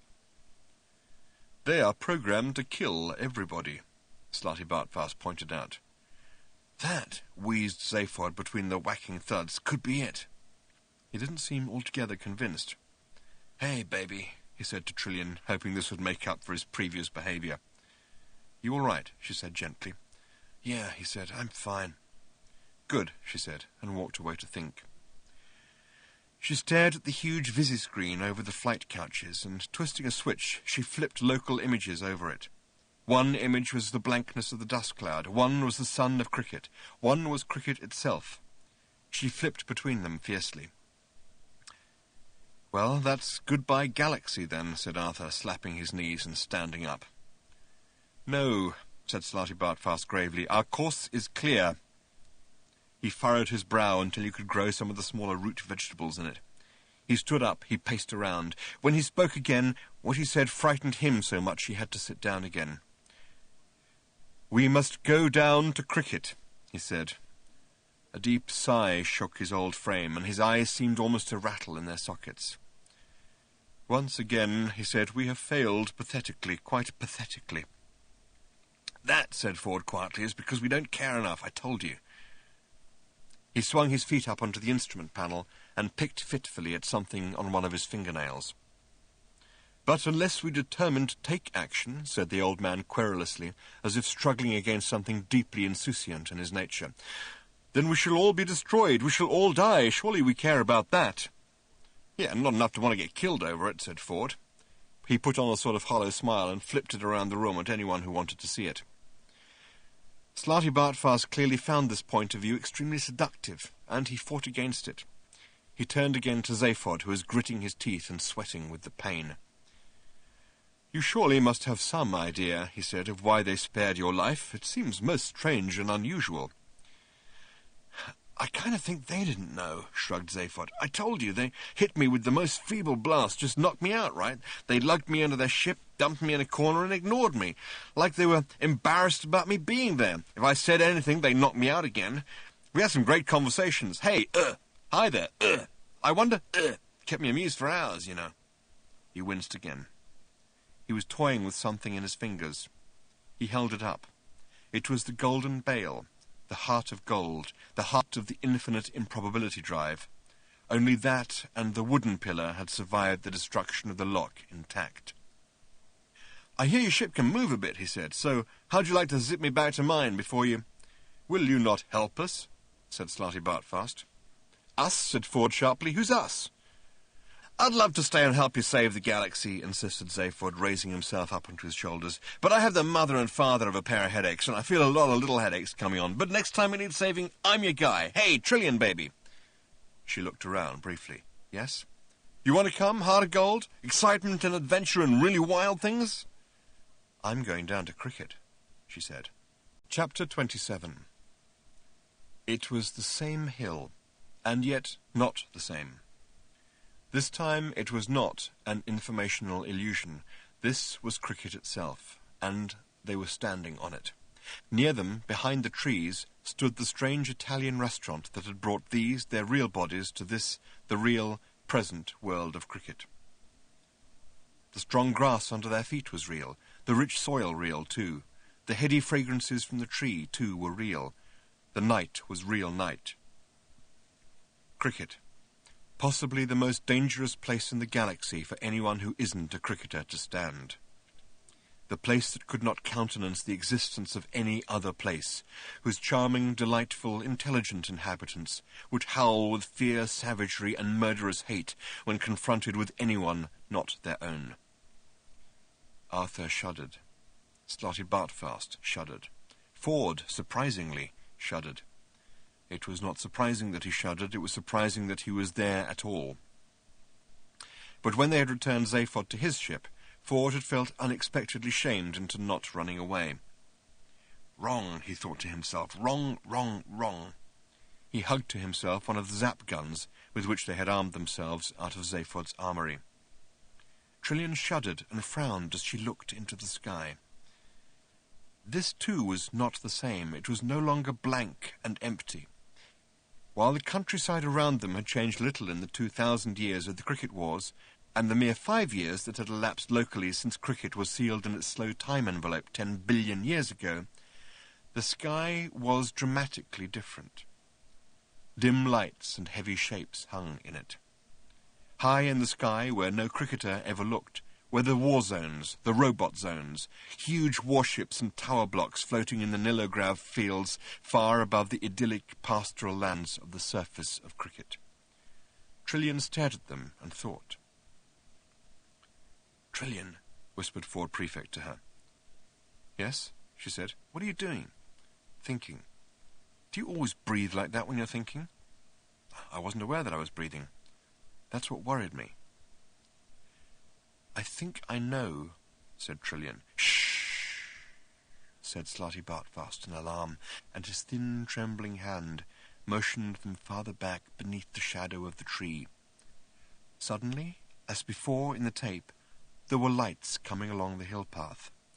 But this time the dancing beams were not from lanterns, but flashlights. Not in itself a dramatic change, but every detail made their hearts thump with fear. This time there were no lilting, whimsical songs about flowers and farming and dead dogs, but hushed voices in urgent debate. A light moved in the sky with slow weight.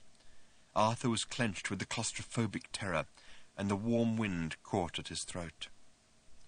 Within seconds a second party became visible, approaching from the other side of the dark hill. They were moving swiftly and purposefully, their flashlights swinging and probing around them. The parties were clearly converging, and not merely with each other. They were converging deliberately on the spot where Arthur and the others were standing. Arthur heard the slight rustle as Ford Prefect raised his zap gun to his shoulder, and the slight whimpering cough as Slarty Bartfast raised his. He felt the cold, unfamiliar weight of his own gun, and with shaking hands he He raised it. His fingers fumbled to release the safety catch and engage the extreme danger catch, as Ford had shown him. He was shaking so much that if he'd fired at anybody at that moment, he probably would have burnt his signature on them. Only Trillian didn't raise her gun. She raised her eyebrows, lowered them again, and bit her lip in thought. "Has it occurred to you," she began, but nobody wanted to discuss anything much at the moment. A light stabbed through the darkness from behind them, and they spun round to find a third party of cricketers behind them, searching them out with their flashlights. Ford Prefect's gun crackled viciously, but fire spat back at it and it crashed from his hands. There was a moment of pure fear, a frozen second before anyone fired again, and at the end of the second, nobody fired. They were surrounded by pale-faced cricketers and bathed in bobbing torchlight. The captives stared at their captors. The captors stared at their captives. "Hello," said one of the captors. "Excuse me, but are you aliens?" Chapter 28. Meanwhile, more millions of miles away than the mind can comfortably encompass, Zaphod Beeblebrox was feeling bored. He had repaired his ship, that is, he'd watched with alert interest while a service robot had repaired it for him. It was now, once again, one of the most powerful and extraordinary ships in existence. He could go anywhere, do anything. He fiddled with the book, and then tossed it away. It was the one he'd read before. He walked over to the communications bank and opened an all-frequencies emergency channel. "Anyone want a drink?" he asked. "This an emergency, fella?" crackled a voice from halfway across the galaxy. "Got any mixers?" said Zaphod. "No, go take a ride on a comet."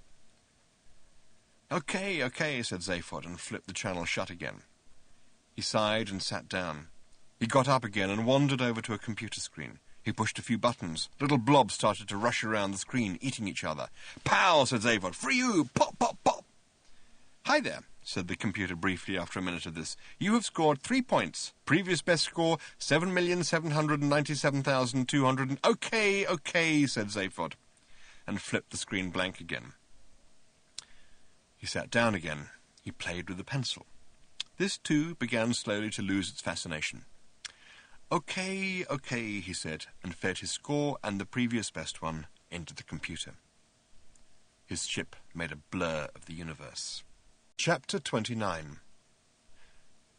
"Tell us," said the thin, pale-faced cricketer who had stepped forward from the ranks of the others and stood uncertainly in the circle of light, handling his gun as if he was just holding it for someone else who'd just popped off somewhere but will be back in a minute.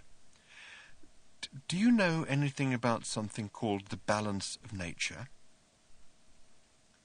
There was no reply from their captives, or at least nothing more articulate than a few confused mumbles and grunts. The flashlight continued to play over them. High in the sky above them, dark activity continued in the robot zones.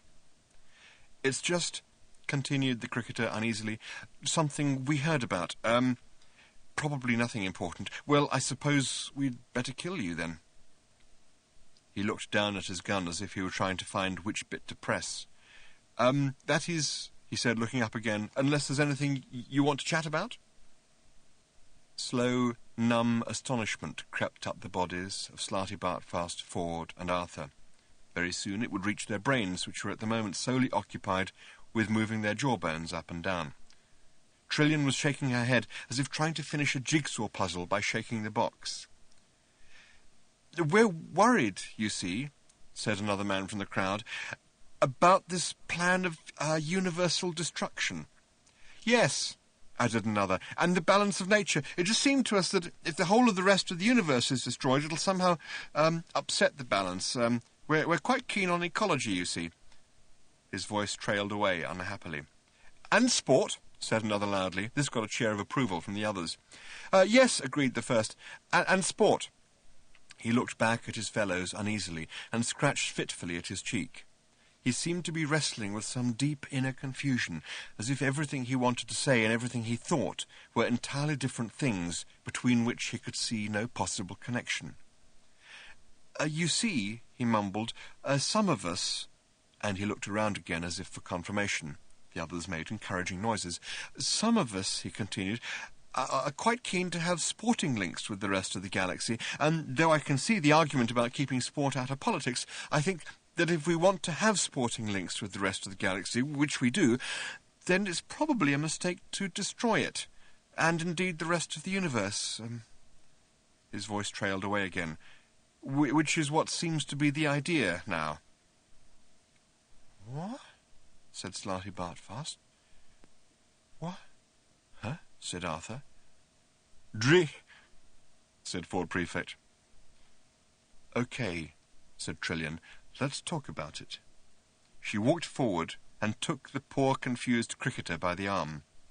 He looked about 25, which meant, because of the peculiar manglings of time that had been going on in this area, that he would have been just 20 when the cricket wars were finished 10 billion years ago. Trillian led him for a short walk through the light before she said anything more. He stumbled uncertainly after her. The encircling flashlight beams were drooping slightly now, as if they were abdicating to the strange, quiet girl who, alone in this universe of dark confusion, seemed to know what she was doing. She turned and faced him, and lightly held both his arms. He was a picture of bewildered misery. "Tell me," she said. He said nothing for a moment, while his gaze darted from one of her eyes to the other. He said, "we have to be alone, I think." He screwed up his face and then dropped his head forward, shaking it like someone trying to shake a coin out of a money box. He looked up again. "We have this bomb now, you see," he said. "It's just a little one." "I know," she said. He goggled at her as if she'd said something very strange about beetroots. "Honestly," he said, "it's very, very little." "I know," she said again.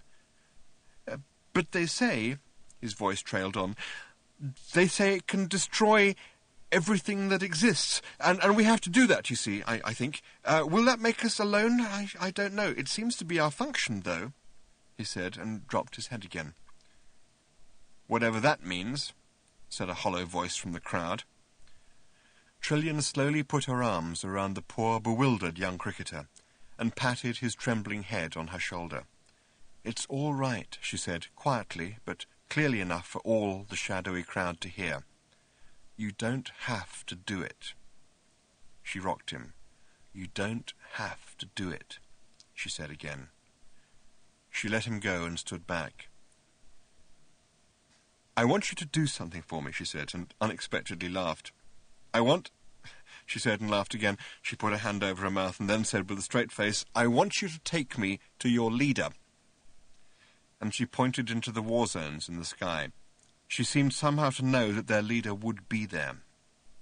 Her laughter seemed to discharge something in the atmosphere. From somewhere at the back of the crowd, a single voice started to sing a tune that would have enabled Paul McCartney, had he written it, to buy the world.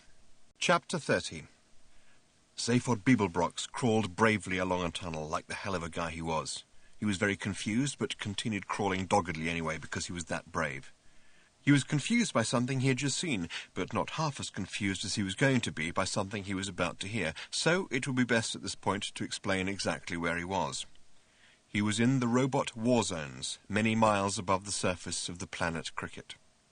The atmosphere was thin here, and relatively unprotected from any rays or anything that space might care to hurl in this direction.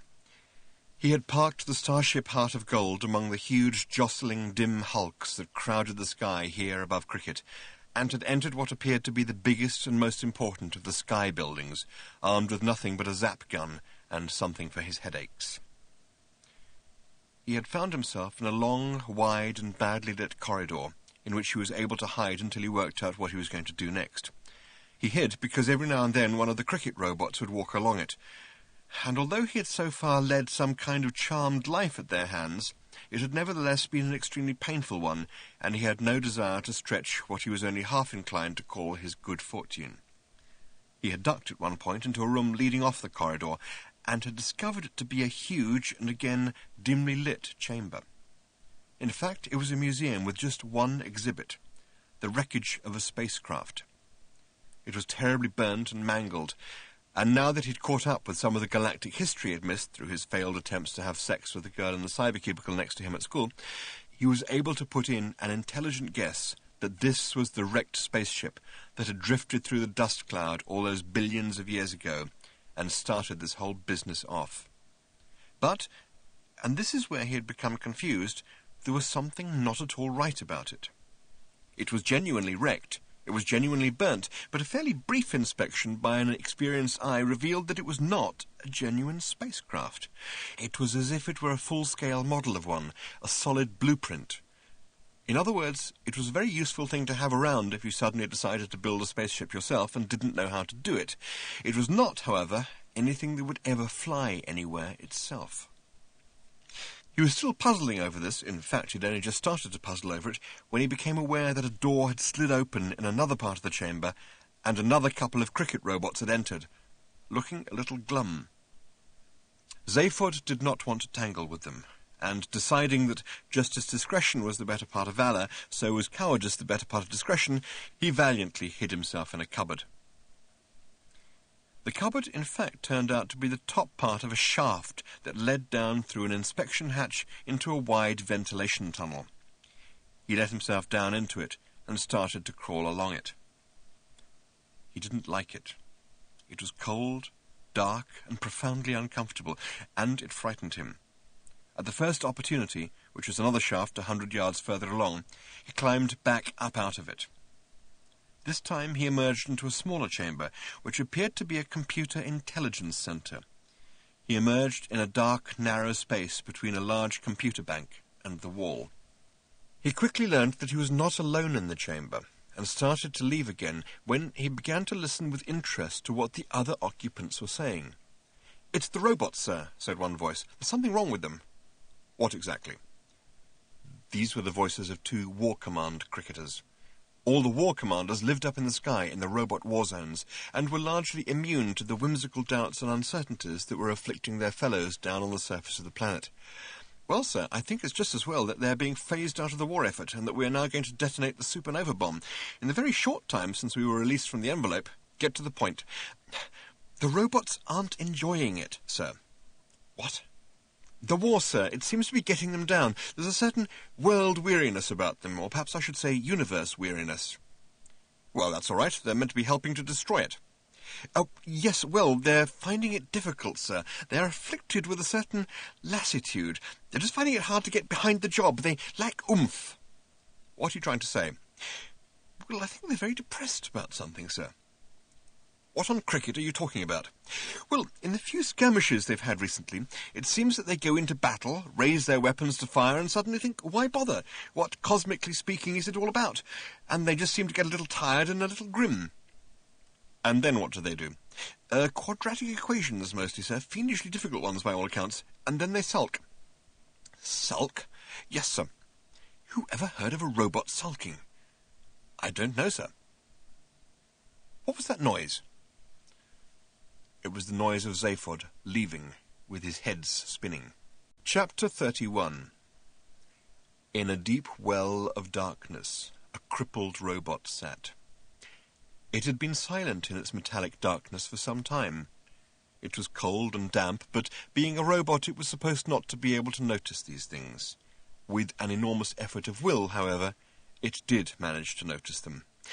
Its brain had been harnessed to the central intelligence core of the cricket war computer. It wasn't enjoying the experience, and neither was the central intelligence of the cricket war computer. The cricket robots, who had salvaged this pathetic metal creature from the swamps of Squanchula Zeta, had done so because they had recognized almost immediately its gigantic intelligence, and the use this could be to them.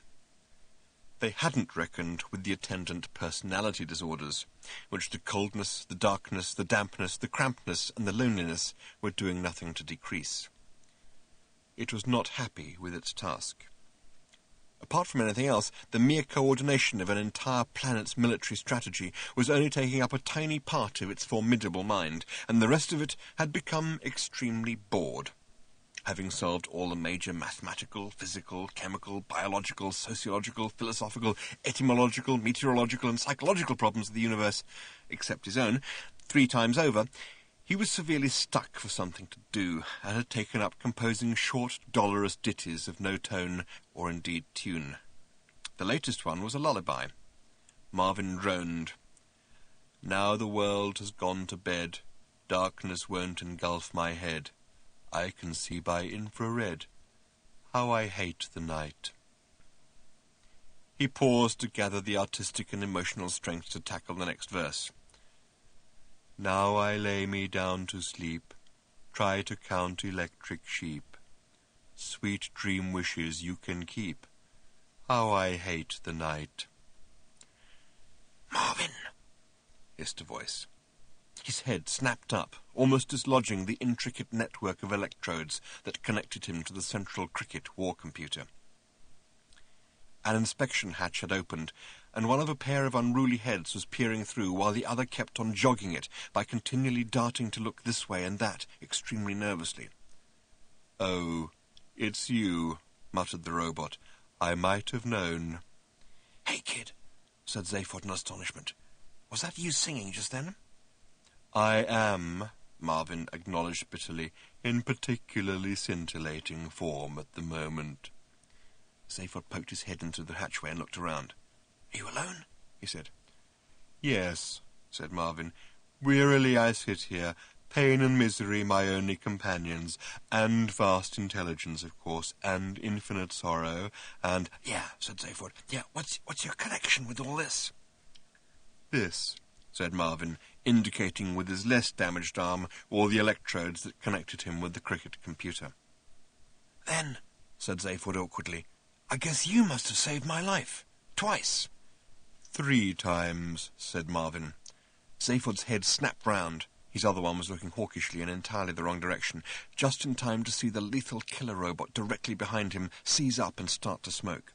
It staggered backward and slumped against a wall. It slid down. It slipped sideways, threw its head back, and started to sob inconsolably. Zaphod looked back at Marvin. "You must have a terrific outlook on life," he said. "Just don't even ask," said Marvin. "I won't," said Zaphod, and didn't. "Hey, look," he added, "you're doing a terrific job." "Which means, I suppose," said Marvin, and requiring only 1/10,000 million billion trillion greenth part of his mental powers to make this particular logical leap, "that you're not going to release me or anything like that." "Kid, you know I'd love to." "But you're not going to." "No." "I see." "You're working well." "Yes," said Marvin. "Why stop now, just when I'm hating it?" "I have to go find Trillian and the guys. Hey, you any idea where they are? I mean, I just got a planet to choose from. Could take a while." "They are very close," said Marvin dolefully. "You can monitor them from here if you like." "I better go get them," asserted Zaphod. Maybe they need some help, right?" "Maybe," said Marvin, with unexpected authority in his lugubrious voice. "It would be better if you monitored them from here. That young girl," he added unexpectedly, "is one of the least benightedly unintelligent organic life forms it has been my profound lack of pleasure not to be able to avoid meeting." Zaphod took a moment or two to find his way through this labyrinthine string of negatives, and emerged at the other end with surprise. "Trillian?" he said. "Ah, she's just a kid. Cute, yeah, but temperamental. You know how it is with women. Well, perhaps you don't. I assume you don't. If you don't, I don't want to hear about it. Plug us in." "Totally manipulated." "What?" said Zaphod. It was Trillian speaking. He turned round. The wall against which the cricket robot was sobbing had lit up to reveal a scene taking place in some other unknown part of the cricket robot war zones. It seemed to be a council chamber of some kind. Zaphod couldn't make it out too clearly because of the robot slumped against the screen. He tried to move the robot, but it was heavy with its grief and tried to bite him, so he just looked around it as best he could. "Just think about it," said Trillian's voice. "Your history is just a series of freakishly improbable events, and I know an improbable event when I see one. Your complete isolation from the galaxy was freakish for a start. Right out on the very edge with a dust cloud around you? It's a setup, obviously." Zaphod was mad with frustration that he couldn't see the screen. The robot's head was obscuring his view of the people Trillian was talking to. Its multifunctional battle club was obscuring the background, and the elbow of the arm it had pressed tragically against its brow was obscuring Trillian herself.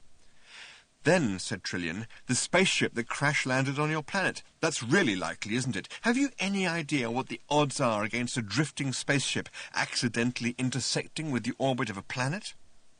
Hey, said Zaphod, she doesn't know what the Zark she's talking about. I've seen that spaceship. It's a fake, no deal.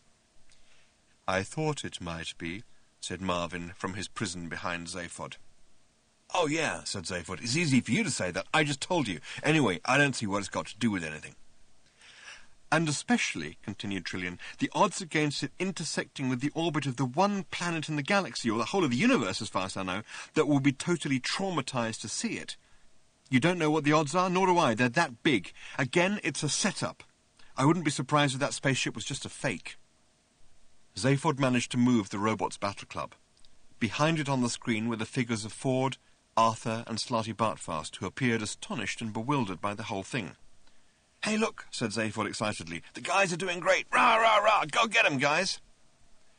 And what about, said Trillian, all this technology you suddenly managed to build for yourselves almost overnight? Most people would take thousands of years to do all that. Someone was feeding you what you needed to know. Someone was keeping you at it. I know, she added in response to some unseen interruption. I know you didn't realize it was going on. That is exactly my point. You never realized anything at all. Like the supernova bomb. How do you know about that? Said an unseen voice. I just know, said Trillian. You expect me to believe that you are bright enough to invent something that brilliant and will be too dumb to realize it would take you with it as well? That's not just stupid, that's spectacularly obtuse. Hey, what's this bomb thing? Said Zaphod in alarm to Marvin. The supernova bomb, said Marvin. It's a very, very small bomb. Yeah? That would destroy the universe completely, added Marvin. Good idea, if you ask me. They won't get it to work, though. Why not, if it's so brilliant? It's brilliant, said Marvin. They're not. They got as far as designing it before they were locked in the envelope. They've spent the last 5 years building it. They think they've got it right, but they haven't. They're as stupid as any other organic life form. I hate them. Trillian was continuing. Zaphod tried to pull the cricket robot away by its leg, but it kicked and growled at him and then quaked with a fresh outburst of sobbing. Then suddenly it slumped over and continued to express its feelings out of everybody's way on the floor. Trillian was standing alone in the middle of the chamber, tired but with fiercely burning eyes. Ranged in front of her were the pale-faced and wrinkled elder masters of cricket, motionless behind their widely curved control desk, staring at her with helpless fear and hatred. In front of them, equidistant between their control desk and the middle of the chamber where Trillian stood, as if on trial, was a slim white pillar about 4 feet tall. On top of it stood a small white globe, about 3, maybe 4 inches in diameter. Beside it stood a cricket robot with its multifunctional battle club. In fact, explained Trillian, you are so dumb stupid. She was sweating. Zaphod felt this was an unattractive thing for her to be doing at this point. You're all so dumb stupid that I very much doubt if you've been able to build the bomb properly, without any help from Hactar for the last 5 years. Who's this guy Hactar? Said Zaphod, squaring his shoulders. If Marvin replied, Zaphod didn't hear him. All his attention was concentrated on the screen. One of the elders of cricket made a small motion with his hand toward the cricket robot. The robot raised its club. There's nothing I can do, said Marvin. It's on an independent circuit from the others. Wait, said Trillian. The elder made a small motion. The robot halted. Trillian suddenly seemed very doubtful of her own judgment. How do you know all this? Said Zaphod to Marvin at this point. Computer records, said Marvin. I have access. You're very different, aren't you? Said Trillian to the elder masters, from your fellow worldlings down on the ground. You've spent all your lives up here, unprotected by the atmosphere. You've been vulnerable. The rest of your race is very frightened, you know. They don't want you to do this. You're out of touch. Why don't you check up? The cricket elder grew impatient. He made a gesture to the robot that was precisely the opposite of the gesture he had last made to it. The robot swung its battle club. It hit the small white globe.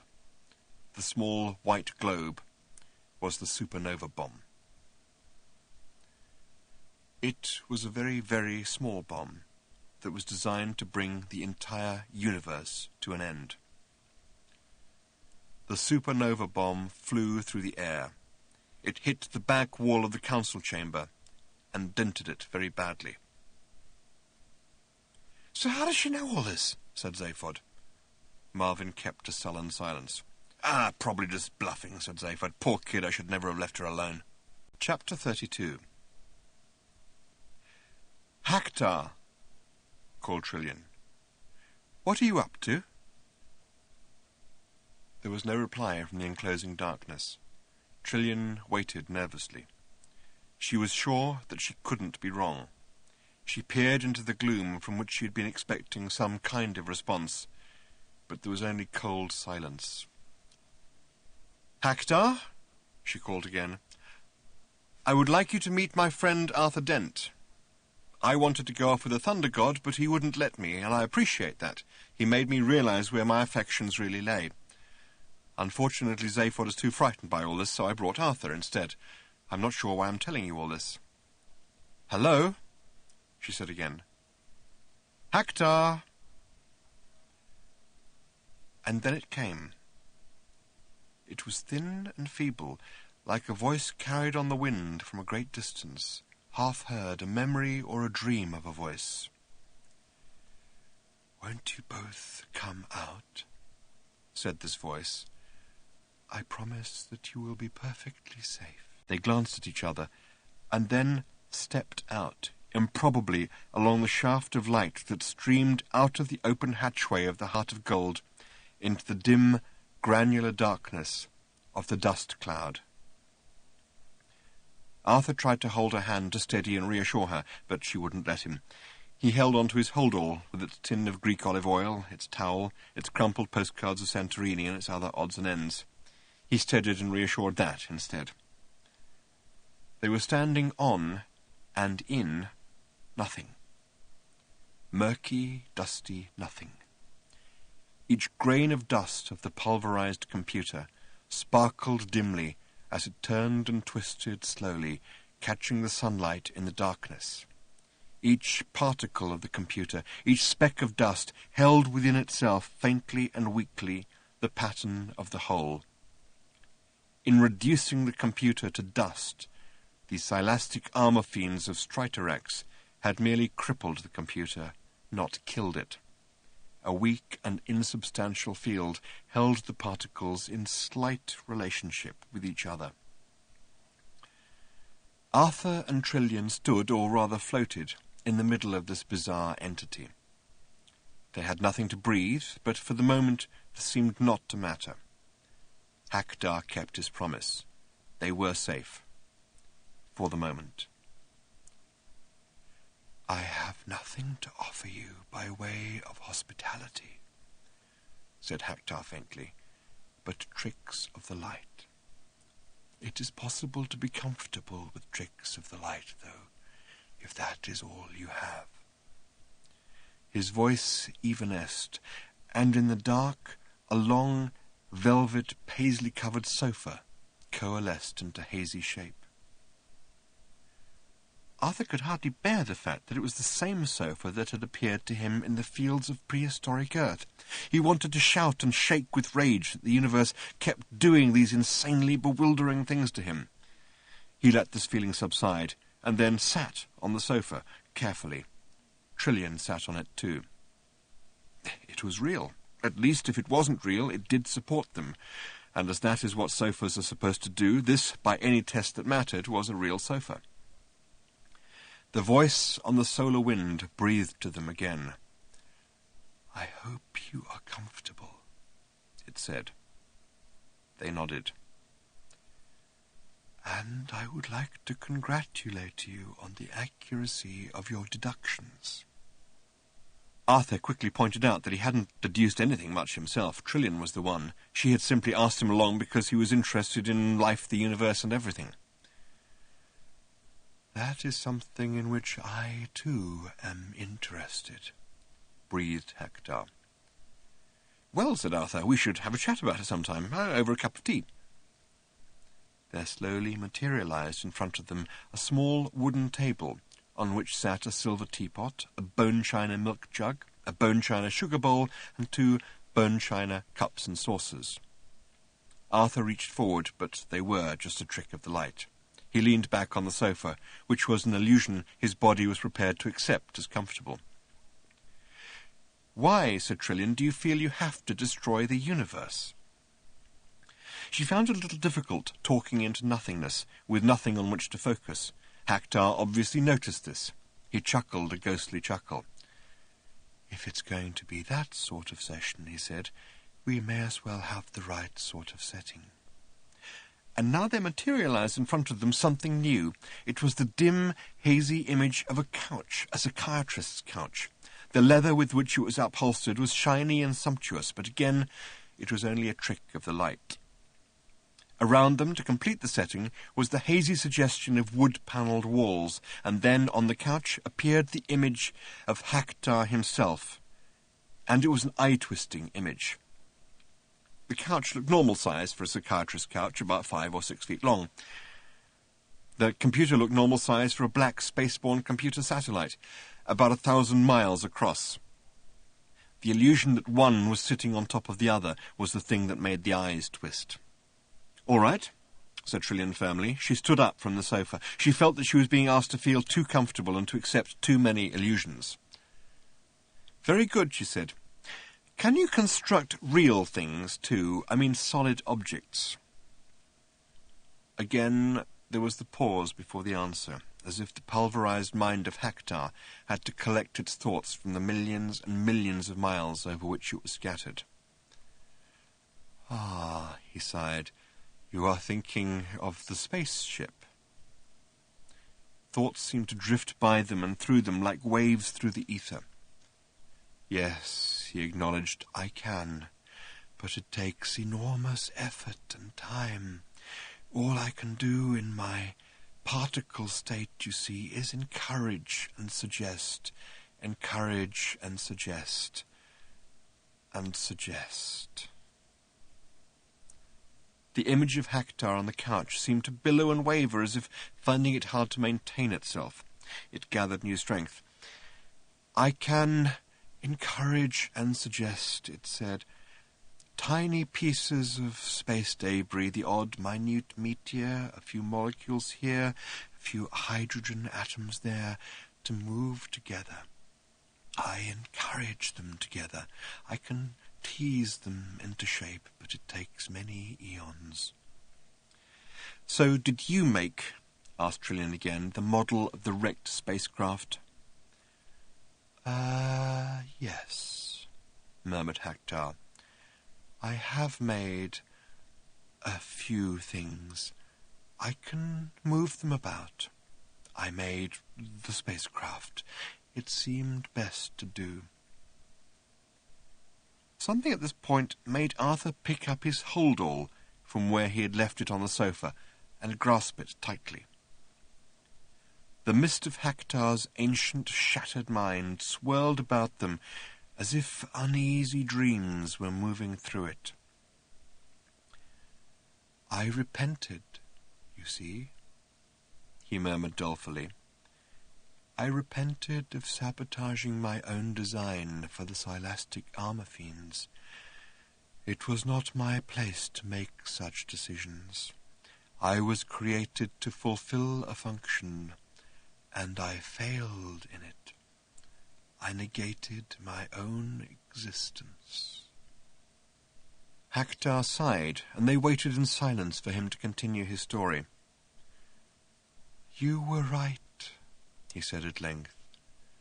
"I deliberately nurtured the planet of cricket till they would arrive at the same state of mind as the Silastic armor fiends, and require of me the design of the bomb I failed to make the first time. I wrapped myself around the planet and coddled it. Under the influence of events I was able to engineer, and influences I was able to generate, they learnt to hate like maniacs. I had to make them live in the sky. On the ground my influences were too weak.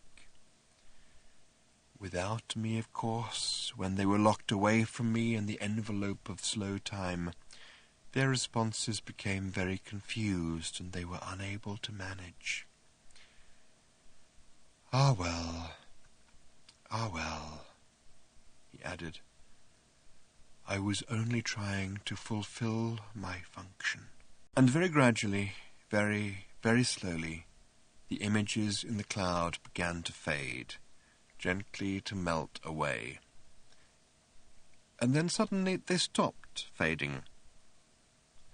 There was also the matter of revenge, of course, said Hector, with a sharpness that was new in his voice. Remember, he said, that I was pulverized, and then left in a crippled and semi-impotent state for billions of years. I honestly would rather like to wipe out the universe. You would feel the same way, believe me. He paused as eddies swept through the dust. But primarily, he said in his former wistful tone, I was trying to fulfill my function. Ah, well. Trillian said, Does it worry you that you have failed? Have I failed? Whispered Hector. The image of the computer on the psychiatrist's couch began slowly to fade again. Ah, well. Ah, well. The fading voice intoned again. No, failure doesn't bother me now. You know what we have to do, said Trillian, her voice cold and businesslike. Yes, said Hector. You're going to disperse me. You are going to destroy my consciousness. Please be my guest. After all these eons, oblivion is all I crave. If I haven't already fulfilled my function, then it's too late now. Thank you, and good night. The sofa vanished. The tea table vanished. The couch and the computer vanished. The walls were gone. Arthur and Trillian made their curious way back into the Heart of Gold. Well, that, said Arthur, would appear to be that. The flames danced higher in front of him and then subsided. A few last licks and they were gone, leaving him with just a pile of ashes, where a few minutes previously there had been the wooden pillar of nature and spirituality. He scooped them off the hob of the Heart of Gold's Gamma barbecue, put them in a paper bag, and walked back onto the bridge. I think we should take them back, he said. I feel that very strongly. He had already had an argument with Snarty Bartfuss on this matter, and eventually the old man had got annoyed and left. He had returned to his own ship, the Beastromath, had a furious row with the waiter, and disappeared off into an entirely subjective idea of what space was. The argument had arisen because Arthur's idea of returning the ashes to Lord's cricket ground at the same moment they were originally taken would involve travelling back in time a day or so, and this was precisely the sort of gratuitous and irresponsible mucking about that the campaign for real time was trying to put a stop to. Yes, Arthur had said, but you try and explain that to the MCC, and would hear no more against the idea. I think, he said, and stopped. The reason he started to say it again was that no one had listened to him the first time, and the reason he stopped was that it looked fairly clear that no one was going to listen to him this time either. Ford, Zaphod, and Trillian were watching the visi-screen intently. Hector was dispersing under pressure from a vibration field which the Heart of Gold was pumping into it. What did it say? Asked Ford. I thought I heard it say, said Trillian in a puzzled voice, what's done is done. I have fulfilled my function. I think we should take these back, said Arthur, holding up the bag containing the ashes. I feel that very strongly. Chapter 33. The sun was shining calmly on a scene of complete havoc. Smoke was still billowing across the burnt grass in the wake of the theft of the ashes by the cricket robots. Through the smoke, people were running, panic-stricken, colliding with each other, tripping over stretchers, being arrested. One policeman was attempting to arrest Wildbagger the Infinitely Prolonged for insulting behaviour, but was unable to prevent the tall grey-green alien from returning to his ship and arrogantly flying away, thus causing even more panic and pandemonium. In the middle of this suddenly materialised for the second time that afternoon the figures of Arthur Dent and Ford Prefect, who had teleported down out of the Heart of Gold, which was now in parking orbit around the planet. "I can explain," shouted Arthur. "I have the ashes. They're in this bag." "I don't think you have their attention," said Ford. "I have also helped save the universe," called Arthur to anyone who was prepared to listen, in other words, no one. "That should have been a crowd stopper," said Arthur to Ford. "It wasn't," said Ford. Arthur accosted a policeman who was running past. "Excuse me," he said, "the ashes, I've got them. They were stolen by those white robots a moment ago. I've got them in this bag. They were part of the key to slow time envelope, you see, and, well, anyway, you can guess the rest. The point is, I've got them, and what shall I do with them?" The policeman told him, but Arthur could only assume he was speaking metaphorically. He wandered about disconsolately. "Is no one interested?" he shouted. A man rushed past him and jogged his elbow. He dropped the paper bag, and it spilt its contents all over the ground. Arthur stared down at it with a tight-set mouth. Ford looked at him. "Want to go now?" he said. Arthur heaved a heavy sigh. He looked around at the planet Earth for what he was now certain would be the last time. "Okay," he said. At that moment he caught sight, through the clearing smoke, of one of the wickets, still standing in spite of everything. "Hold on a moment," he said to Ford. "When I was a boy—" "Can you tell me later?" said Ford. "I had a passion for cricket, you know, but I wasn't very good at it. Or not at all, if you prefer. And I always dreamed, rather stupidly, that one day I would bowl at Lord's." He looked around him at the panic-stricken throng.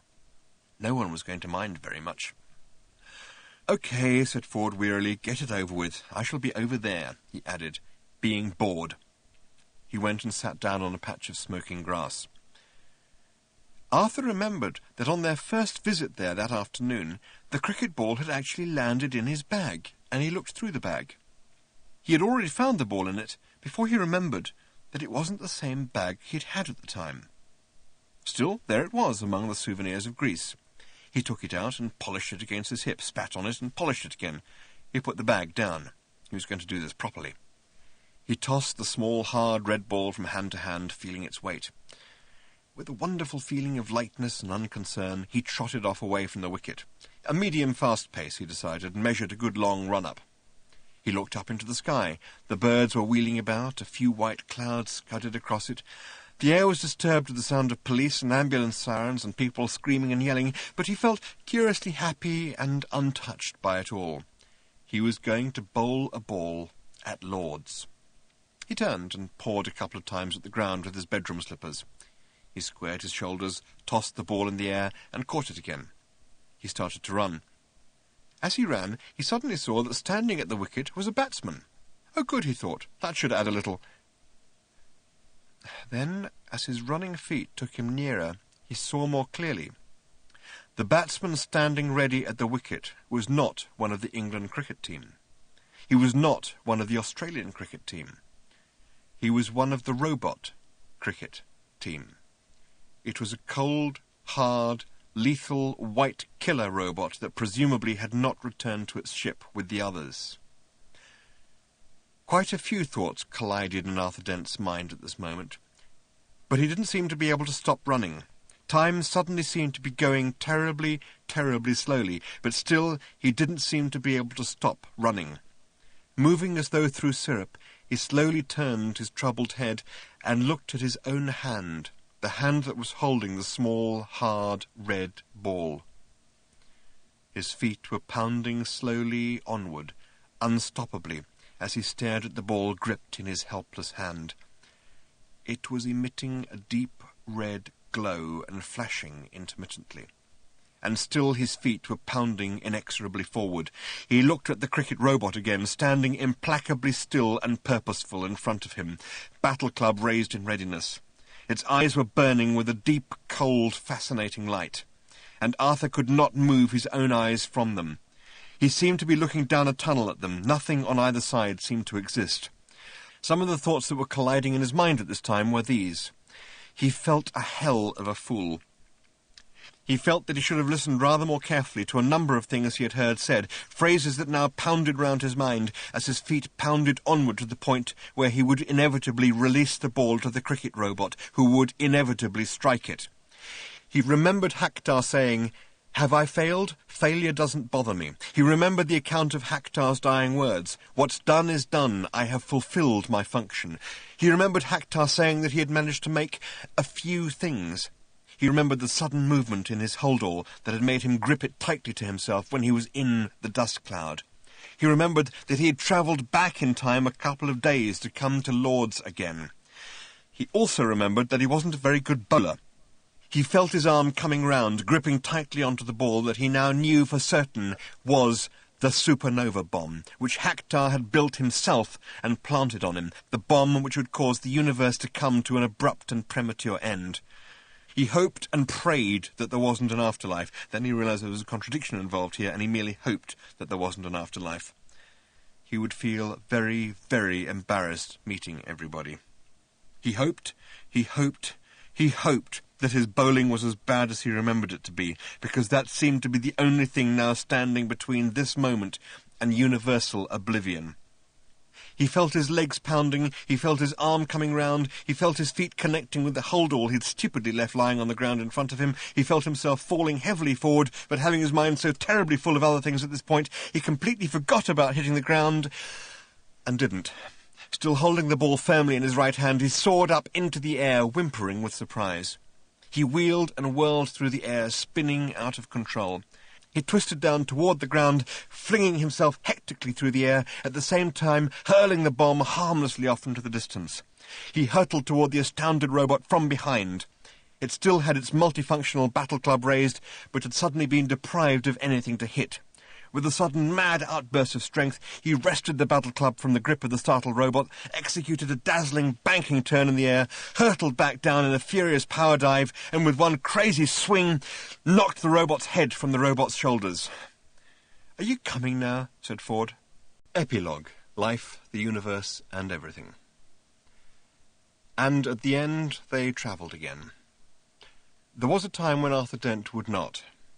He said that the bistromathic drive had revealed to him that time and distance were one, that mind and universe were one, that perception and reality were one, and that the more one travelled, the more one stayed in one place, and that what with one thing and another he would rather just stay put for a while and sort it all out in his mind, which was now at one with the universe, so it shouldn't take too long, and he could get a good rest afterward, put in a little flying practice, and learn to cook, which he'd always meant to do. The can of Greek olive oil was now his most prized possession, and he said that the way it had unexpectedly turned up in his life had again given him a certain sense of the oneness of things, which made him feel that... He yawned and fell asleep.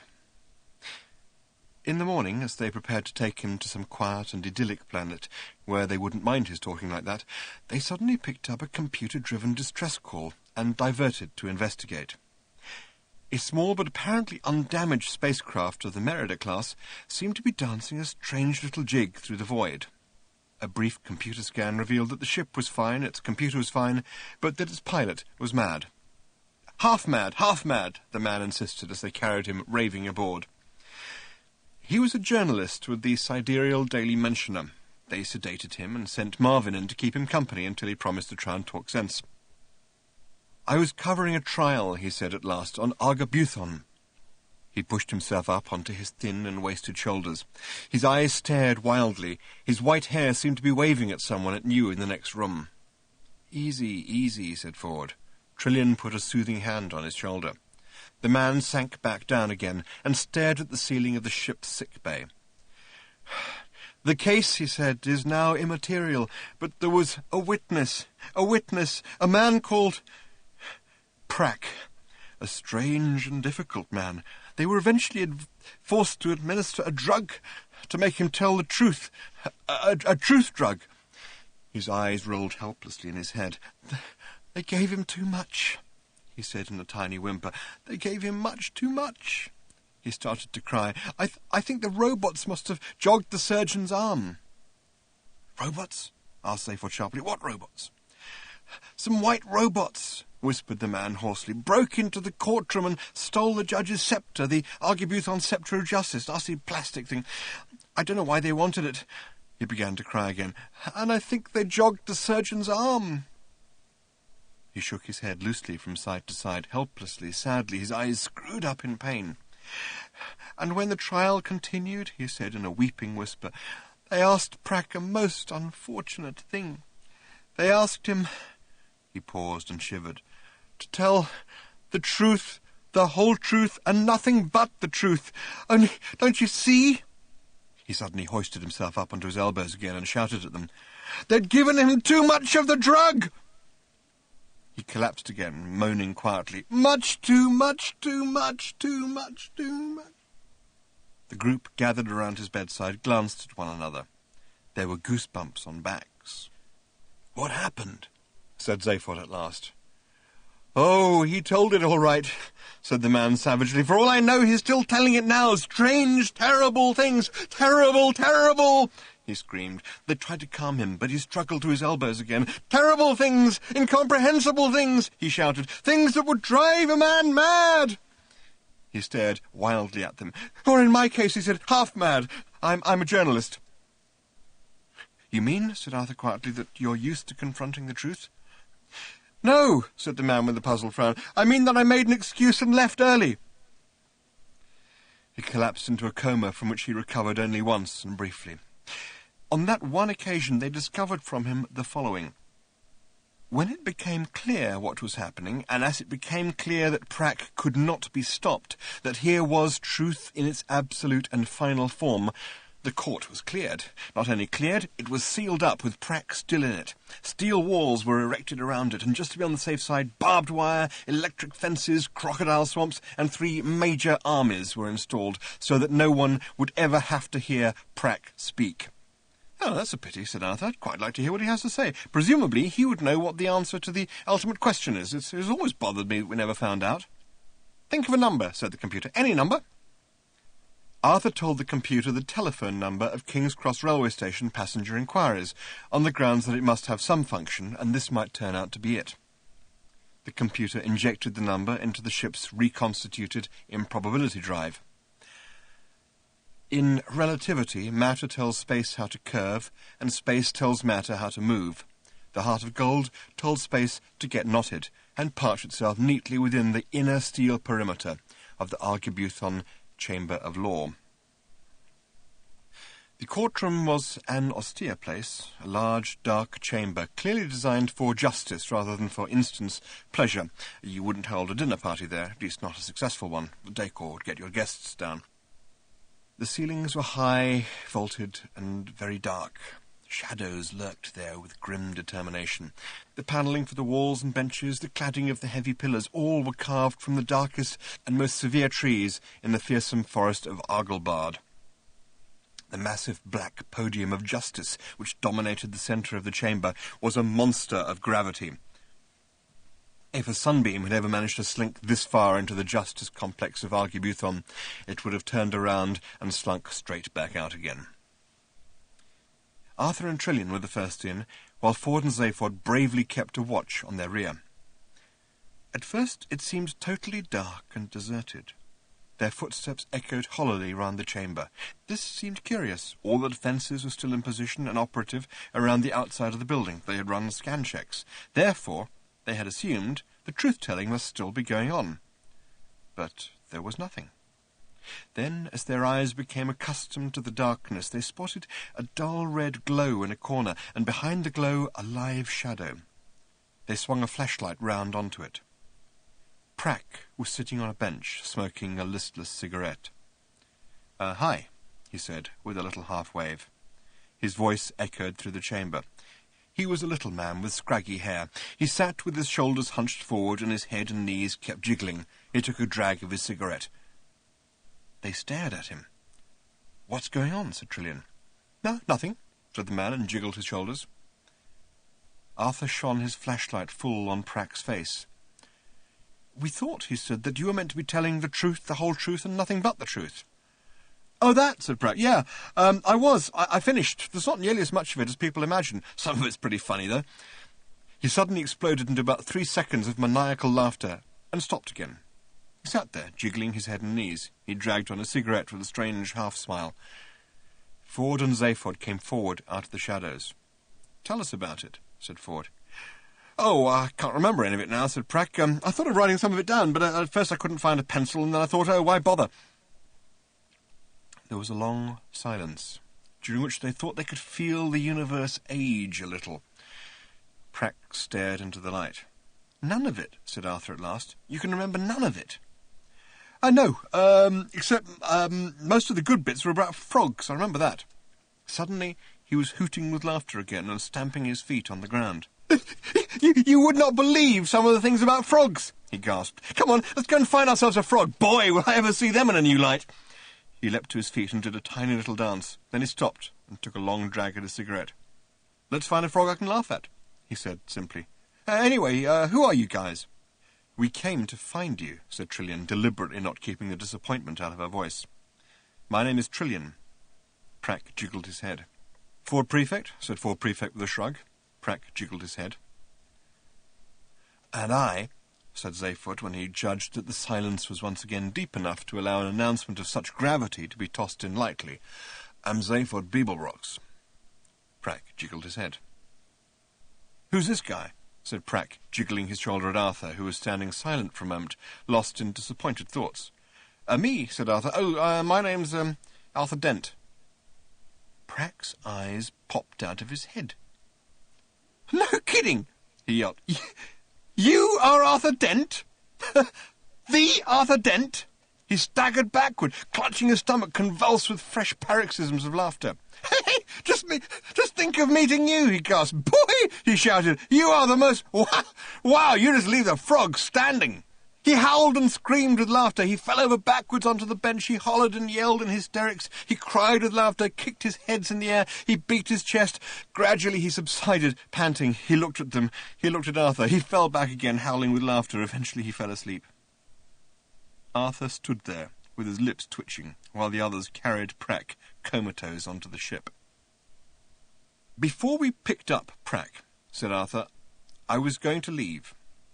I still want to, and I think I should do so as soon as possible." The others nodded in silence, a silence only slightly undermined by the heavily muffled and distant sound of hysterical laughter that came drifting from Prack's cabin at the farthest end of the ship.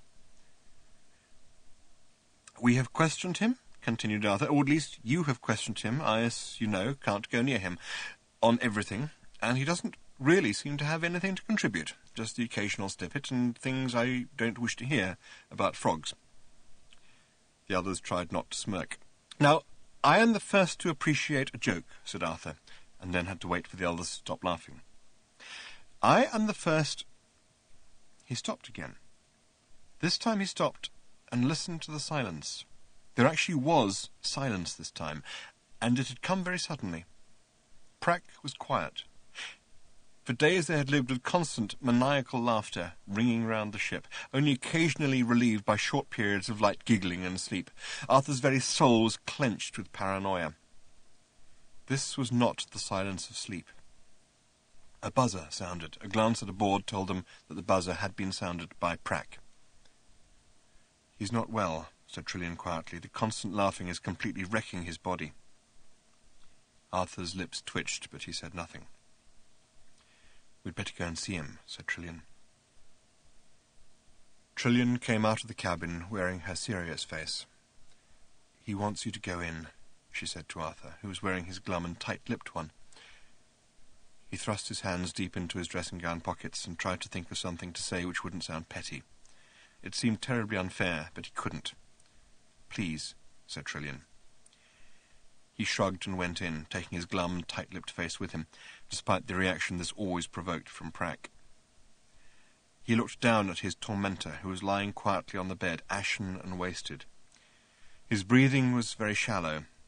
Ford and Zaphod were standing by the bed, looking awkward.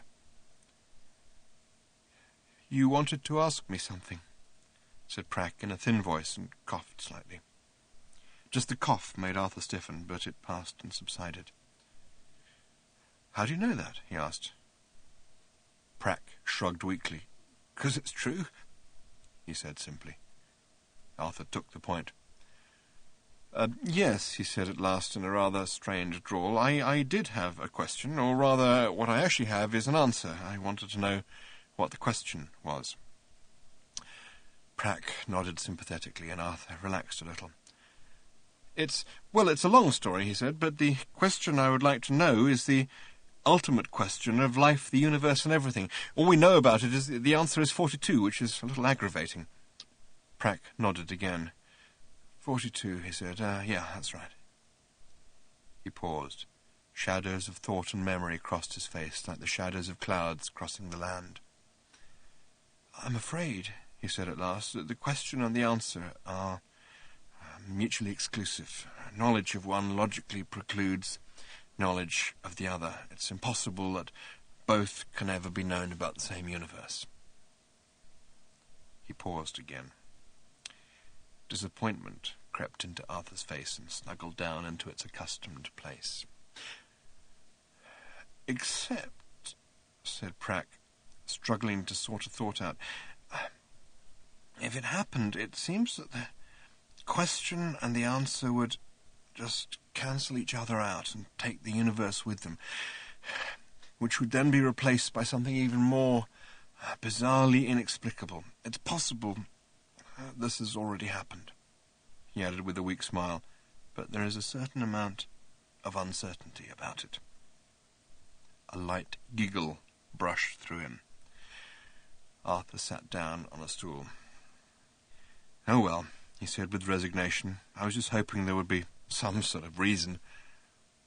Do you know, said Prack, the story of the reason?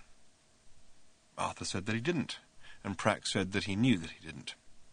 He told it. One night, he said, a spaceship appeared in the sky of a planet that had never seen one before. The planet was Delphosus. The ship was this one, the Heart of Gold. It appeared as a brilliant new star moving silently across the heavens. Primitive tribesmen who were sitting huddled on the cold hillsides looked up from their steaming night drinks and pointed with trembling fingers and swore that they had seen a sign from their gods that meant that they must now arise at last and go and slay the evil princes of the plains. In the high turrets of their palaces, the princes of the plains looked up and saw the shining star, and received it unmistakably as a sign from their gods that they must go and attack the accursed tribesmen of the cold hillsides. And between them, the dwellers in the forest looked up into the sky, and saw the sign of the new star, and saw it with fear and apprehension. Although they had never seen anything like it before, they too knew precisely what it foreshadowed, and they bowed their heads in despair. They knew that when the rains came, it was a sign.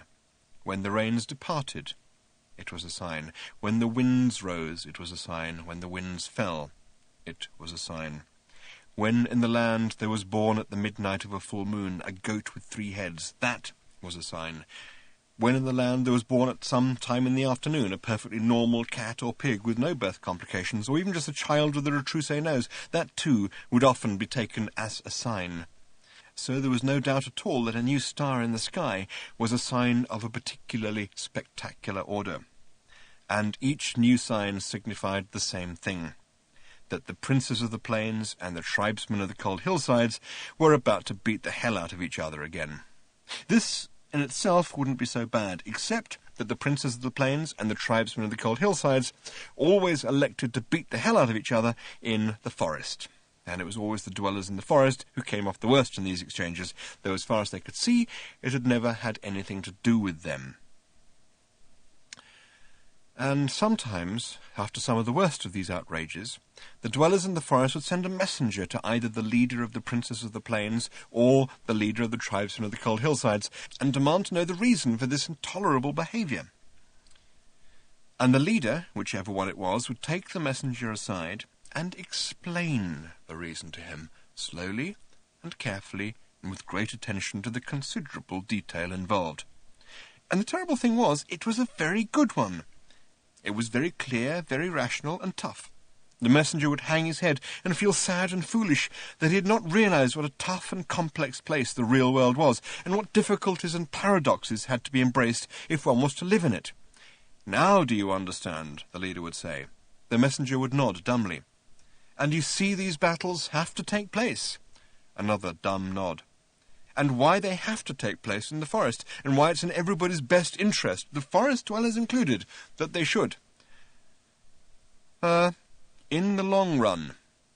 Yes." And the messenger did understand the reason, and he returned to his people in the forest.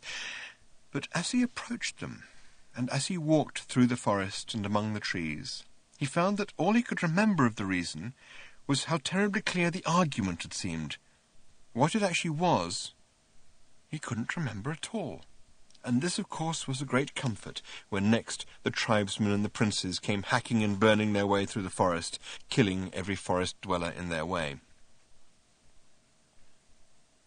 Prak paused in his story and coughed pathetically. "I was the messenger," he said, "after the battles precipitated by the appearance of your ship, which were particularly savage. Many of our people died. I thought I could bring the reason back. I went and was told it by the leader of the princes, but on the way back it slipped and melted away in my mind like snow in the sun. That was many years ago, and much has happened since then." He looked up at Arthur and giggled again, very gently. "There's one thing I can remember from the truth drug, apart from the frogs, and that is God's last message to his creation. Would you like to hear it?" For a moment they didn't know whether to take him seriously. "It's true," he said. "For real. I mean it." His chest heaved weakly, and he struggled for breath. His head lolled slightly. "I wasn't very impressed with it when I first knew what it was," he said, "but now I think back to how impressed I was by the prince's reason, and how soon afterwards I couldn't recall it at all, I think it might be a lot more helpful. Would you like to know what it is, would you?" They nodded dumbly. "I bet you would. If you're that interested, I suggest you go and look for it. It is written in 30-foot-high letters of fire on top of the Quentulus Quasgar Mountains in the land of Sevelby-Upstreet on the planet Preliumtarn, third out from the sun Zars in galactic sector QQ7 active J Gamma. It is guarded by the majestic Vantrashell of Lob." There was a long silence following this announcement, which was finally broken by Arthur. "Sorry, it's where?" he said. "It is written," repeated Prak, "in 30-foot-high letters of fire on top of the Quentulus Quasgar Mountains in the land of Sevelby-Upstreet on the planet Preliumtarn, third out from the—" "Sorry," said Arthur, "which mountains?" "The Quentulus Quasgar Mountains in the land of Sevelby-Upstreet on the planet—" "Which land was that? I didn't quite catch it." "Sevelby-Upstreet on the planet—" "Sevelby what?" "Oh, for heaven's sake," said Prak, and died testily. In the following days, Arthur thought a little about this message, but in the end he decided that he was not going to allow himself to be drawn by it, and insisted on following his original plan of finding a nice little world somewhere to settle down and lead a quiet, retired life. Having saved the universe twice in one day, he thought that he could take things a little easier from now on. They dropped him off on the planet Cricket, which was now once again a pleasant, idyllic, pastoral world, even if the songs did occasionally get on his nerves. He spent a lot of time flying. He learnt to communicate with birds, and discovered that their conversation was fantastically boring. It was all to do with wind speed, wingspans, power-to-weight ratios, and a fair bit about berries. Unfortunately, he discovered, once you've learned bird-speak, you quickly come to realise that the air is full of it the whole time, just inane bird chatter. There is no getting away from it. For that reason, Arthur eventually gave up the sport and learned to live on the ground and love it, despite the inane chatter he heard down there as well. One day, he was walking through the fields, humming a ravishing tune he'd heard recently, when a silver spaceship descended from the sky and landed in front of him. A hatchway opened, a ramp extended, and a tall grey-green alien marched out and approached him. "Arthur Philip," it said, then glanced sharply at him and down at his clipboard. It frowned. It looked up at him again. "I've done you before, haven't I?" it said.